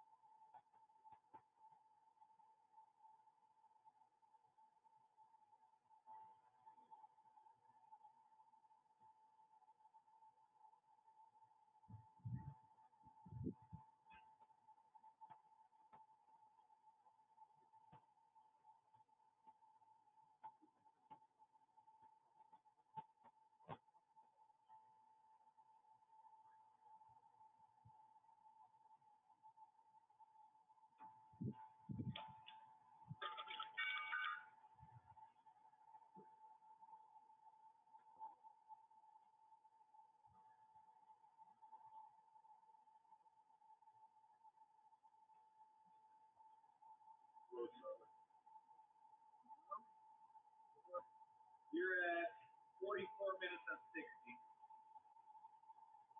Volume-wise, though, I don't know. We lost a little bit. We will be in range. Last time I checked, we were up to 13 or 14 breaks, so doing better.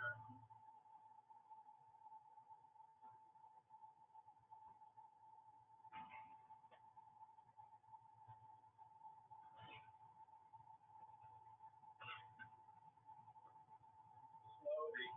Yeah.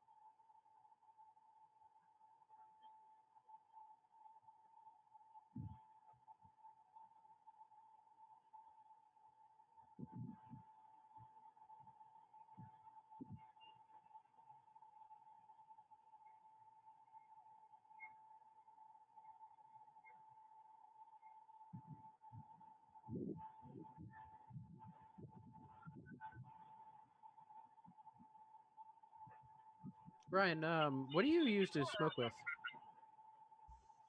Sorry, what was the question? What do you smoke with? Like meats? All right, let me get close to the speaker. What am I doing? What? Meats, smoking meats. Oh, I haven't done it in a while. Well, no, like what equipment? Oh, electric cabinet. Oh, okay. I'm kind of still sitting. We're kind of still sitting on our Trump bucks and a Oklahoma Joe Highland reverse flow has been calling my name for like a year and a half now. I mean, I definitely think those are nice. I am just a lazy person when it comes to it, so I love the electric set it and forget it.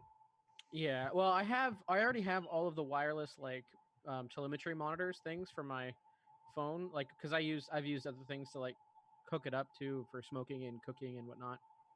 So Yeah, I've got one from Weber that's a remote probe that you hook up in a Bluetooth to your phone and then alerts you when you hit your temp. yeah, I bought mine. It was called iGrill, and actually got bought by Weber after I bought my stuff. Okay, no, I've got the iGrill post purchase. Yeah, post Weber. Yeah, or pre Weber. Or yeah, mine's pre Weber. Yours is post Weber. Correct. Yeah. But yeah, I have one of those, and it's got like 4 probes, and I've got a cabinet probe and like 3 meat probes, and it's got 4 inputs, and it's got all the app. You know, well, you just have the same app, I guess, where it shows you all the stuff. Yeah. I mean, I've got just the single model iGrill, but yeah, I've seen them. Have you seen that meter system yet? Like a meter. It's a bunch of like individual wireless probes in a Wi-Fi base station. Oh yeah. Well, I've seen something like this. Yeah, I'm looking at the website now. I've seen something like it. I'm probably getting my dad Father's Day. I would just be weary. Like, it seems weird that like in a enclosed. Live in that high temp. Well, yeah, the batteries, but also the fact that like, think about what you're doing. You're putting a transmitter inside of a steel box and hoping that it'll transmit Wi-Fi or Bluetooth signals out of that steel box. And since it's on battery power, it's probably low power Bluetooth, which, you know, your phone might need to be touching the like surface of the box to be able to get. My friend Kyle has one. He loves it, and I haven't heard from him in a while about it. But for a while there, he would send us. You can like live stream the tracking log. You know, there's like a share link, and he would share us those tracking log links, so that way we could watch his steak cook or whatever the hell we want. Yeah. I think it would be neat. I'm looking through the promotional video right now, and it looks interesting. But yeah, for like barbecue, I'd wonder, one, if the temperature probe would even last, the battery would last that long. And 2, if it would work through the.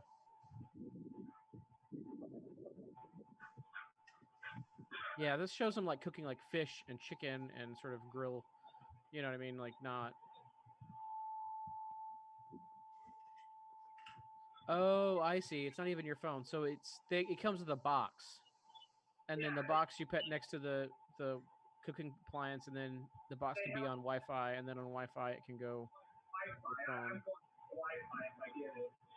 Yeah. Because then they're even like, you can leave the house when it's smoking or whatever, and they'll alert you while you're at the grocery store picking up barbecue sauce, whatever shit you do. Are we commenting on Sarah's post about? Yeah. I'm probably built now at nothing easy for other people. I love it. I love that. About a year after I get a house, then I'll beat you up. I want you now. I have priorities. I can't really hear you too much. In a year, you want to upgrade your gaming PC? Mine's very past due, but yes. In a year, I might have some fairly reasonable used parts if you're looking for parts that are current right now. I'll keep that in mind. I mean, I got to turn that. Oh, hold on. I got it. This is not going to work with a virtual background turned on. I got to turn the that, and then I got to. Running a GTX 770 in my main tower. I got to go to this. Go to that and go static, and then go there. You want red? I can do red. You want yellow? I can do yellow. Blue. Let's go back to the pink. Yeah, so that's a GTX 2080 or RTX 2080 and a an i9 9700K or 9900K. Oh yeah, now I've got the i5 3570K. Oof. Yeah, I know. That's slightly better from what the boy's using over there. He's got an i5 4690 and a GTX 960. Oh yeah, he's got me beat too. Well, just graphics card wise, but you got a better CPU. No, I'm 3rd gen. But he's not unlocked. Oh yeah, he's on unlocked, but he's 4th gen. But he's not unlocked, so yeah. 3rd gen.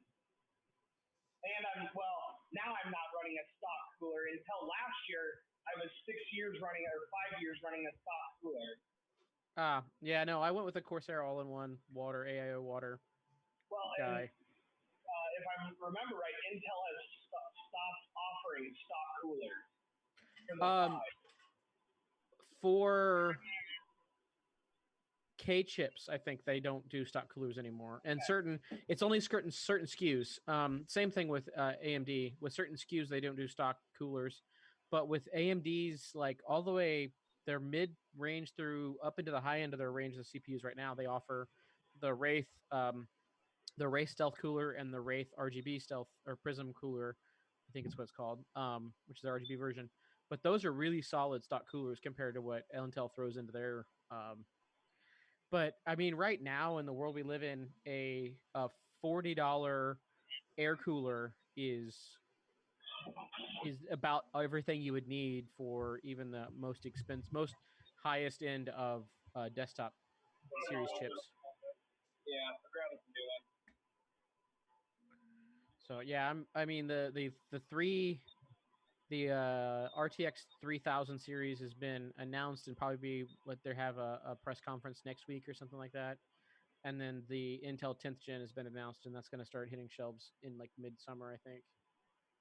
So within the next year, there'll be a new CPU and a new GPU from Intel and NVIDIA respectively. But right now, really just an AMD CPU is far better if you are willing to deal with the driver issues that AMD naturally always has. Yeah.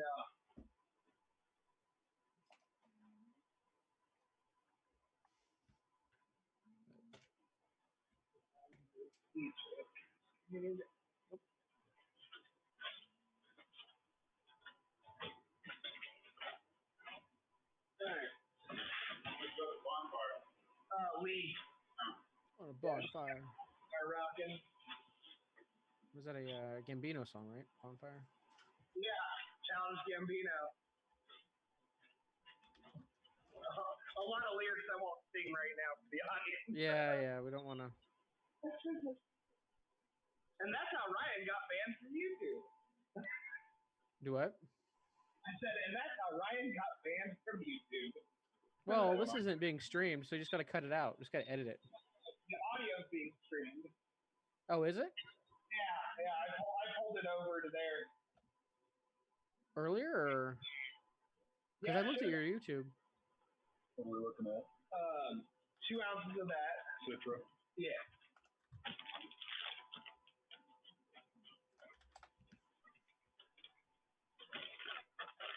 Oh, you're not the only person with your name with a YouTube channel named your name.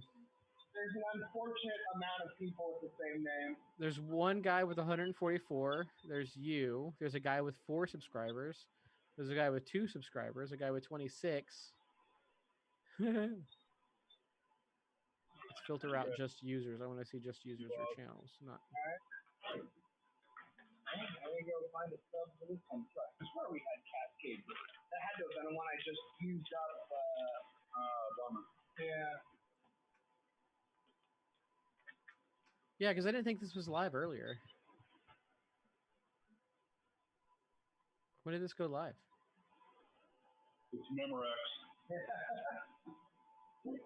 Centennial. I do have Centennial, and it says we are in equivalent exchange or near equivalent exchange, which makes sense. Now that bag opens like shit. Pop fail. Alright. Oh, it keeps creeping up on that with 2.1. Alright, well, give us another 2 of that. Oh, you went live with us after you came back from the brew shop. Oh, yeah. Okay. I went full live stream, not just individual videos. Okay. Yeah, you like how I set it up? That was the multi-brew cam, the spear Yeah. smith. Yeah, that's the best I can do. I was like, I still don't know what I'm doing. I want to get some widgets on the page, but that's another time. Just hop bad time? Yep, hop add time. Go ahead and start. Need to film. Say what? Need to film. Oh, good point, yeah. See, you know it's film live.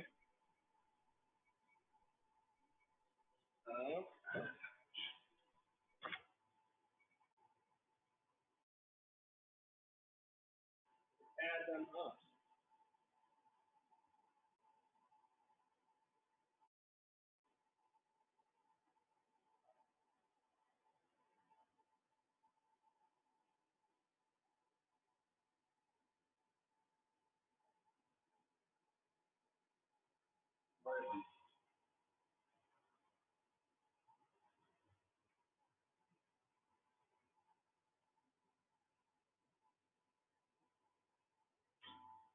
Then we're gonna mash that like or subscribe button, the cooldown button.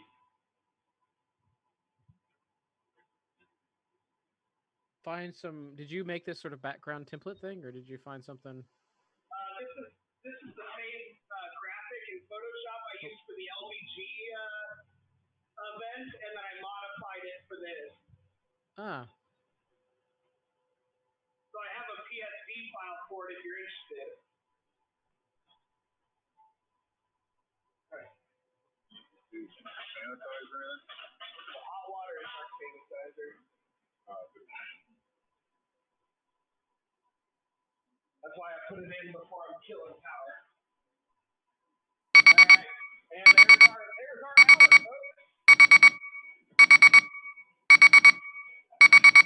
So now, we'll pause this timer because it thinks we're at steep aroma, but it's too hot for steep aroma.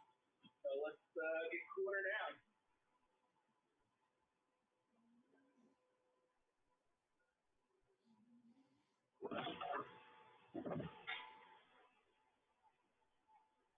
Now I really want to listen to that Childish Gambino song thing. I've been playing that in my head now like 5 times over.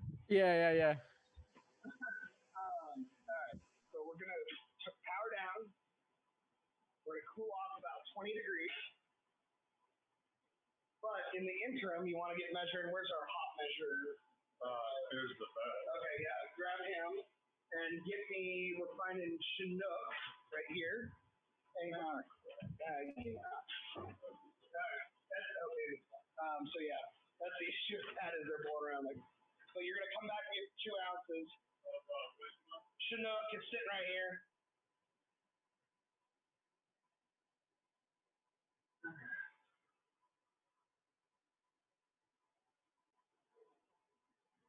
This IPA smells magical, like straight up Chronicles of Narnia.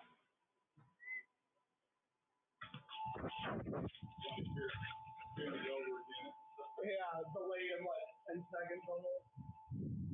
Chin hook. Yep, chin hook.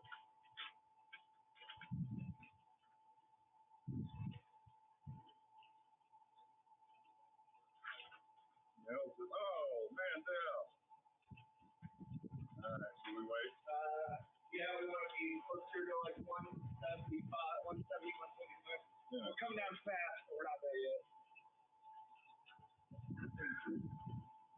Lots of sediment.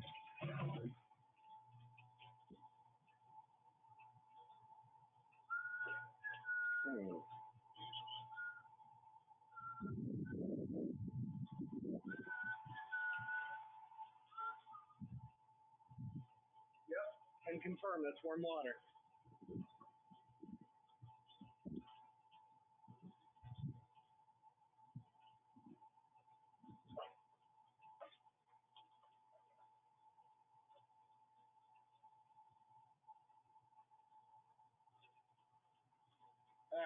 turning that off. Go ahead and, without breathing in it though, because we are nearing no longer salt standing. I'm going to start the timer. And we'll let it run, and then once that next timer beeps, we'll take the temp all the way down.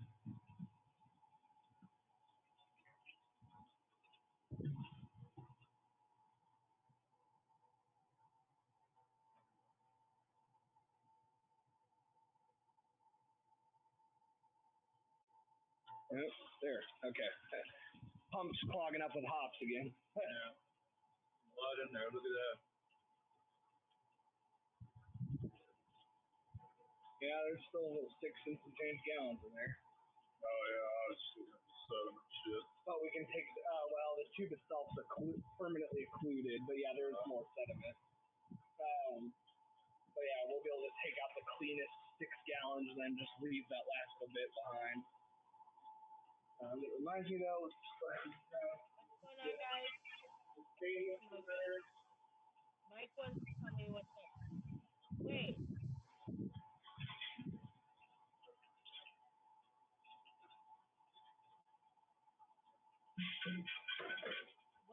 What stage what beer right now? Sorry, I wasn't paying attention.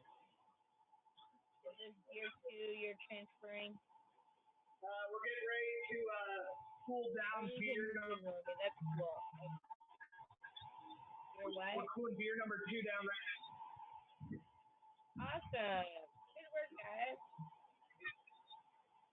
Thank you.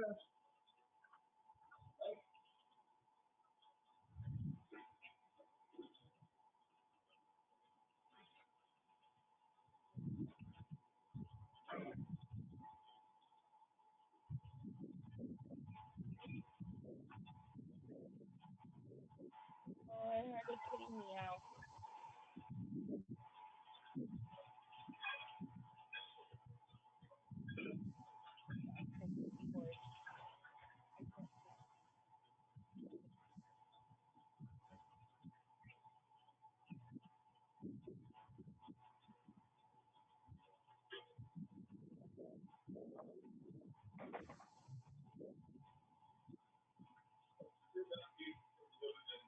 Indiana, like South Bend, and going over and getting, refunds. I mean, there's been people busted doing bars. It was expensive. Well, I know, but that was a little more, they didn't drive all the way to Tyler, New York. Yeah. That, you can just kind of, that probably doesn't make economic sense, but on the other hand, if gas is, like a gallon. Have you ever returned those cans? Your time's worth more than you get out of them. Yeah. I mean, it takes forgotten if you literally. I understand you in South, right? Yeah, but you're literally scanning with cans. Cans. For the next 2 hours, I mean, you're literally. It's not like they go to recycle center. Here's 12 pounds. That must be 180 cans. Cans. Oh, and the machine rejects about a third. Oh, and if that store doesn't smell the kind you just brought in, good fucking luck. Yeah, no, it's a fucking pain in the ass. I like the concept of it, but the actual execution, I hated. That was the one thing I hated the most about doing up there. That is not dropping. Well, we haven't started dropping it yet. Right now, it's only the air dropping. It's gonna go in about 40 seconds.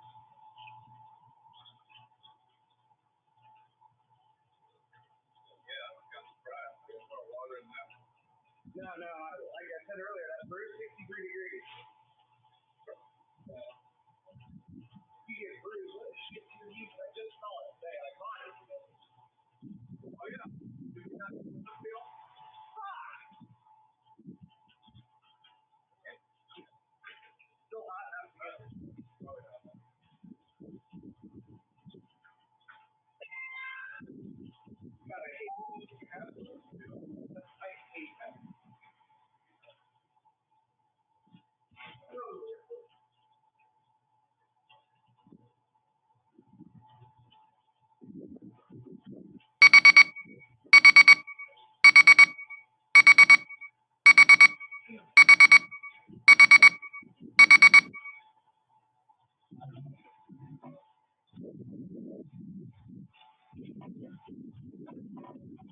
ended up before.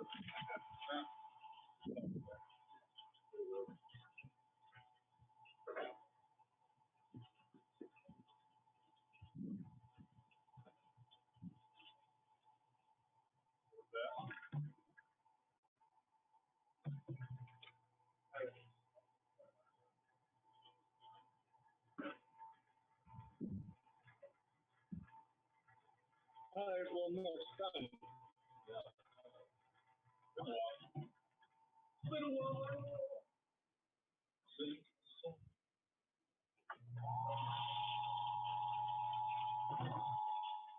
All right, begin the cooling, but we still need to find that heat. No, there's not an Erlenmeyer on the.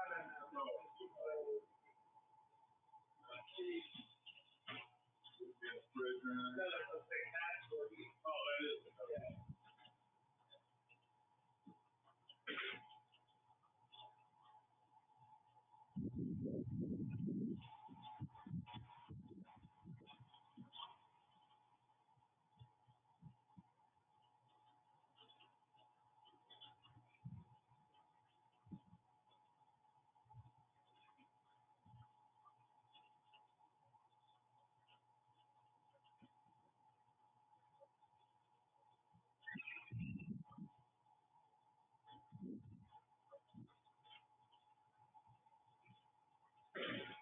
Yeah.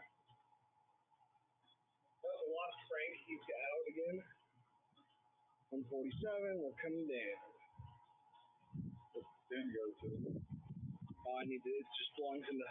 It's in the hoses here to lock those if you want to.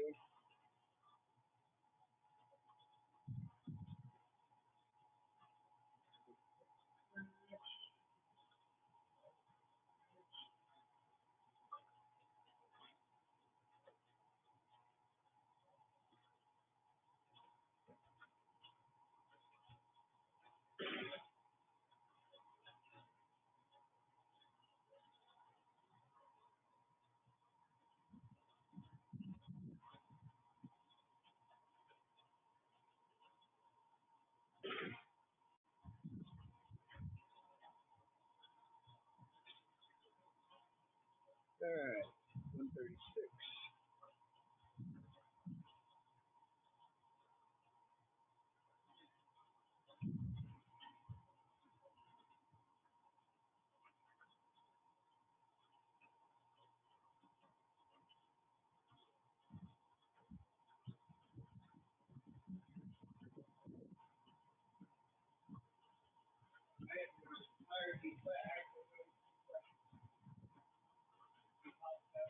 Packaging is sharp and occasionally cuts through. Yeah. Trash come back.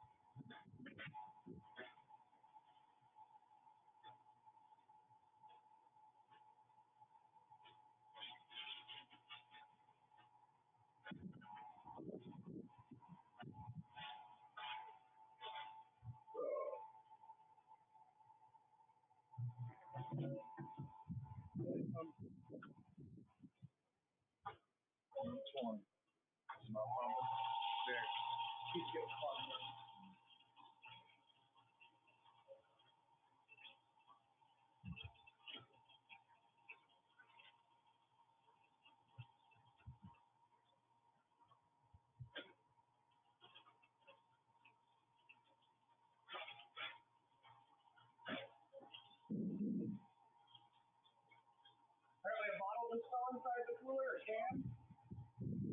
Didn't hit it that hard. Be more dramatic.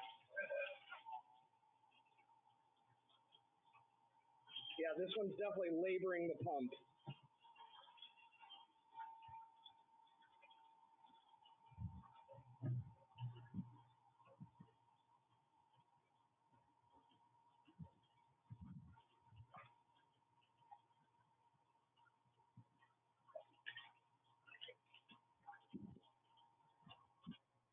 That's yeah. Yeah.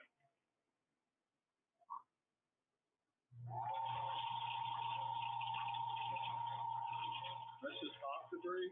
Yeah. Which, as much as it, you know, melts, like it wouldn't be that particular. Well, there might be some orange peels getting down there too now. Cool.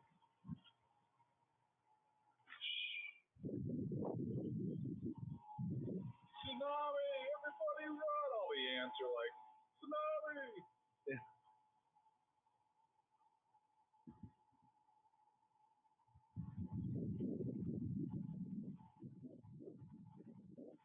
Are we saying goodbye or something? Say what? Hey, what's up, boy? What you doing over there? We are finishing up cooling the last beer now. Hey, Ryan, I was asking Mike, not you. Okay. Mike, what you doing? Cooling the last beer. Shit, you guys are productive. He was just I'm flushing impressed you got out of there and creating a tsunami for ants. all right. Tsunami for ants. Ant tsunami. An uncle tidal wave.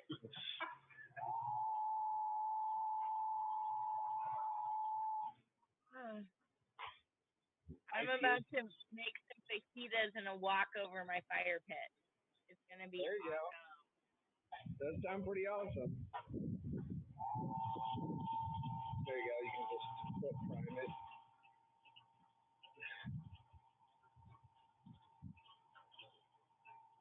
Walking the coast.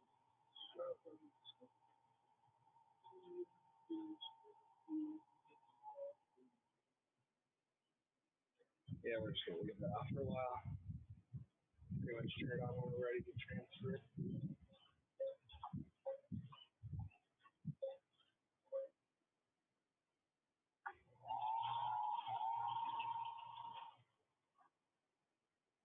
At 98 degrees. Doesn't have a temperature. Yeah. Does not have the Rona. No Rona. Rona free, the way to be. No Kobe.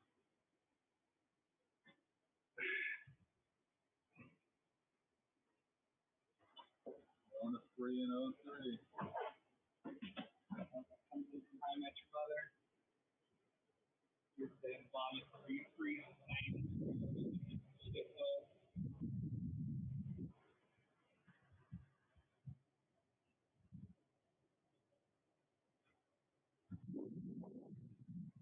Well, it's getting a little darker over there.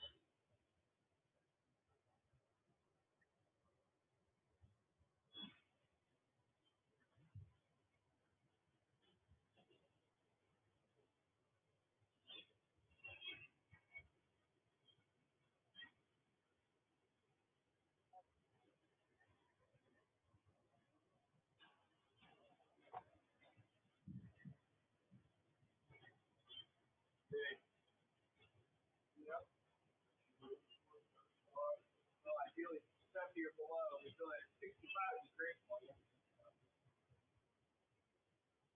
65 hard to reach. You can reach 70, but and you can get below it, but getting 65 is really hard. Luckily, the basics over time.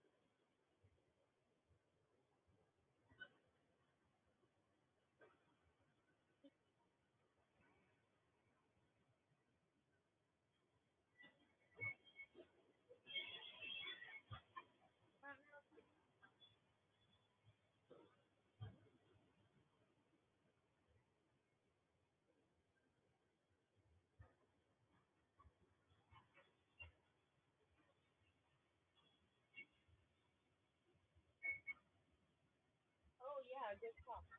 This was that inner household.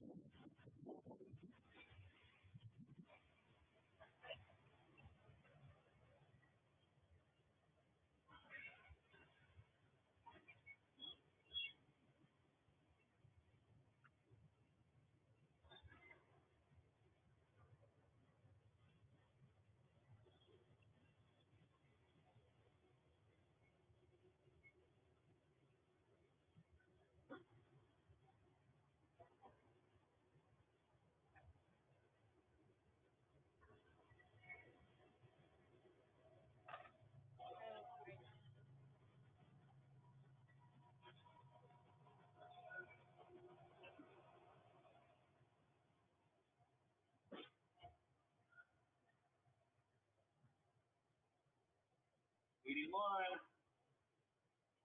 Boy, yeah. When I matters, that's coming down. Take in the street.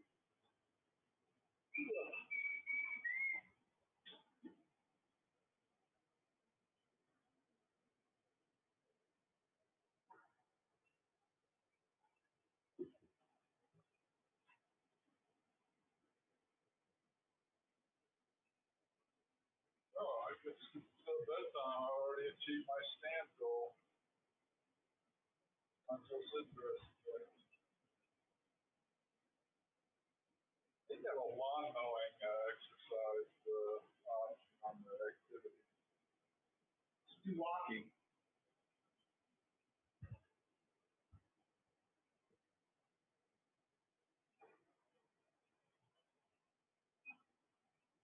Fix them launching like those laws. There you go. Can be the most interesting man in the universe. Or whatever. There's that commercial involved.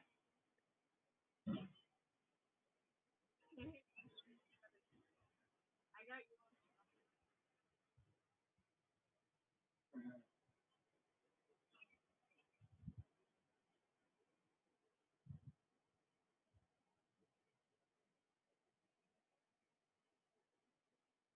Dude, what the fuck, guys?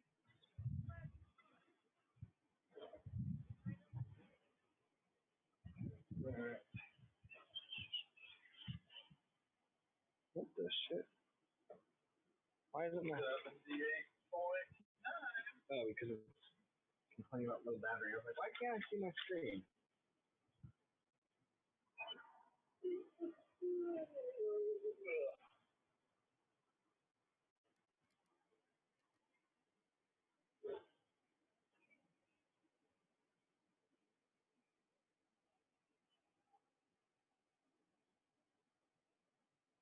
Oh, great.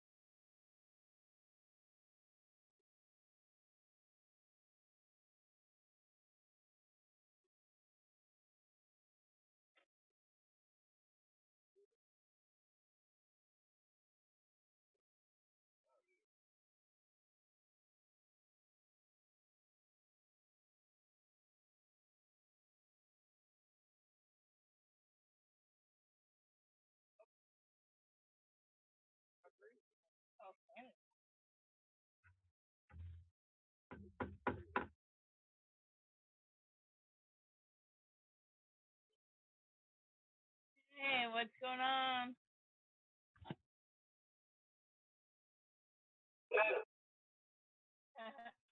Tosh is barking at you right now. You made too much noise.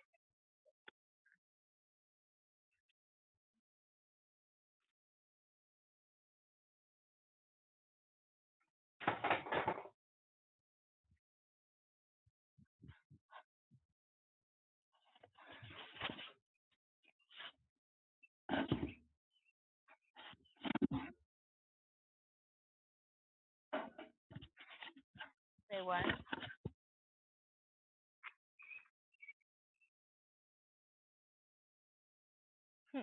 I'm using my speaker as a phone right now. Can you hear me loud and clear?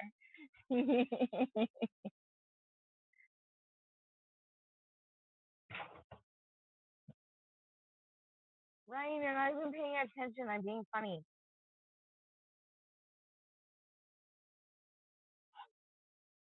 Yeah.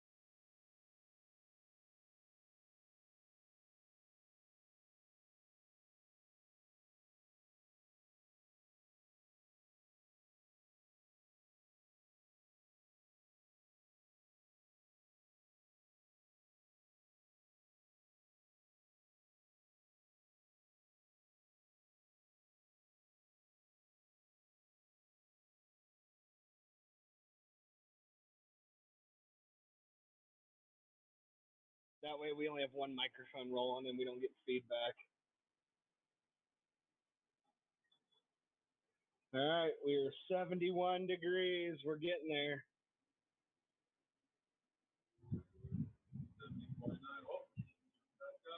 Oh, snap.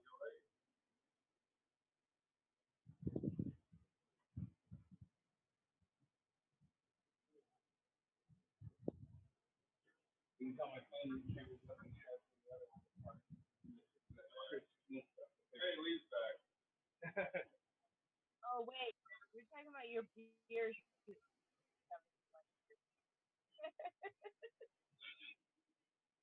All right. This is the third beer now. Tell me about all the beers. Well, we did the pale ale earlier. Now we've done the IPA, and last up, I think I'm going to do a sour. Okay. Awesome.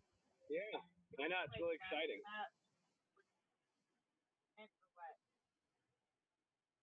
Because the sour should be quick. I should be able to get down to a 30-minute boil on it. Okay. And I'm going to use it. You do a 30-minute and what? At Maxo? Say what? You do a 30-minute boil and then add lacto or what? I'm going to lactic acid this one down because I found I have 4 containers of lactic acid. So I'm going to just take lactic to push it down to 3.5. Gotta use that shit. All right, we just cleared 70. Sweet. I think it's time. All right, these. In a second, we'll need those. Yeah, we're going to pour it first.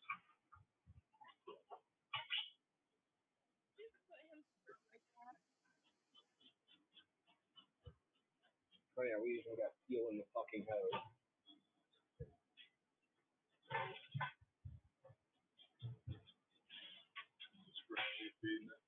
For the moment, but I'm getting ready to fire up the pump. Well, that's still on now, I guess.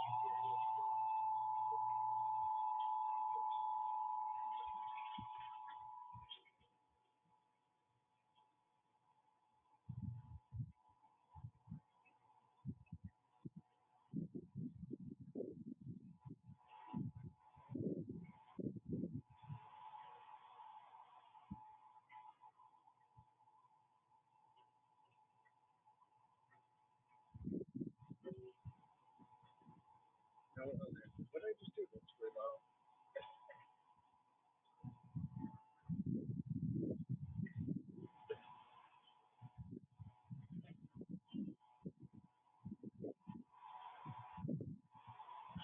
About half-ish full.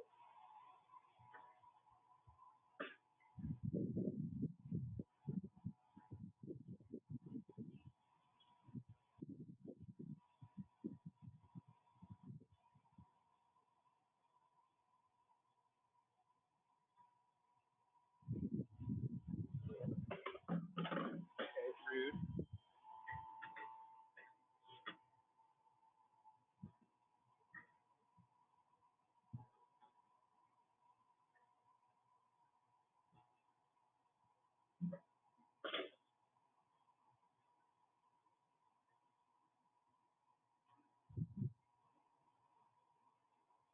Pretty much there.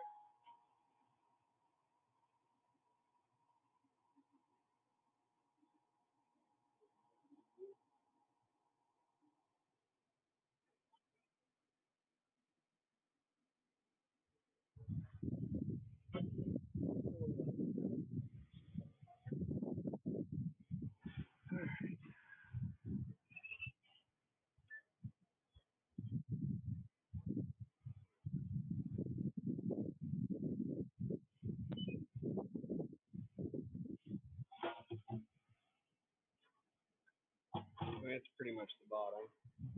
Oh crap, I'm doing it again. That's what that ding-a-ding is, my phone going, hey dingus, you're low on battery. Luckily I recognized it this time. Yeah, you can kill that fuel. All right, I think any more and this will be a mistake. All right, you want to find where's the yeasty boys at? Here, bring. Can I hear my name? Are you guys talking to me?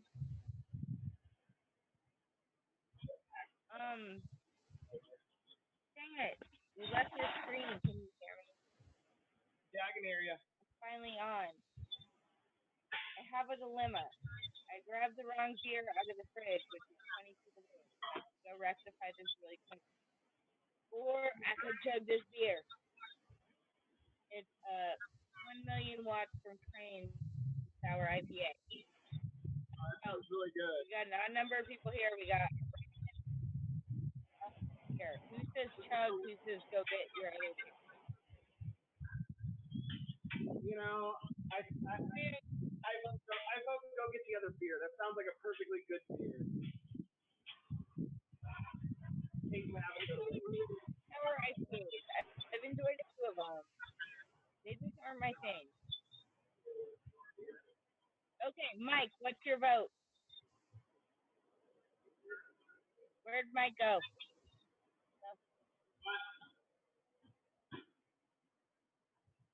I'm back.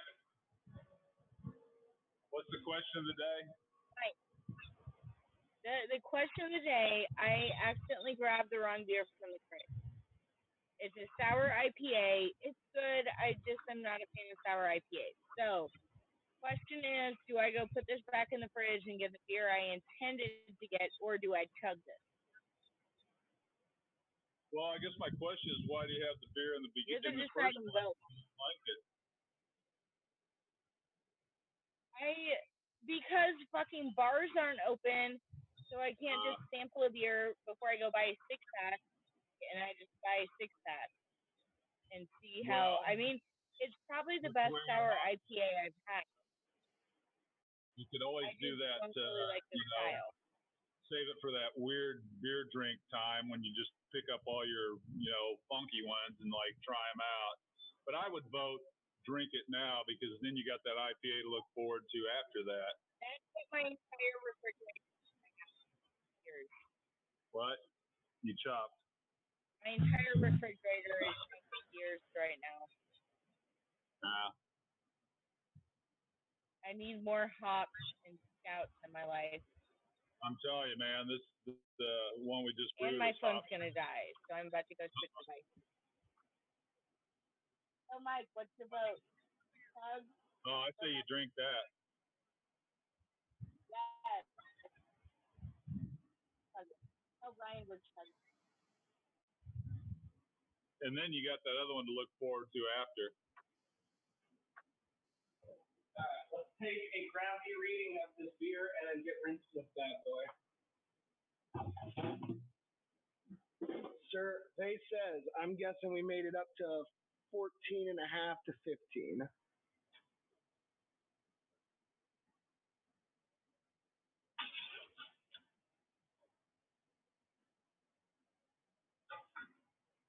You see all that hop sediment down there? Holy crap. Yeah, you made it to 14.2 bricks. Nice. So we want to pull this off? Yeah, we can go ahead and just now start dumping all this crap. However, this stuff's going to be slurry enough. I'm going to dump us in a bucket and have us go chuck it in the yard. That's right.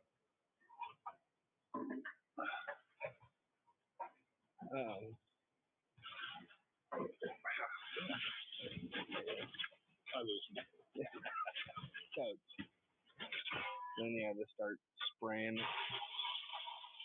her down.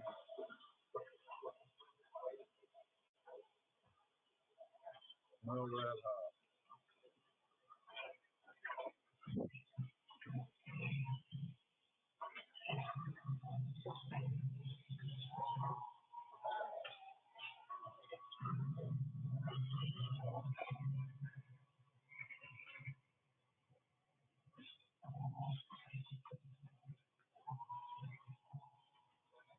All right, here's what we're going to do.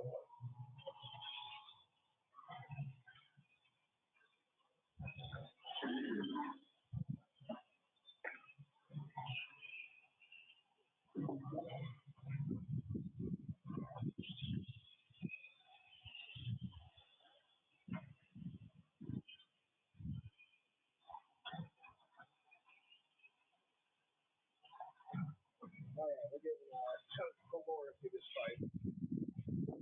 Chunks galore. Yeah, you can shut her off for a little bit. Oh.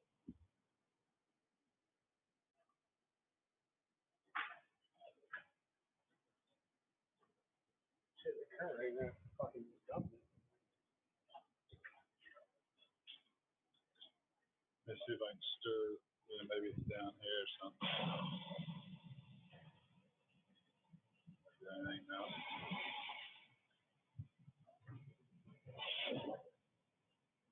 Well, here it's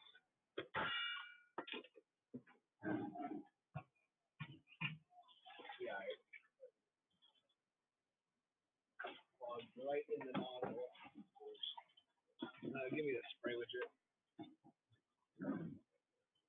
Here, get away. You're gonna get wet. I promise you're gonna get wet.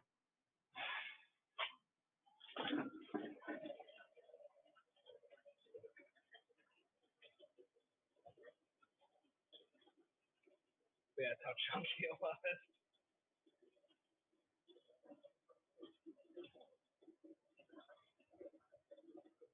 Tasty.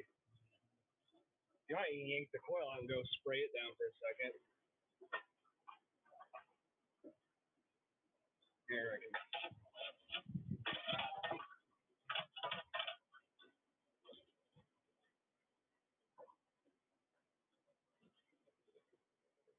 Oh, that is just beautiful disaster. There's your Amazon. Yeah, yeah.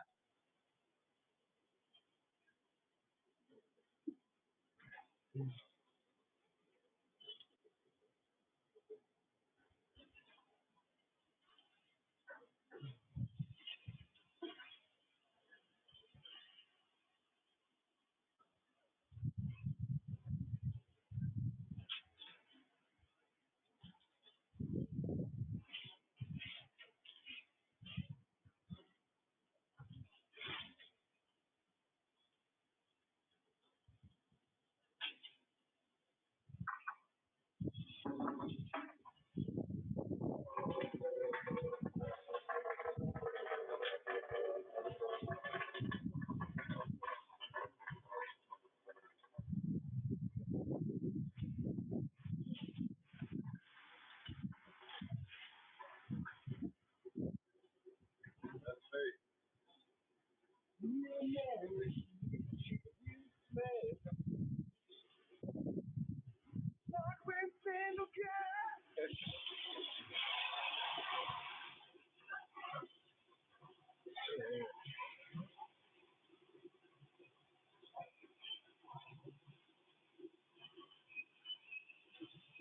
Getting it bit by bit.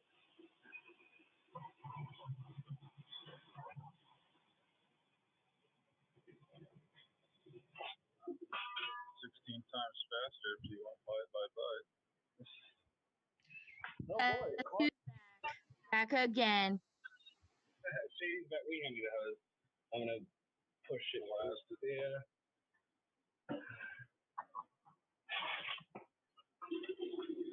Works. Yeah, I can't wait to get more of this crap through here.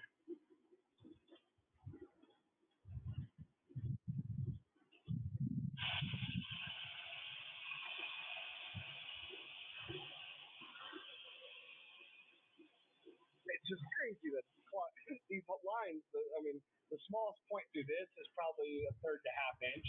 Oh, wow. So, I mean, there's a pretty good sized bore through this section. Because this is a full port valve. Notice how these valves are different sizes? This is a full port valve. This is a restricted port valve. Because these are way cheaper. Really? Yeah. Next kettle, though, I'm putting a fatter valve out here. I'm put a full inch out front. Makes sense. Do a lot of lemon peel chunks. Yeah. Quick dry material.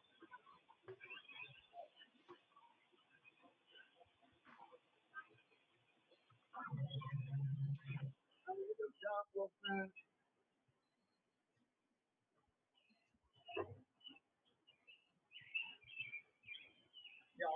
think about it, we have over half pound of almost half pound of hops in there. I guess so. So big foil bag, half of one of those bags. Hey, Blacksmith, let me tell you how to freeze fire.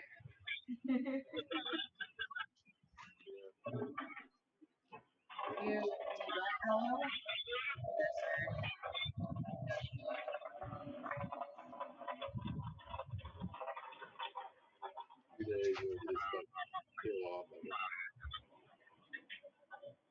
Awesome. Hey.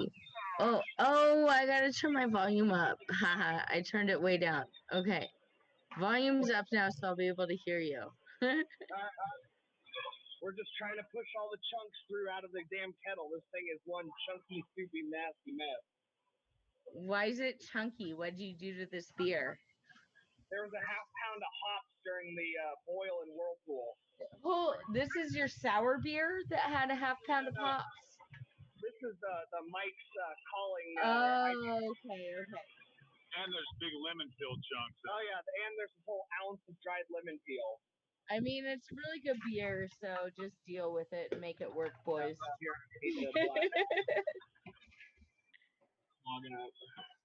I like that brew. It's the best. Obviously, because you make it, Mike. That's right. From the kitchen with love. All right. Until the heads fall. Oh, there goes the chunk. Was it? I missed it.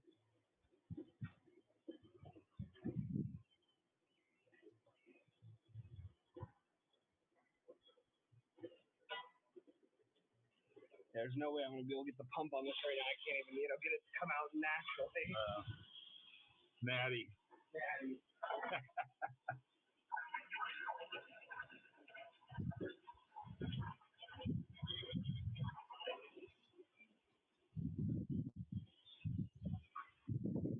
Are we out of beer yet? I am. You, I think, have that. What are we drinking next? Drink your home brews. We're kind of low on those bottles as far as right now. We've been drinking a little bit of everything today. Me too.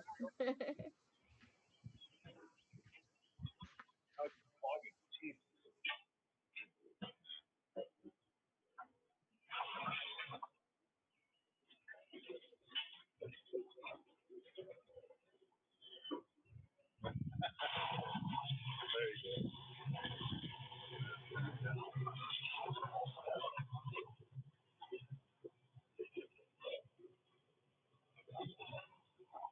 What'd you get? Tell me what you decide on when you pick your beers. All right. Oh yeah, it's already falling. Good Lord. First, we gotta get the damn kettle empty. This is turning into a total pain in the ass.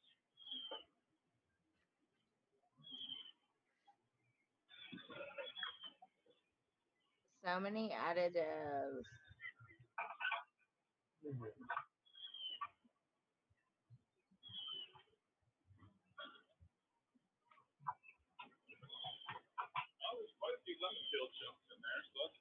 That means there's that many fewer. I mean, right, that's what I'm saying. There's still some left. Yeah. Geez, that side is just going crazy. When did I mow? I guess I mowed Wednesday before trash day. So I don't know which one.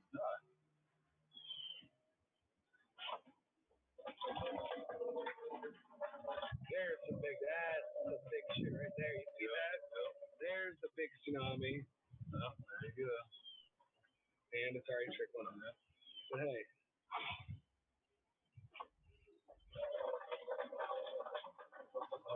Okay, so I'm just thinking out loud here. I should probably save all of my spent grain and make dog treats with all of it, which will take like an entire fucking day, and mail them to my friends with dogs, right? As like a quarantine gift. You're feeling fancy. I keep talking about doing stuff with my spent grains, yet all it does is fertilize the yard. I've made them before and they're really easy. It's just a matter of I need to like put this in a plastic bag and in the fridge now because I'm not gonna do it tonight. I'm gonna do it tomorrow. Yeah.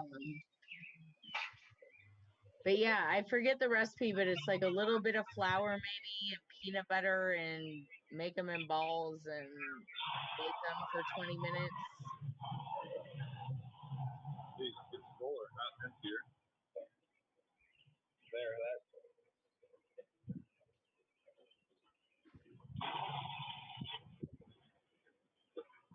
How's it going over there? Oh shit. Oh, you needed more flame, huh?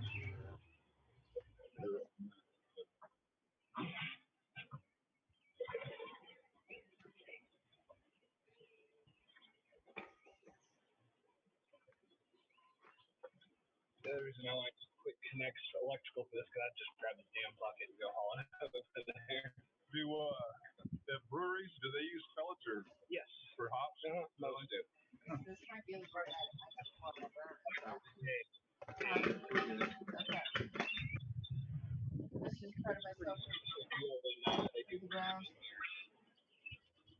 So it's only pretty much a harvest since they only last.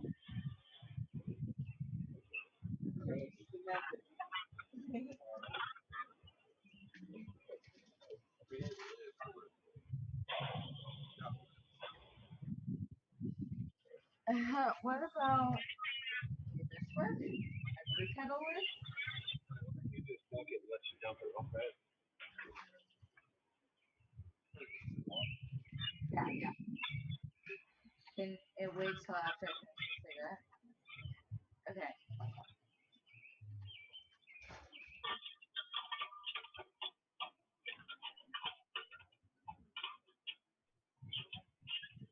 These brewing supplies come in handy for all sorts of shit.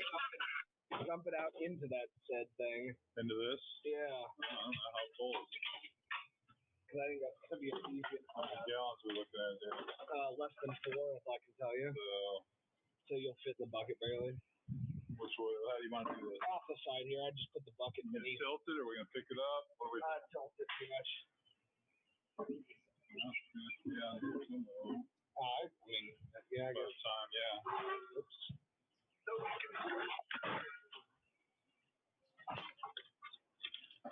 Keep tilting. Keep tilting. More? Yeah, oh yeah.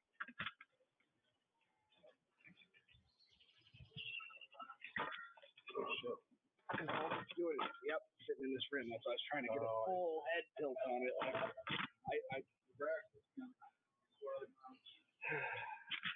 Yeah, now it's all fucking over. Gross. Alright.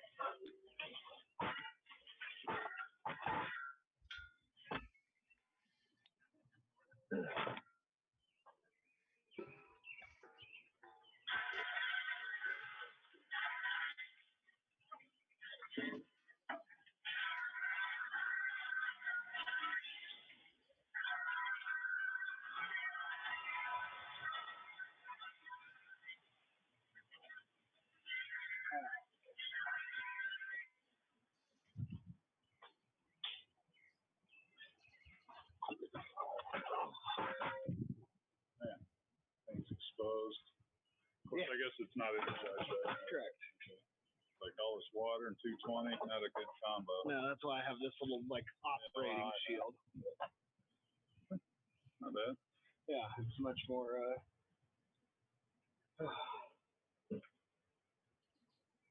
Oh, there's Kitty. See, she's good at that. She does her explore thing and then she comes back. Yeah. What's up, girl? You want to go inside?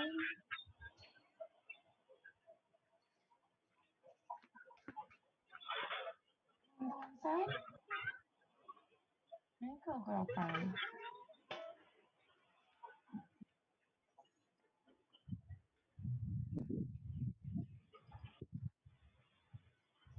Okay, are you ready to see what's going on at my house? Yeah, let's see Oh, wait. We got a wok on the fire pit. with onions and peppers. Making fajitas. Pretty excited for this. Yeah, sounds pretty baller. That's all. The wok is all Dustin.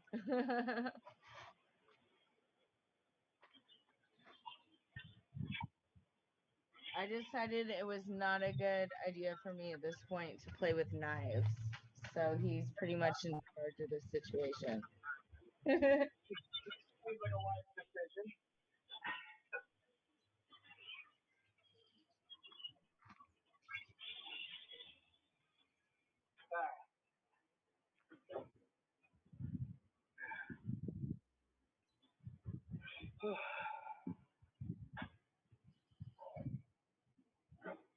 Oh my god, that smells so good.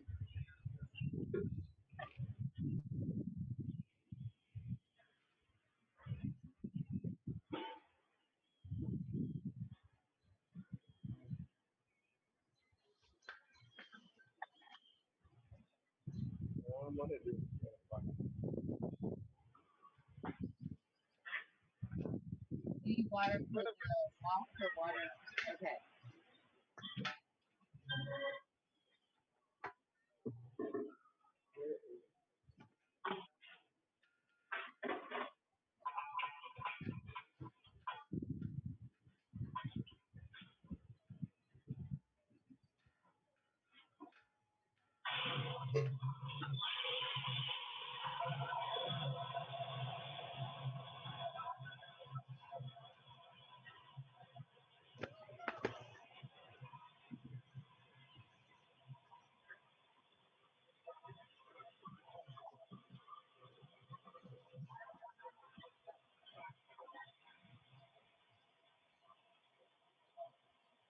Throw that on.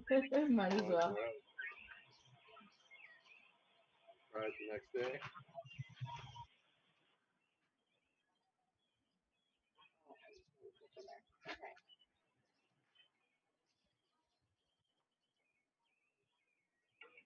Oh yeah, those spices soaked in well.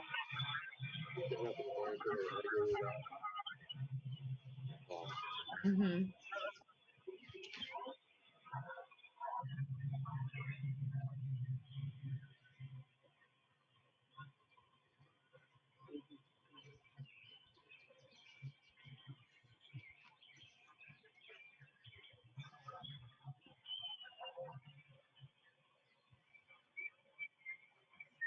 Nice LBG glassware. Yeah, I purposely used my LBG glassware today. There you go. But I don't want. I was drinking out of this one too. Yeah.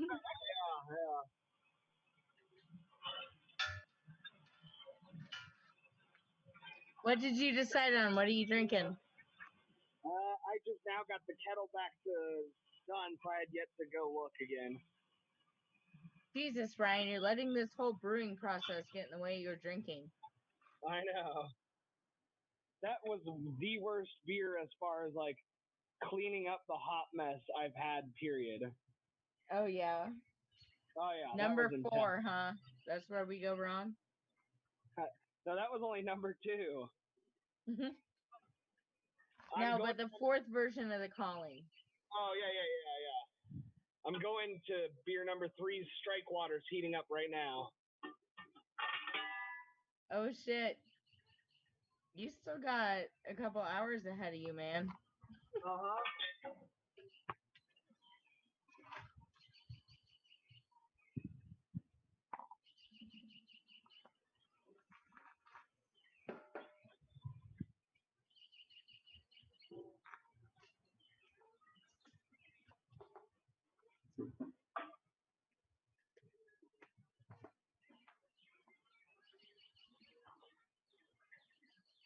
You know, technically it was a double IPA, so that might count for 2 beers. Totally. Seconds late on that, but it was double the pain in the ass, so I mean, you know, get some points there. Yeah, that one was I was getting it to clean up.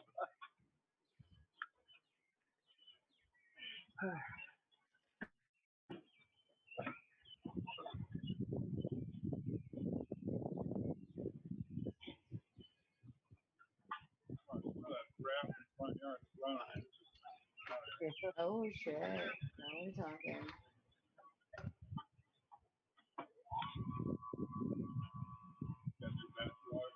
Yeah. So despite that priming, no pumping apparently. Oh, did we ever screw that? Yeah, I did.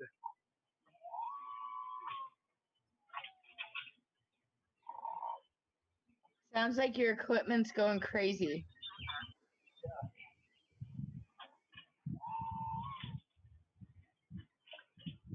Crazy on you.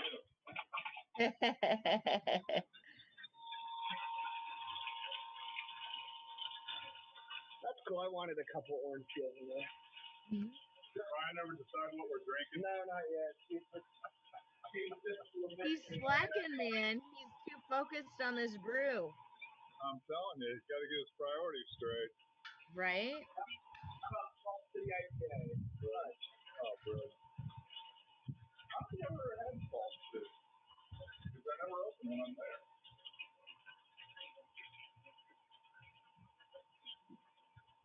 Okay, so I see you pouring something. What'd you decide on? Salt City IPA.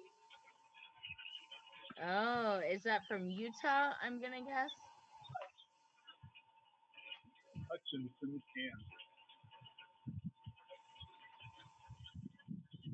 Look at that nice color. Frank's back! Back again. Oh, Frank is back. Cheers. That's nice and clear. Cheers. That's very good.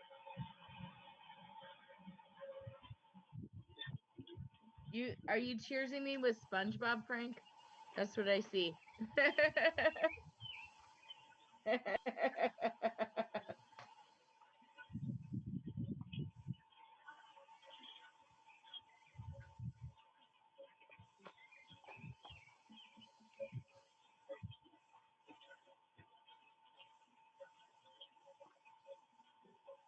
Oh, yeah, I don't know. Maybe I didn't get hyper fancy like Ryan and get a green screen so it actually like does it better. Yeah. But my other option is to be like Ryan and delete my kids and make my house quieter and delete my kids. That's funny. Have this space. Frank, I don't think 100th trimester's legal. Man, it depends on how you do it. If we go like Back to the Future style, and just fork the timeline. See, what you got to do is you got to Back to the Future and Ant-Man. So you Back to the Future it, and then you like punch the individual little sperm in the face, so it never happens. Not today, Batman.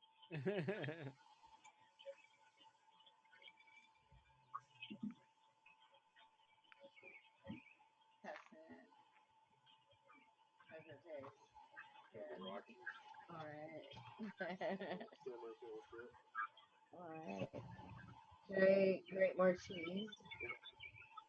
Okay. Are we doing tostada shells or nachos? Either or. Okay. Yeah. I would say if we're doing tostadas, we definitely need beans in that. Yeah. All mixed up. Sure. Yeah. And then we can just throw that on. I do have some cherry tomatoes, if they're still good. Yeah. Yeah. Okay. Sorry, figuring out dinner.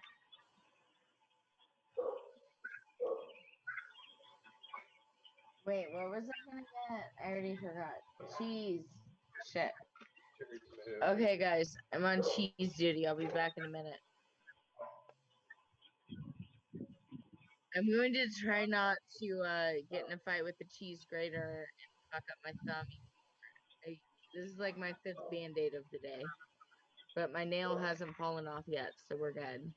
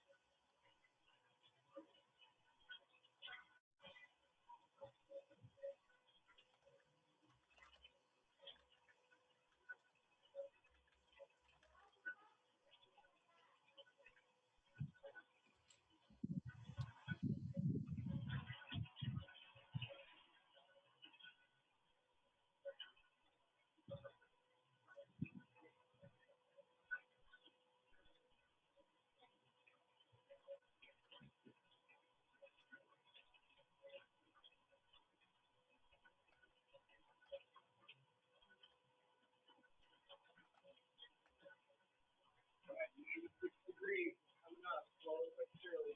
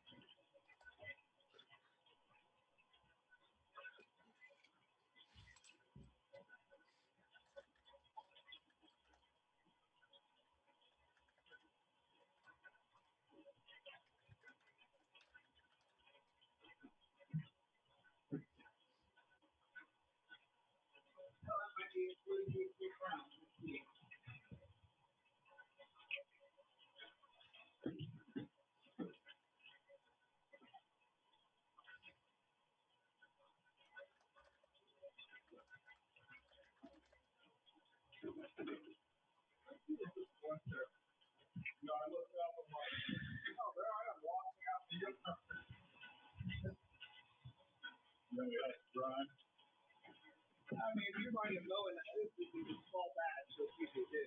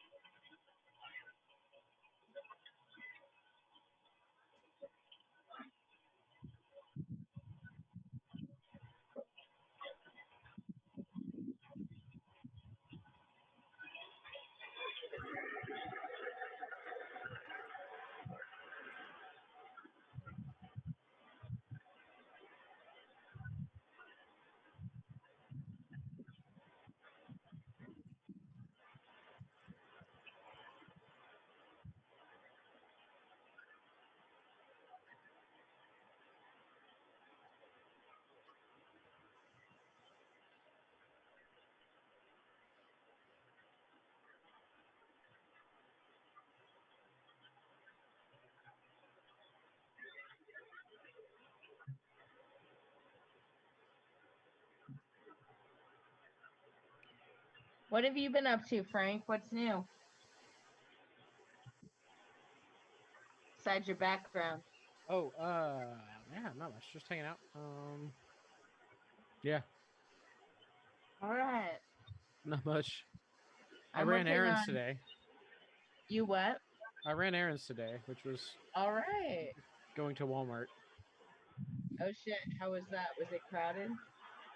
It was way more crowded than it was last time I went a couple weeks ago. So Last time you went, was it on a Saturday afternoon or was it during the week? yeah, I typically go on the weekends, Saturday or Sunday, mainly because so Maggie, she works, so she still works, she still hasn't missed a day of work since everything started because she's essential, Yeah. and works at the Merc. So She is essential.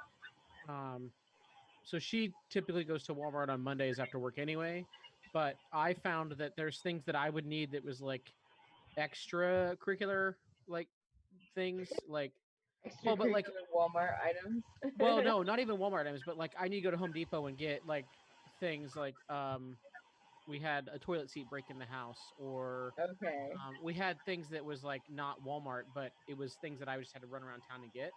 And so Uh-huh. to reduce her amount of time to go to Walmart on Mondays, I would just get a whole bunch of stuff that was like sort of necessities on the list. So it averaged about every 2 weeks where I'd have to go out and do that. So you're still on that schedule and this was the week. Yeah. Well, last weekend I actually got out and I went to the liquor store and got Josh his beer for trivia, and then went and gave some Girl Scout cookies to a friend of mine who wanted to buy some, which we still have. I still have a whole bunch of Girl Scout cookies left. I've only opened one box of mine because, like, I was planning on doing a beer pairing with them, but I was like, yeah, maybe... I still have. I'm gonna change microphones to my not so great microphone. So this microphone is the microphone I prefer. I don't have any microphone. This microphone is the microphone that it's not so good. But with this That microphone, one's more intense. Oh, you disappeared into the SpongeBob Never regions.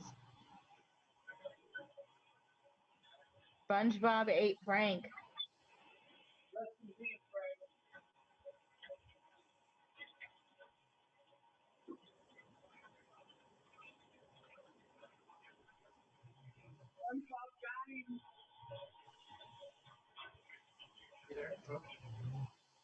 Yeah, you can hear me. So yeah, I have a good number of peanut butter patties, Thin Mints, and caramel delights because we intend Those to are my sell three them. favorite. You shouldn't tell me these things. We gotta eat what you have first. Yeah. No, I have like 5 more boxes I need to eat. I've actually been pretty good about not eating too many. But other than that, I've been I started a small whiskey collection just because. As you should. Let's see if I can. Okay, so we'll go back to. Is SpongeBob gonna display your whiskey? Well, I think that's going to be more of a. Oh wait a minute, that's. You wanna go inside, baby? Yeah.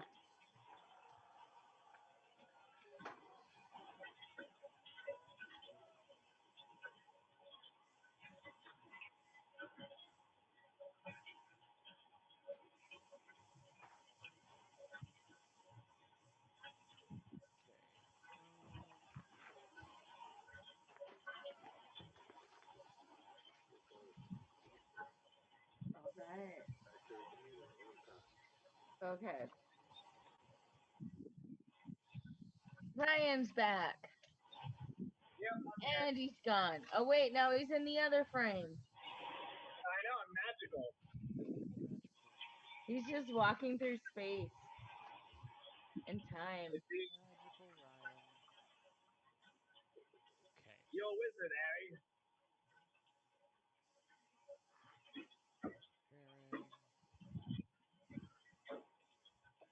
Pairing with video. Oh shit. Oh, Frank's walking through space and time too. I'm muted. Okay. Double Frank. I gotta mute myself here. There we go. Okay. Yes, so Double Frank. Double Frank is how we're gonna show off the whiskey collection. The whiskeys. I really got inspired by Devin and his affinity for bourbons, and then I watched there's a really great Netflix documentary, Amazon Prime documentary, called Scotch: A Journey, and it talks about how sort of what Scotch is, and sort of the big players in the name of Scotch. I have that on my watch list, so I need to watch it. Apparently, it's a really good one. Okay. So it kind of follows a man by the name of Jim McEwen, who's a really big name in the Scotch. He's like the. I would say that sounds like a Scotch name. Yeah, Jim's like kind of the Arnold Palmer / Michael Jackson / Charlie Papazon of like Scotch distilling. So since then, I kind of started adding. Okay, now to. How do I flip? How do I flip? How do I flip? There's a flip. There's a flip. Oh wait, did I not look at the right time? Oh, okay. Then we got a flip. So, I really like Hornitos tequila, and this is a Okay. añejo, which is like bourbon barrel aged. Yeah. But it's fairly cheap. So this is kind of was my so Bowmore was it's actually in the Scotch documentary we talked about. And since it's 12-year, Jim McEwen actually worked at this distillery when it was distilled. This is kind of like a special bottle. This is something I bought myself a couple weeks Nice. ago as a thing. And then we Have got you some tried J it yet? Riegers. Yeah. We got some J Riegers. We got some J Riegers. I actually really like this whiskey. It's got a lot of chocolate flavor to it, or chocolate nose to it. This Wait, is a which one has special chocolate? J Riegers here. It's from the West Bottoms. They're like right across the street from where the local pig Yeah. used to be. They actually had a special edition label. So Maggie and I went to J Riegers Distillery for a Sporting Kansas City thing back in like February before everything happened, or maybe it was January. And yeah, this is so weird because I'm talking on but anyway, but this is the same whiskey in each bottle. So I just saved this label and got to try it. Got a standard bottle. Of course, Templeton Rye, you can't go bad. Some Peg Leg Porker, which is a bourbon style whiskey also. Okay. This I got by recommendation of. So you know the guy I was talking about, the guy that works in the beer cave at On the Rocks. He wears the glasses. I don't quite know his name. I know who you're talking about. He's the one that recommended Peg Leg Porker. A different guy. So my first Scotch was this guy here, and it's not as peaty. It's a Lowland Scotch, single malt still. Okay. And then Ardbeg is kind of the like go-to Highland super peaty Scotch that people like. These are all like sort of part of the collection, if you will. And then back in the back, you can see some Brooker's Gin. Brooker's Gin is probably my go-to gin for most things. This is a homemade gin. That was just basically a vodka infusion of gin botanicals, and then I always keep some Bullet on the shelf. But yeah, that's kind of basically everything from here over, to include the Bowmore, was kind of started since the incursion of the virus. So, but I've been trying to like do good about not getting too far down per bottle and trying everything and getting the collection going. Oh, there's some 1936 tequila. We actually got this in Mexico. Or 1921 tequila. This is a cream tequila, so it's like tequila flavored Baileys. Okay. So it's like I'm down they with take that. tequila and they add cream the way they would add it to like Irish whiskey to make Baileys, but in this case they use it as a tequila drink. But yeah, so that's kind of the whiskey collection I've started, and then I also you've got to get the proper whiskey glass to go with it. Of course. Which is just of course. it's like a 2 ounce. I think to the rim it's like 3 ounces, but you should only fill it to about there. Yeah. Anyway, but The other space is for your nose. yeah, for your nose, exactly. Okay, I'm gonna eat dinner, so I'm putting myself on. All right, well, I'm mashing in now. Note the time. Here's when we talk about how crazy like our glass collection is. So this is kind of part of the glass. This is one cabinet of our entire kitchen is just glassware of various shapes and sizes. There's all the weird beer glasses, all the koozies. Look at the pile of koozies. And then another cabinet that's also glassware and plasticware and water bottles. So like 2 full cabinets that's just things to drink from. Oh, I take that back. There's even more. There's a third cabinet. I forgot about this one. This is where my fancy glassware is. So this is all the crystal Spiegelau glasses are, like the fancy Boulevard or shapes and sizes of whatnot glasses. and then some extra coffee cups because we have. Oh, another cup. This is all coffee cups. So like most of our kitchen is glasses and things to drink from.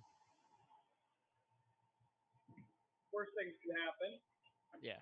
That's what mine will be. I have boxes on boxes of glassware.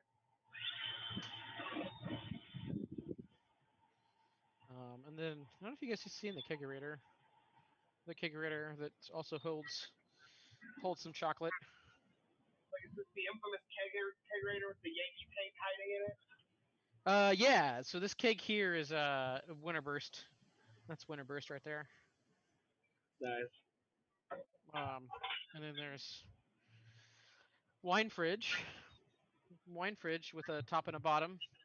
It's kind of empty, and it's got some crazy shit in it.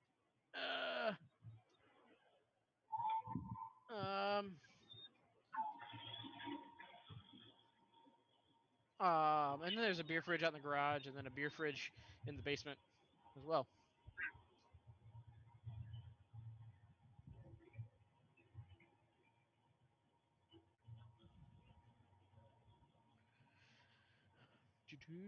So I think I'm gonna hang up from this call. Frankie's everywhere. Go back to my regular call. Back to your regularly scheduled Frank. And go back to my regular old, my better microphone. Back to the regularly scheduled Frank. Yeah.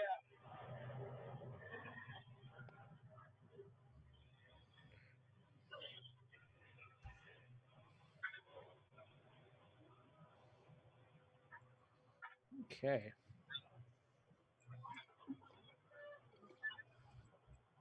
Yeah, that was the short beer tour or short liquor tour of my house.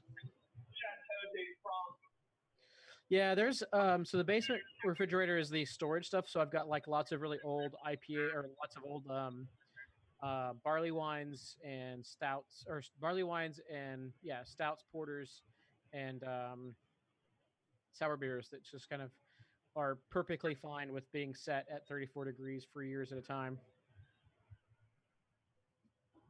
I think the oldest beer I have in there is a left-hand sawtooth barley wine from 2007. Oh, wow. That's the oldest beer I have down that way. The mash timer is rolling, but you probably saw that on the live stream. It's a background process for me right now. Yeah. So much. I've only got 2 screens for my main computer, so. Only 2, Jesus. I do want like a 4-screen, like stupid setup. I would do 3, but my work laptop consumes a spot for the 3rd. Yeah. And so the other thing is the monitors I have now, like they're no longer in production, so I can't match them all. Yeah. Which is kind of a problem when you're worried about the color space and like the colors and stuff on them. Yeah.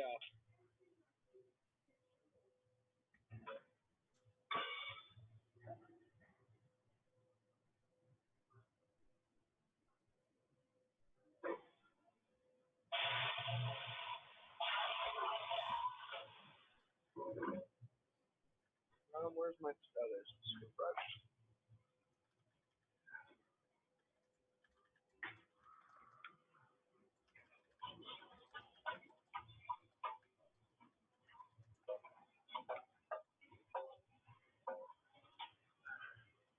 I already turned on one of my lights. It's going to be starting to need more and more lighting here shortly.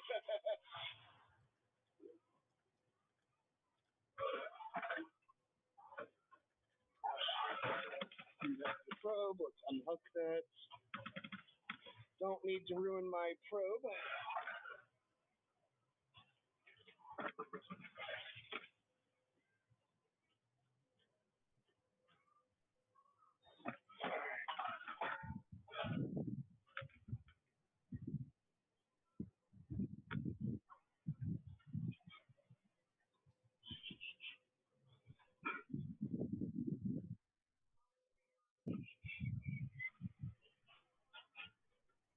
What the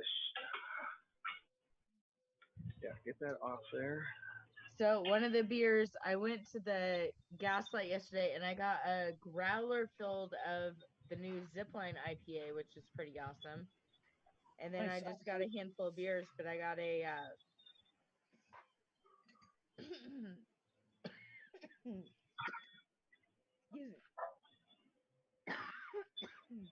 That was like You've got the Rona. You heard it. You heard it right there. Shit. How's it going? Make I got a tequila lime goza Oh, nice.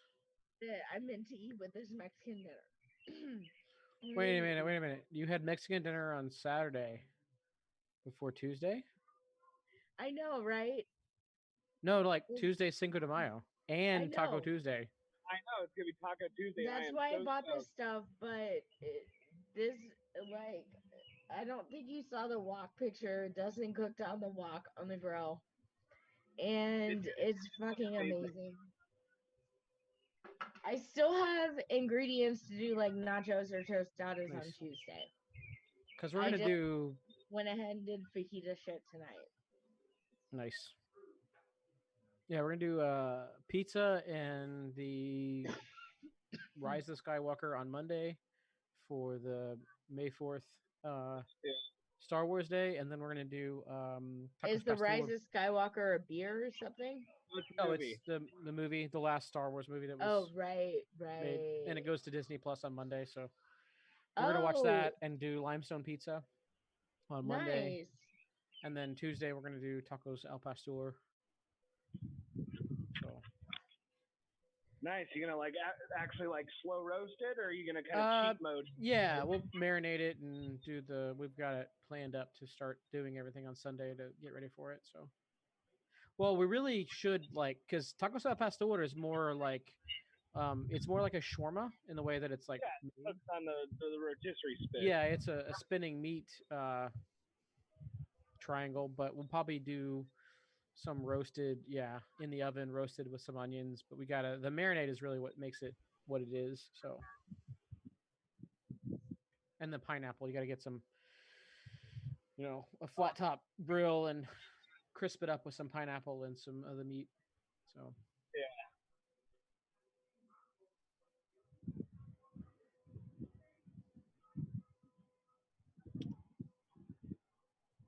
Now a boring hour while I just kind of stare at the wall. Stare at the wall. Now I'm gonna start putting up all the extra crap I don't need, so that way cleanup's a little less painful come 8:30 or I guess really closer to 9:30 or 10. If I'm just now mashed in, I'm boiled. Well, this one's only gonna get a 30-minute boil, but still another 45 minutes. I'm at 8:30. I bring up to boil for 15 minutes, and I boil for 30. Yeah, I'm talking 9:15, 9:30, the shortest before I'm cooling it down. But this weather is amazing. Seriously, loving every minute.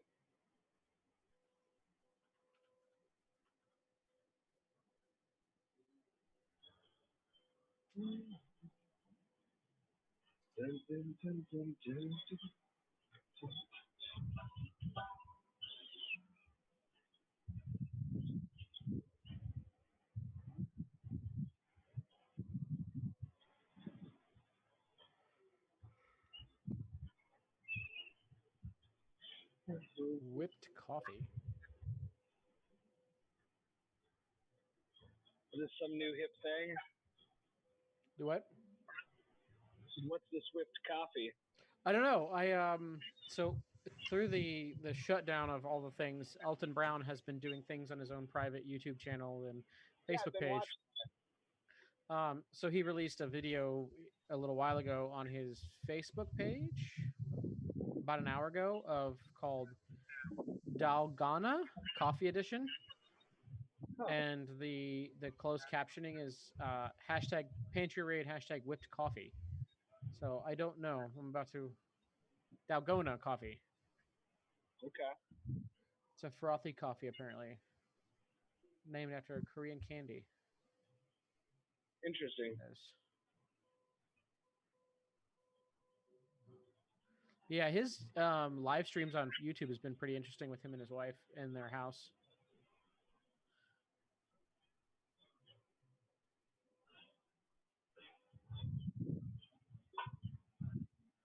Come on.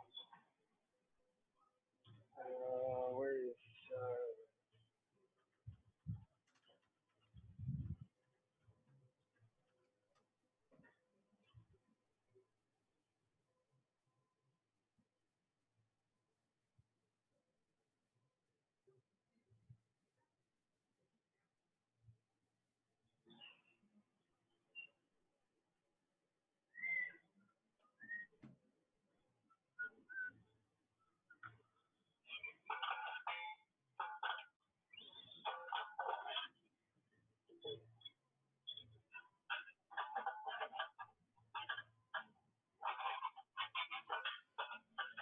really? Got the adjustable crescent, and the damn nut's too big for even this one. I got to go to the mega size adjustable crescent. Rude. Yeah, you don't ever want the nut to be too big.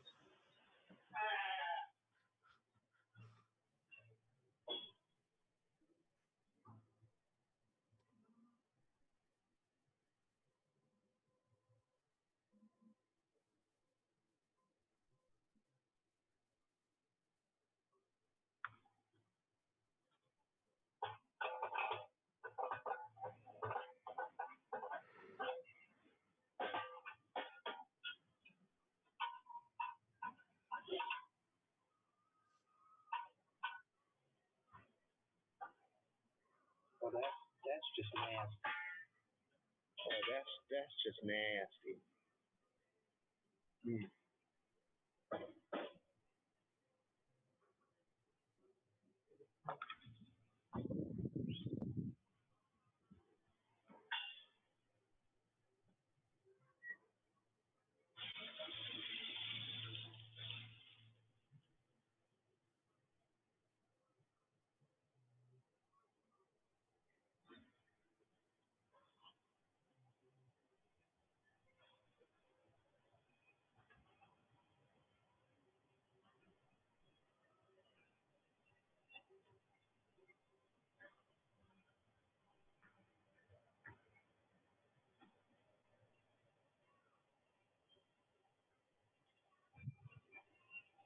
Yeah, I need to run PVW back through this thing.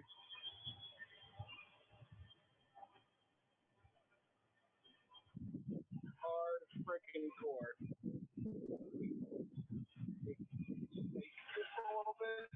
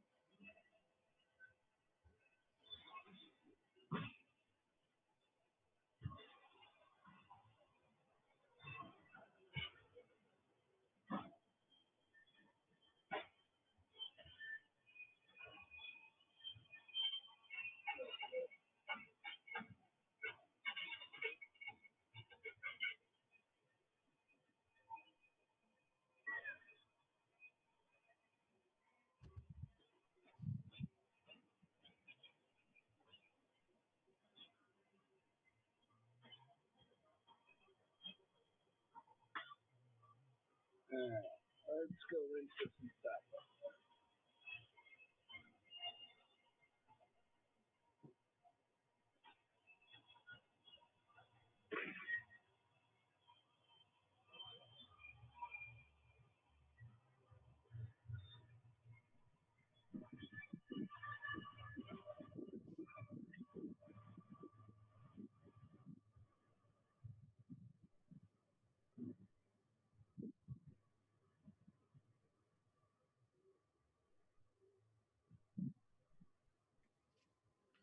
Nice.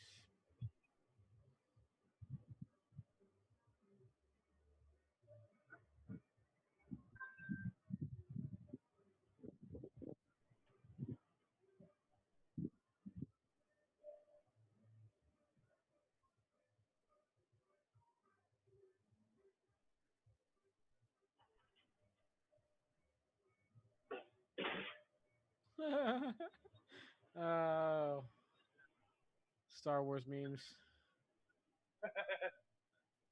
It's this picture of Han Solo and Rey from the and Han Solo says, "How did Luke get around the forest moon of Endor after his speeder bike crashed?" And Rey asks, "I don't know how."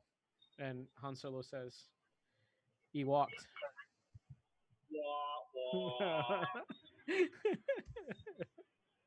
And of course, the first response is a scene from later in the same movie where it happens. Is it too late for spoilers? I feel like it's fair at this point.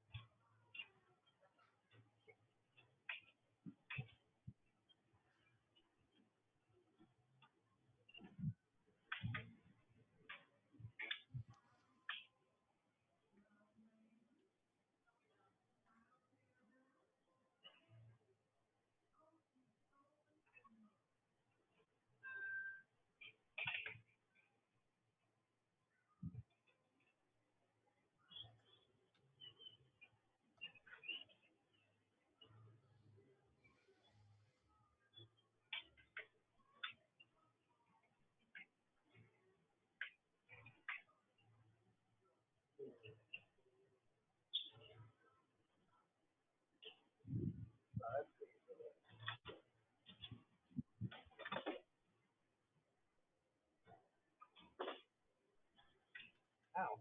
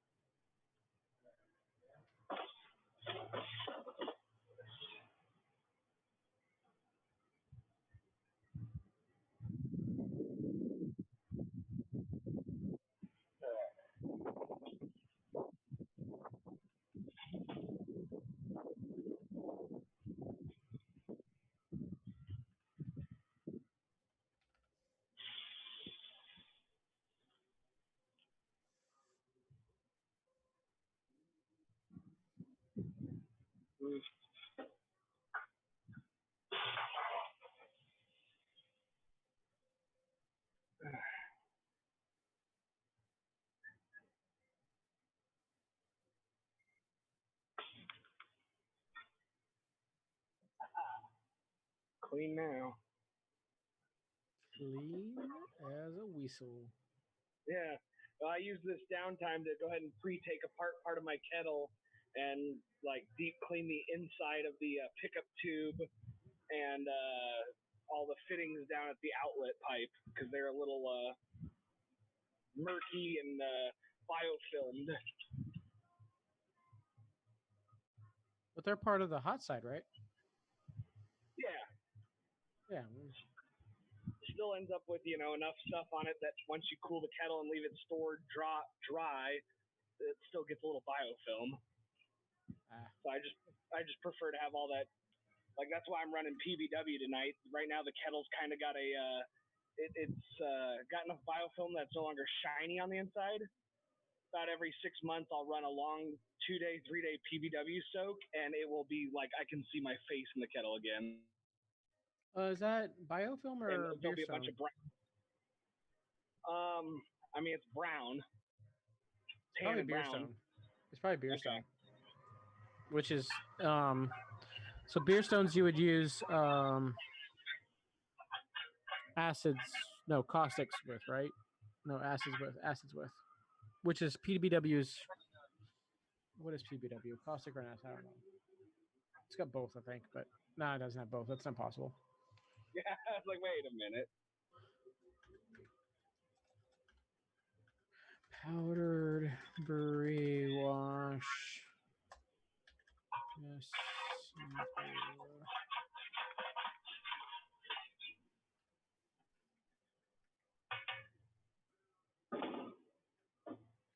Non-corrosive alkali, so it's a caustic. So yeah.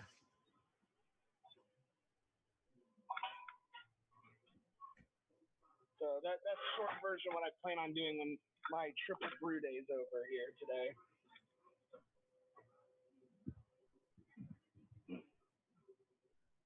Yeah, it's pH. Your triple brew day's over? What? No, when it is. When it is. Oh, okay. Okay. Trust me, it's gonna be 9:30 or 10 before I'm done.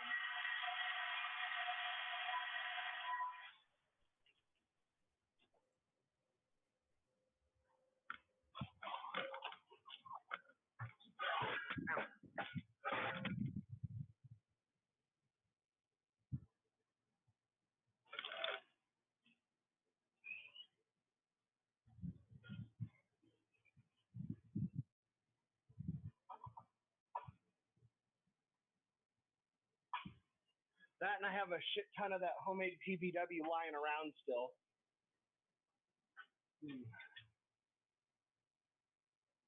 It's a mixture of the OxyClean scentless with TSP 40.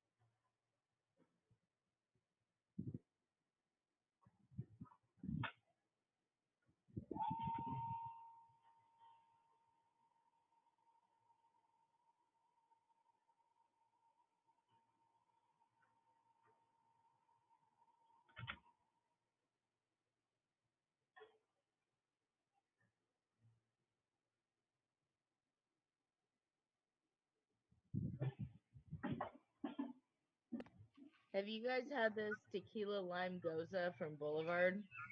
I'm drinking it with my Mexican food, and it is kicking my ass and hitting the spot all at once.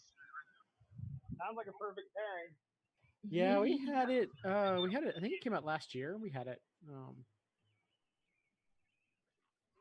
Yeah, good. it's not something I would drink a 6-pack of. Yeah, But it's definitely a pretty glass hardcore. with some grilled fajita shit is delicious. I can imagine.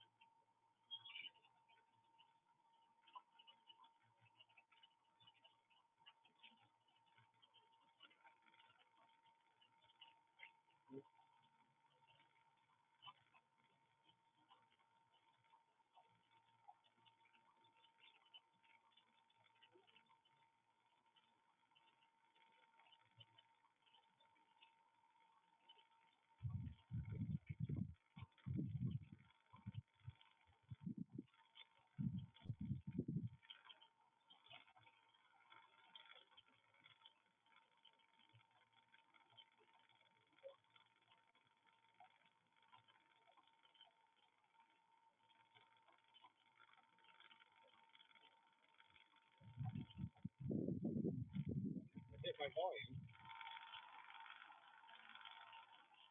Well, maybe, but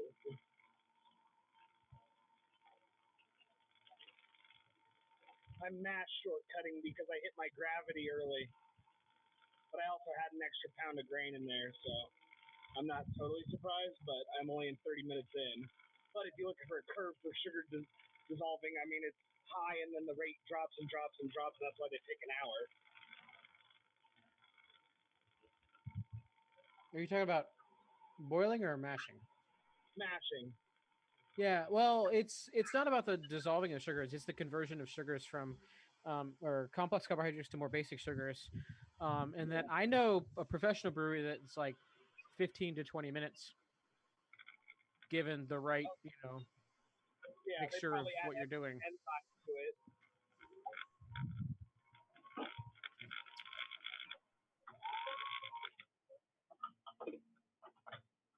I mean, when I learned to brew, everybody had to have iodine, and you had to iodine test your runnings to see if it was fully converted. Huh. Because iodine will, in the presence of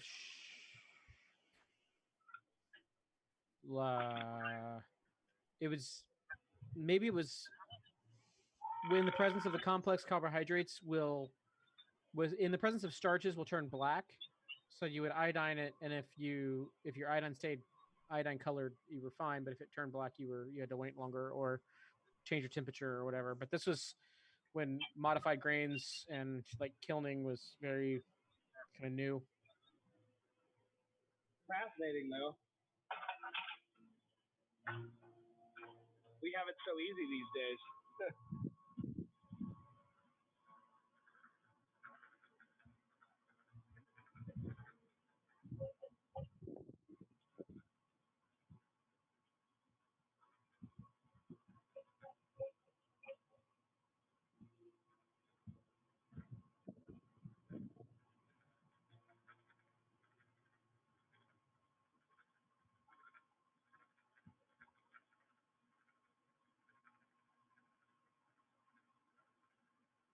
Come on, come on.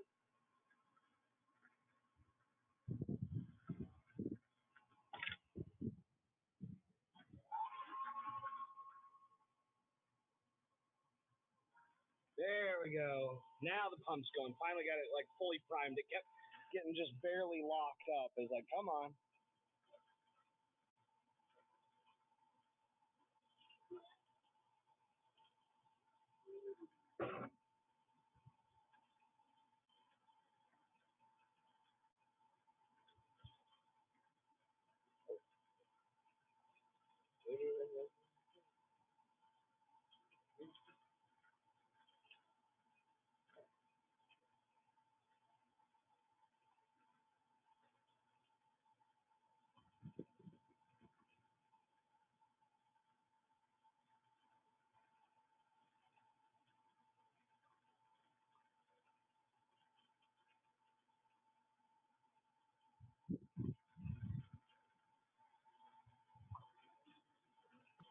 I'm so satisfied right now, you guys.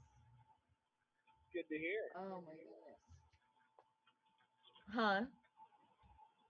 I said that's good to hear. Yeah. I'm gonna pass out early and not stay up all night playing with fire. That's probably a wise decision. Huh? That's probably a wise decision. Yeah. I'm saying this out loud so that I stick to it. We'll see how it goes. I said that last night too, and then I stayed up like 2 hours later than I intended to. You know how it goes. How was your meeting on Friday morning? It was a bit rough. Yeah. It was a bit rough. Killed it. You know, I survived.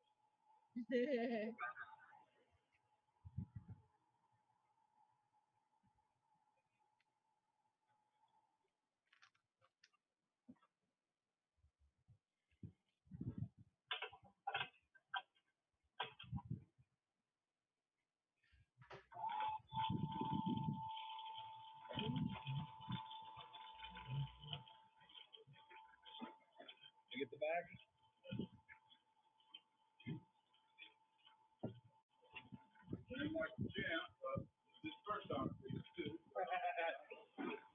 Mike. Yeah.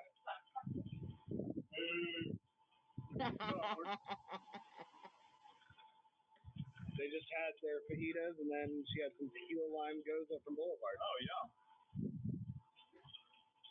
Yum, yum. Still finishing that. I'm going to have to move on to distilled spirits, I think. Yeah, I don't know What does Mike other have for distilled spirits? Well, I'm not thinking it's a bourbon night, at least not yet. Probably go with the Deep Eddy's lemon vodka with a raspberry Canada Dry fizzy water. That's very specific, and I like it. Sounds like a vodka spritzer to me. Yeah. But it's a great summer. And that's how I get my water. I think it's cheating. Water is key. Yeah. Get it, Mike.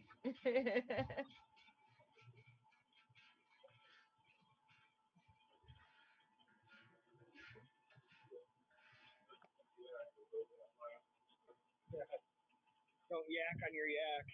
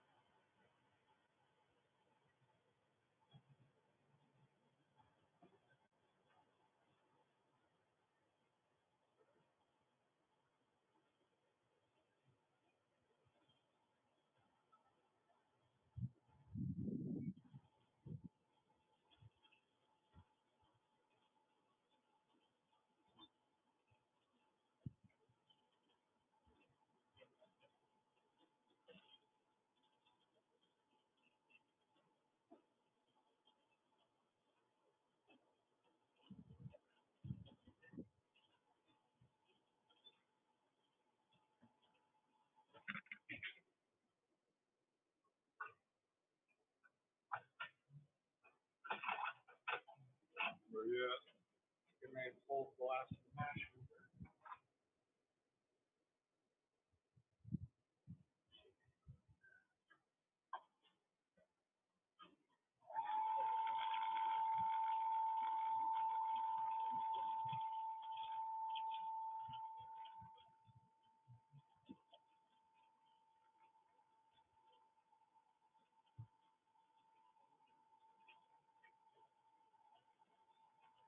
I was just checking my activity rings here. It's like, shit, brewing beer really works out high calories. It does. But then you drink a lot. Yeah. Kind of like water with your alcohol. Yeah. Kind of wash. You're only getting partial credit for that.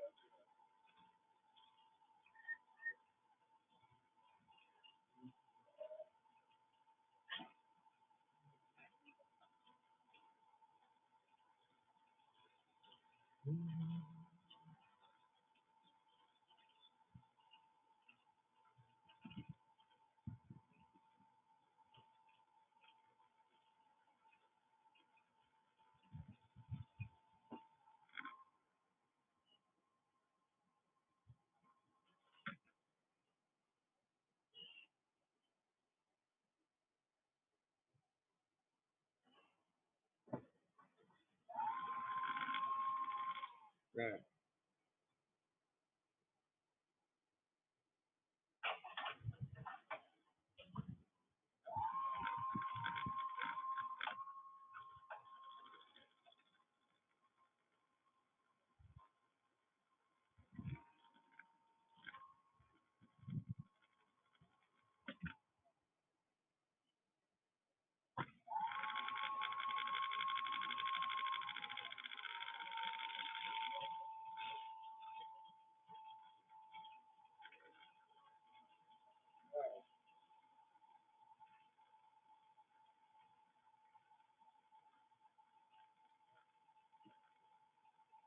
Last screen.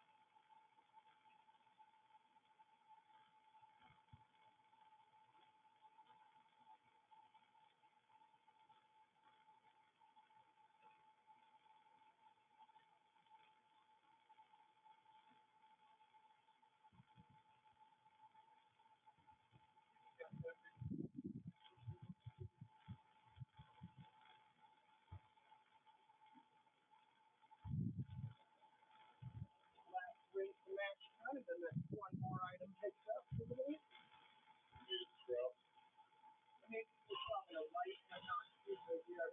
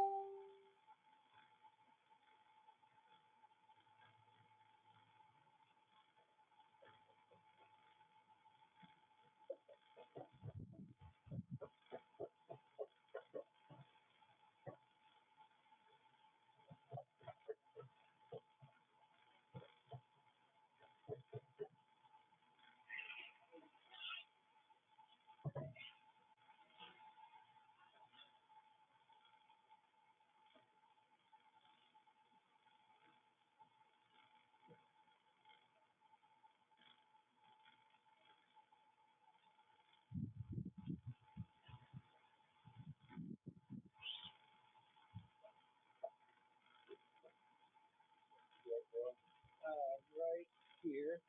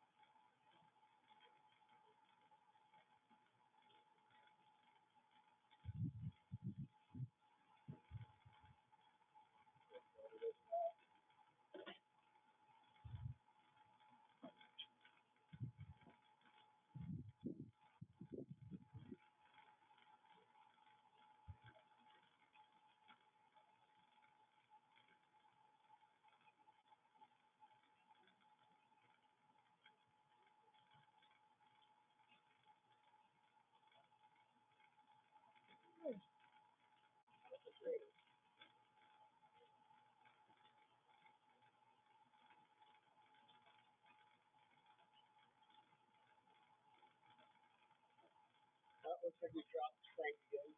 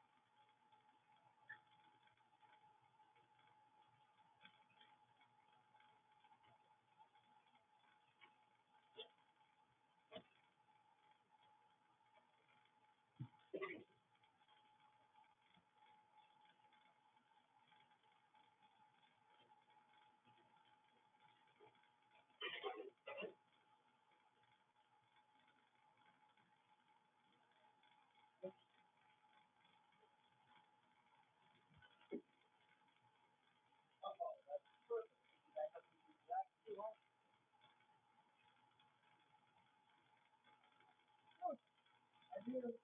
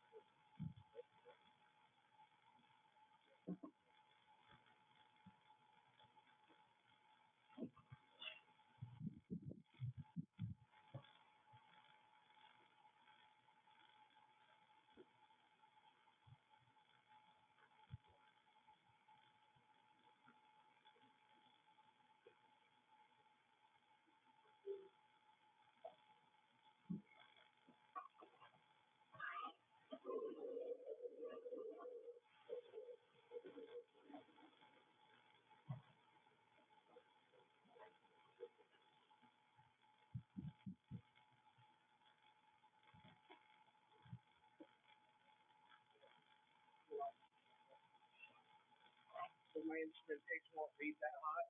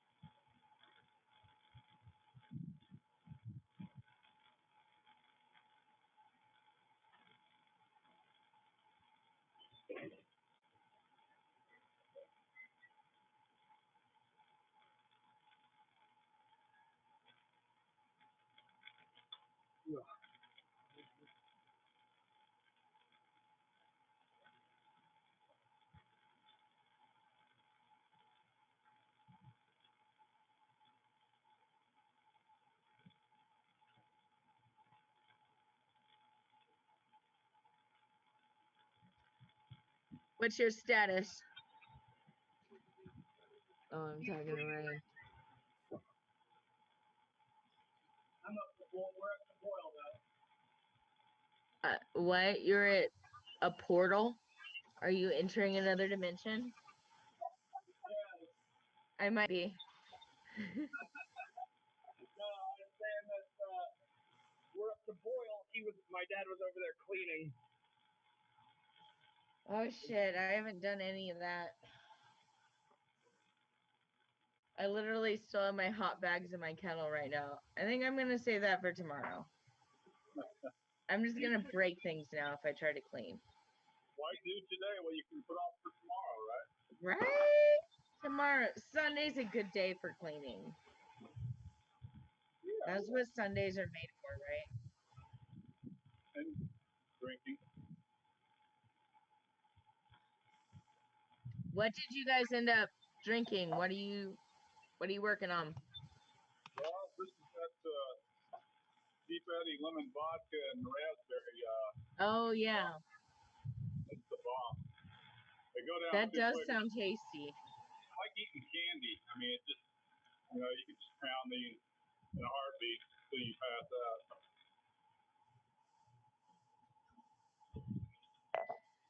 What are I'm you gonna go drinking? see what I have in my fridge, but I think I'm down to sours and stouts, so I might switch to my cherry bourbon. Then I'll be out like a light for sure. That has a way of doing that. Do you guys hear my fart? No, I didn't. No, I never farted, just kidding. I was going to say, please fart louder. We couldn't hear it.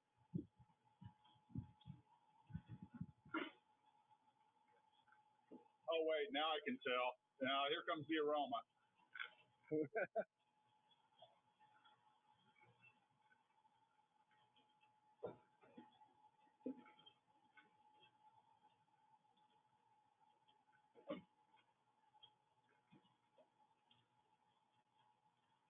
That was a pretty small batch.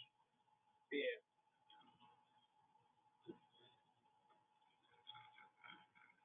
So, all right. How long do we have to wait till we hop it? Hop it? I mean, you can probably 5 days, shortest a week would be ideal to start sometime in that range. So next Friday, 3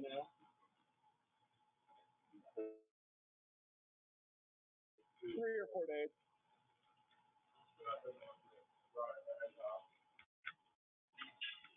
Yeah.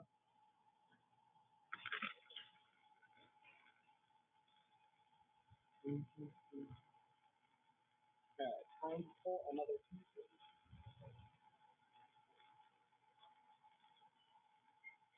But,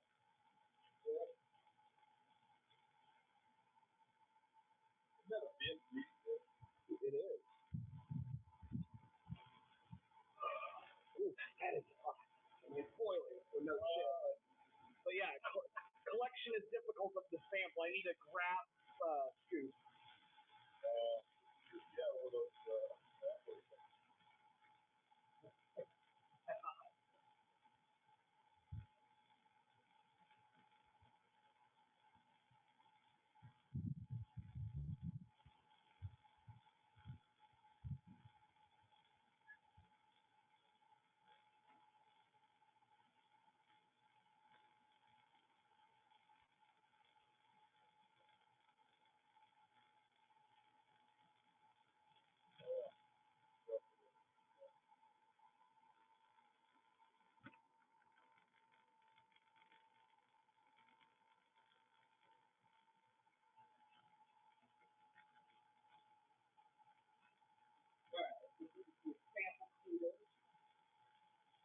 Just move that closer to me. So.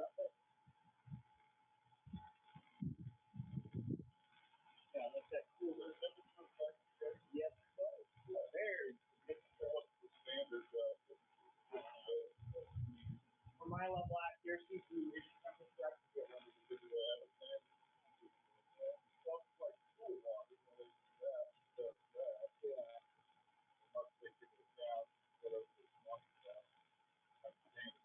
And this tool, I need to get better calibrated before I have to. That's completely. It does use temperature calibration, but it has a limit. This is too hot for it, so that's why I had to switch up. But it's out of it. It's not very accurate. I need to. It comes with a series of 3 buffer solutions. You set them all up. I'm trying to figure out what container I want. Not so wild, but all that one.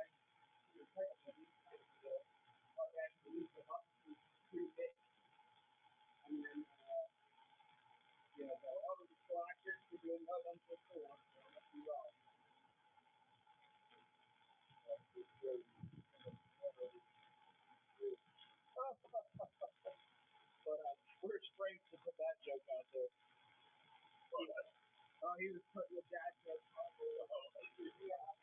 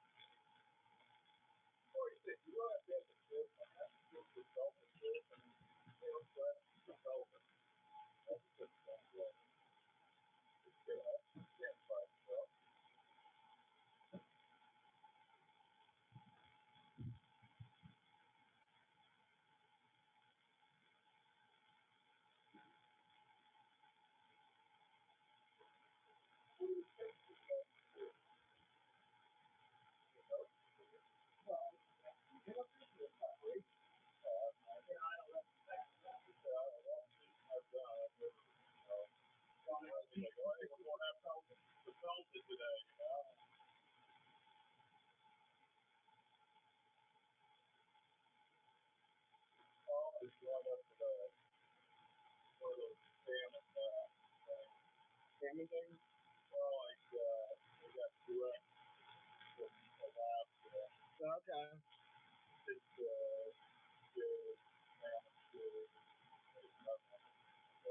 are those services legit, you know? Like, just didn't know if they're reselling you grocery store fish a different way, you know? I just read one of them a little bit. Oh, she about dropped the whole glass in there.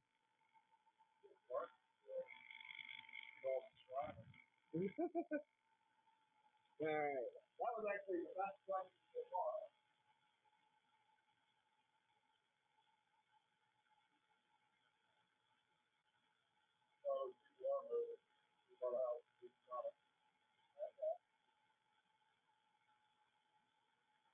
Everybody's done it.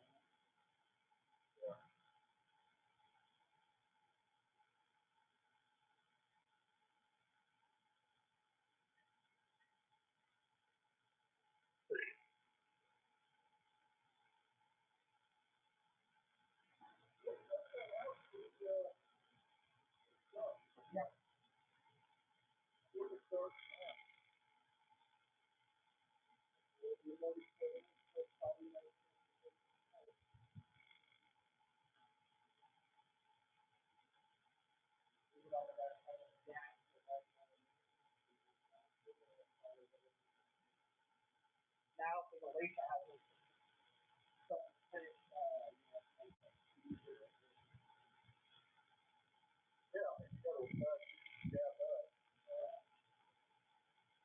and the fact that you kind of heard somehow that might have you work more than just friends and anything else is easy. Well, this is great. Yeah.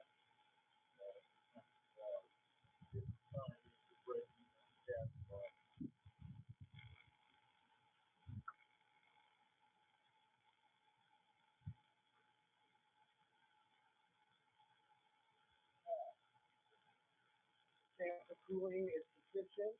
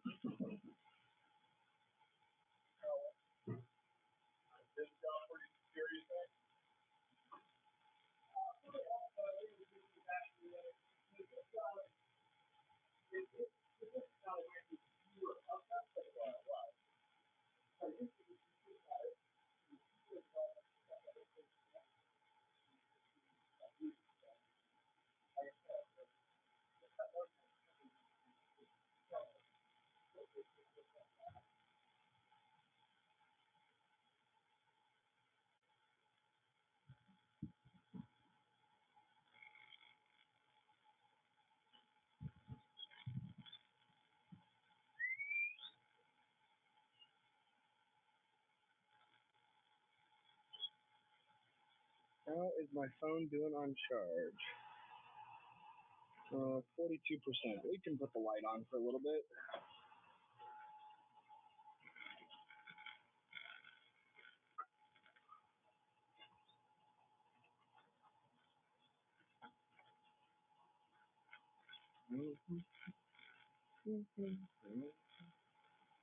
So that I can move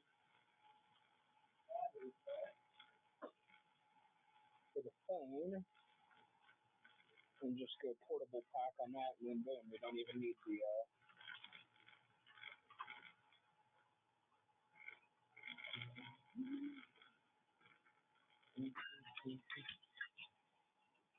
Alright.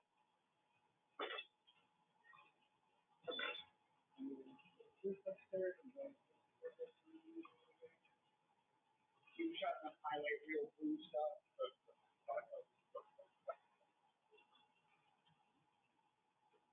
Watch this on the fruit channel. Yeah.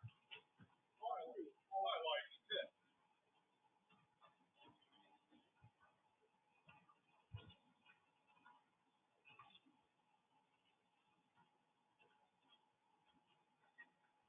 Big Brew 102. Your source for smooth brew. That's what I gotta call you. I'll make brewery. Big Brew. I'm a gambling man. I have a feeling that one's out there. I think it's out there in Papua.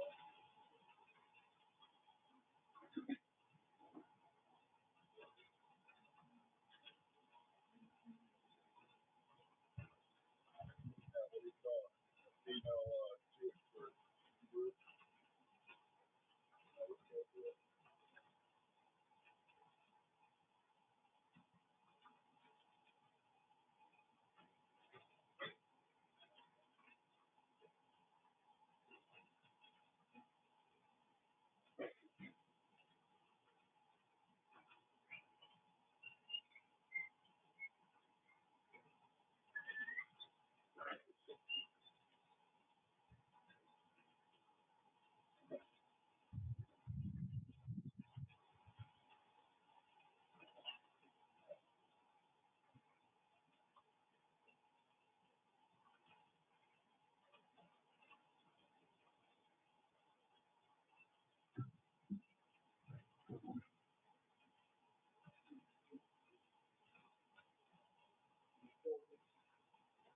New factory line ready to crack that new scale oil I didn't end up needing. I mean, I got real close.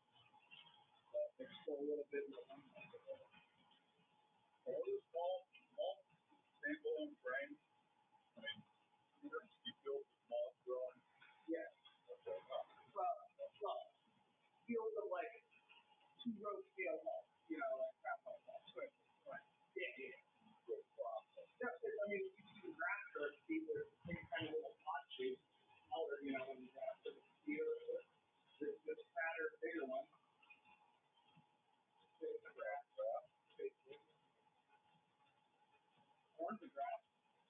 I've seen them at the cornfield out there. It's squirrels, Really variation on, okay, fine, maybe I can help you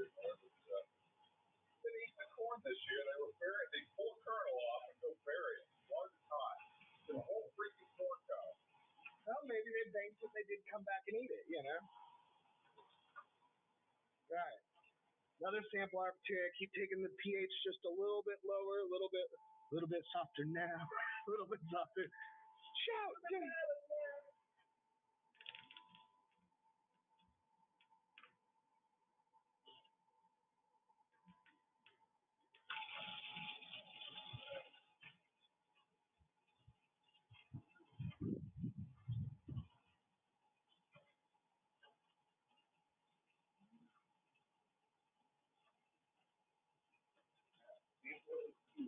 Who's James Taylor? Is that James?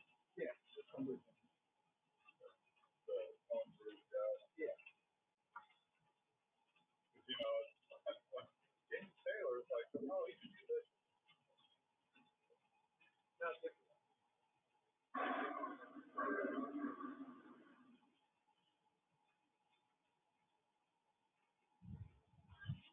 Like Michael Bolton on the space.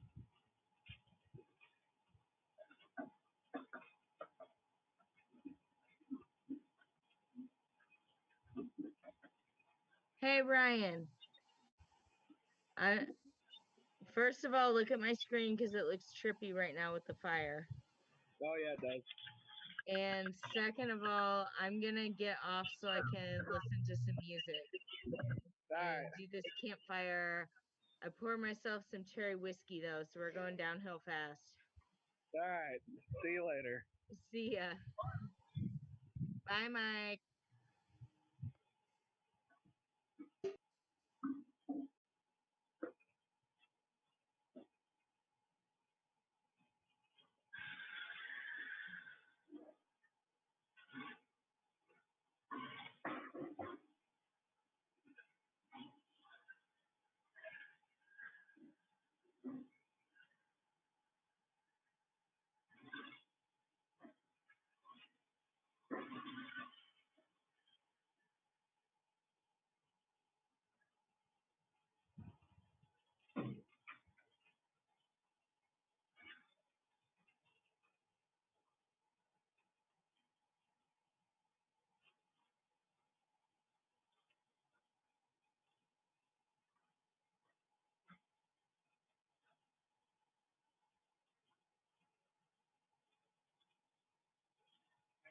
I'm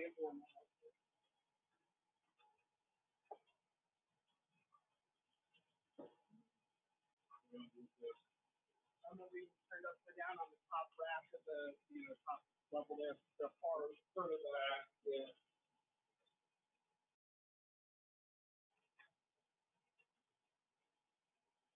All right, Batman. We are where we need to be.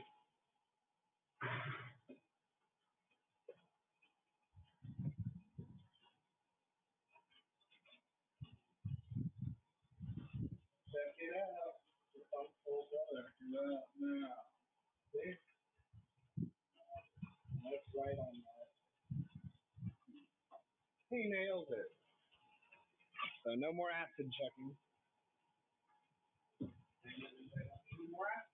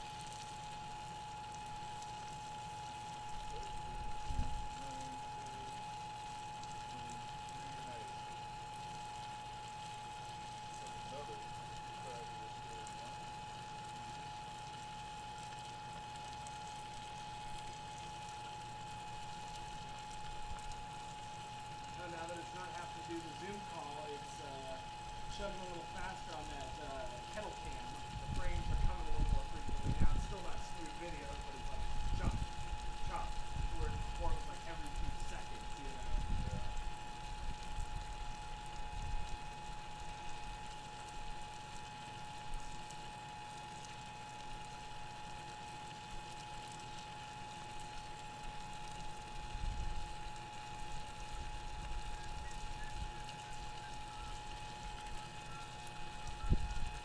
Really, idiot bug.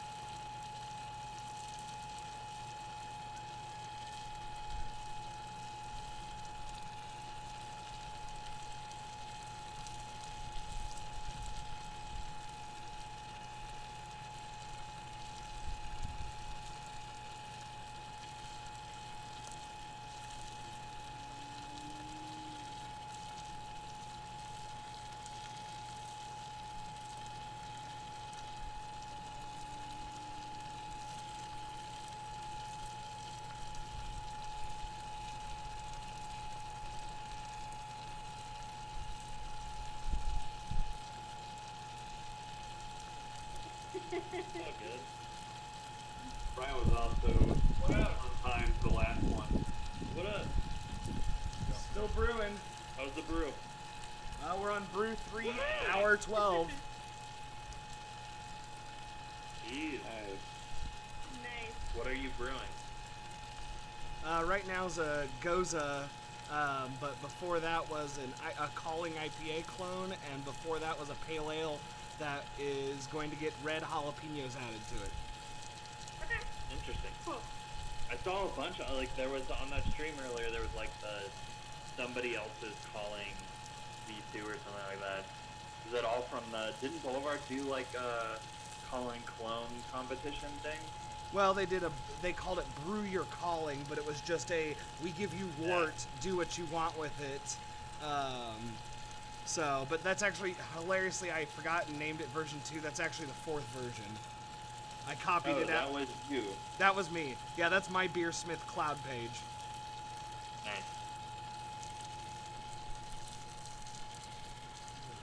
What are you doing for the goza?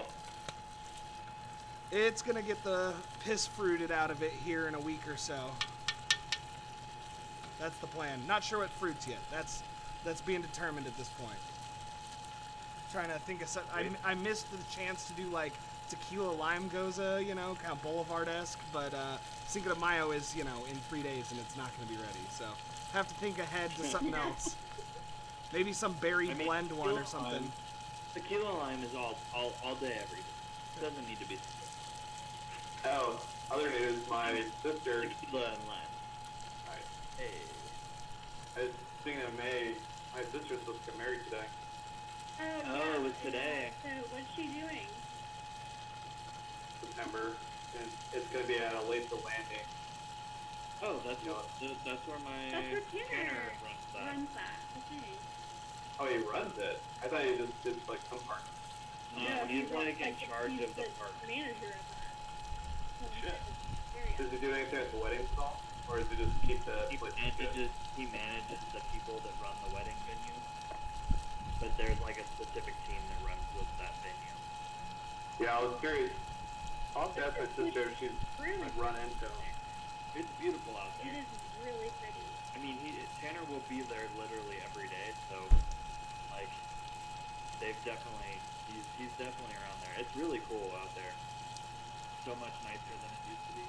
Fucking Lake Olathe. I mean, like growing up, that was just like drugs and people dying. I know. Throwing bottles into the water. Yeah, it was just an awful place.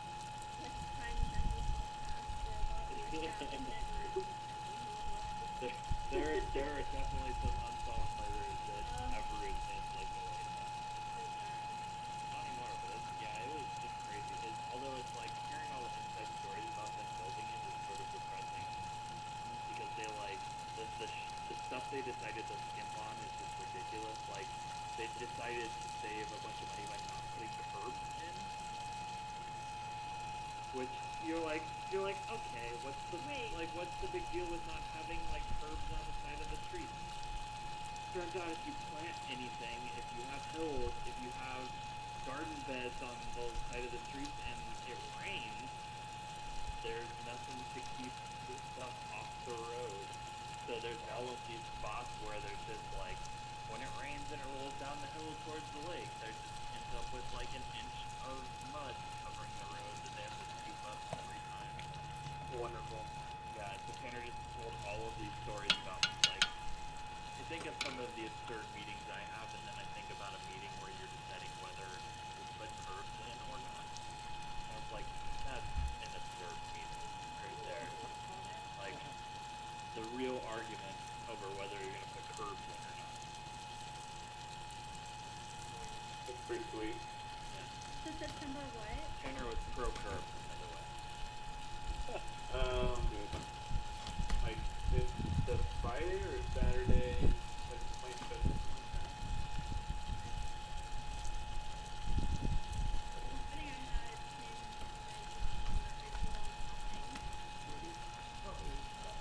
The 26th, I think. Okay. Yeah, everybody I know, well, right, yeah, sorry. The wedding that was happening is no longer happening, but it's not because of